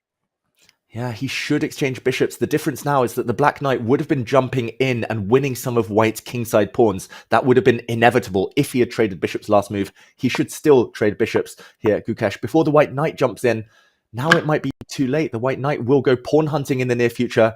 It looks like Pragg is back in it. 20 seconds though. The clock's still going to play a huge role. It's the main piece in this position right now. The clock is as Prague's king marches forward, but the king side has been left vacant. It's completely deserted as the white king and knight are on the other side of the board. Is it time for Gukesh to jump in with his knight and start targeting the king side pawn? Get that knight on e4. He's calculating what happens. The f pawn kicks that knight out. How does he keep the pressure? David, the material's about to be neutralized. It's a balanced endgame. It's a balanced endgame. The only question is whether Gukesh can do anything before the white king gets back into the game. The white king is so far away, but it looks like Pragg has everything covered. A draw very, very likely now. We might get another game, barring a miracle. White's knight coming back to save the day, and everything balancing out, Tanya. After a bit of drama, missed opportunity for Gukesh. Yeah, notice the rush with which Pragg brings the forces back towards the king side. King c6, king c5, the knight from a5, getting into the defense from that c4 square. And it's a 4 versus 4 on one side of the board. We're headed towards a second sudden death game. Gukesh needs to be a little careful with that knight. You know, it's too far into Prague's territory. Just make sure there's a way home. And it comes back. Ooh, just in time. You were right, Tanya. If the white king had got 1 or 2 more moves, the black knight would have been trapped. But now it has an escape route out of the position. Pragg about to give a check, force the black king back where it came from, offering a repetition now. Pragg basically offering a draw. Gukesh says no, he goes the other way with his king. Will this game continue? Gukesh and repetition is just not a story that we get to see. The game does continue, David. And now will we see a draw being played out? He found the only move there, by the way, Pragg, to save the pawns. He needed to defend with his knight passively to protect his kingside pawns. All these knight forks, all these knight jumps. Suddenly, Gukesh is being outplayed. Tanya, he's only got 1 move not to lose a pawn. He doesn't find it. Knight g4 check was a big idea. Whoa, Praggnanandhaa! He's winning now, David. He's just won a pawn. And the white king. Oh my goodness. Gukesh has given up his knight. White Pragg here has an extra knight. Can he hold off the advance of the black king? Gukesh needs to get those white pawns. Pragg needs to make sure that one of these 2 pawns are alive as the king marches towards black's pawns. David, this is completely lost. Pragg has got 4 seconds to figure his way out. It all relies on the clock. And he's playing confidently. These could be the final few moments of the championship. Gukesh desperately trying to push the pawns to try to create an imbalance, but now none is to be created. The g4 square in control, and Gukesh is giving up. Wow, and Gukesh's time runs out. He offers his hand. Pragg is the winner of the Tata Steel Masters 2025. What a turn, what a twist of fortune. After it looked like he was down and out, he was heartbroken in the classical portion in round 13. And heartbreak for Gukesh again in the playoff. Again, he's the runner-up. So close, but not close enough. So close for the world champion who was given a second chance, a second life at the title, who did take the lead in that first blitz game, but Pragg bouncing back. And Gukesh, he's filled with emotions right now. Wow. Heartbreaking scenes. It means so much to him. Yes, he's the world champion, but he wants more. He wants titles. He loves chess. He loves winning. And he came so close. He was in perfect form for the first 12 days, the first 12 rounds of this event, Tanya. But today, it just hasn't gone his way. It's a mix of bad fortune and just his opponents being inspired. We have to congratulate Pragg, but for Gukesh, a setback. Yeah, and you can see the pain in him right now, having given this opportunity. What a tournament he had, what a run he had, staying undefeated until this very last day. And then losing out to Arjun, and yet hope was kept alive as Pragg lost, taking it to the tiebreaks, taking the lead in that one. But in the end, it was Praggnanandhaa, a tournament filled with twists and turns, and Pragg delivers the final masterpiece, and glory does belong to Praggnanandhaa in this one. Heartbreak for the world champion as he finishes runners-up for a second time in a row. But what a fight, what a championship. Both incredible players, completely deserving of the title, David. If there was ever a moment to have a co-champion, I think this was the one. Exactly. I don't think anyone would have questioned them if they had decided to share the title, but ultimately, I mean, they were true to themselves. Gukesh and Pragg, they love to fight, they love to play, and it was just such small margins. It was one accurate move here, one accurate move there. In the end, Gukesh slightly self-destructing in that drawn knight endgame, but it was only because he was trying to win. He didn't pull the brake quite quick enough. He left it a bit too late, and Pragg punished him. But yeah, fantastic fight. I'm going to go and play through all those games in slow motion again, Tanya. There was so much packed into those tense few minutes. And the story, the narrative for Pragg goes so much deeper, right? Let's not forget what he was coming out of. The 7-hour marathon battle against Vincent Keymer, and then blundering, the heartbreak, the pain in those final moments as the championship felt like it was just completely slipping away. Having 20 minutes to just readjust yourself, to get yourself together, to deal with all those emotions that you're feeling, and then to come back. And you know who you're facing? You're facing the world champion. You're facing, well, the player who's been in absolute A shape the entire tournament, to having to fight that. And in the end, glory belongs to Praggnanandhaa today. It was his day as he gets his name etched in history books as the winner of Tata Steel Masters. It's a victory for the ages. Oh, wow. Praggnanandhaa, yeah. Adversary? What adversary? Everything against him, but he turned it around and well deserved. Probably the victory of his career, the tournament, the title of his career, Praggnanandhaa, you would say, Tanya? Sorry, David, I lost you there for a second. Oh, I was going to say biggest victory in terms of tournament, in terms of title for the young Praggnanandhaa. It just feels so well deserved, like a big breakthrough for him potentially at the start of 2025. Absolutely, David. And you know what? 2024 was a very difficult year for Pragg, where he saw his rankings dip. He lost a bunch of rating as well. And just the tournament victories were not coming in. You know, we saw him with this incredible performance at the World Cup, which was one of his biggest highlights, making it to the candidates. But the candidates, he made his debut, and it was a great one, but not good enough, right? He was somewhere in the middle of the standings at the end of it. And 24 was a year of learning for him. And then he comes back into this year. And what a tournament. He's had 6 victories at the Tata Steel Masters, given the field that he played against. You know, and 6 of those victories, well, they came in triplets. 3 back-to-back wins, both times, David, showing that fight, showing that class, showing the fact that everything that happened in 2024 was a big learning, taking away, just filling those gaps in the game. Classy performance, but also by Gukesh. Fantastic chess by these 2 youngsters. Gukesh undefeated in the whole tournament throughout until today. And what a day it turned out. I think, David, we saw Gukesh at the end, right? He had tears in his eyes. You come this close to this moment, and you feel the trophy is within your reach, right? You take the lead in the tiebreak. You've been given the second opportunity, and then it slips away. It's a tough moment, but the one thing we know about these youngsters, whether it's Gukesh, whether it's Nodirbek, they are going to be back in Tata Steel Masters next year, and they will fight for this trophy until it's theirs.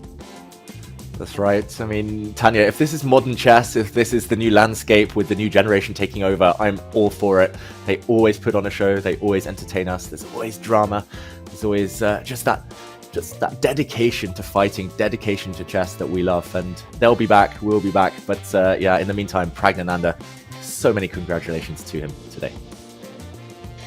Huge congratulations. Such a deserving victory for Praggnanandhaa. Glory belongs to him as he is the winner of Tata Steel Masters 2025. What a fantastic performance. Also, a huge congratulations to Van Wyn for winning the challenges and booking a spot into the 2026 Masters.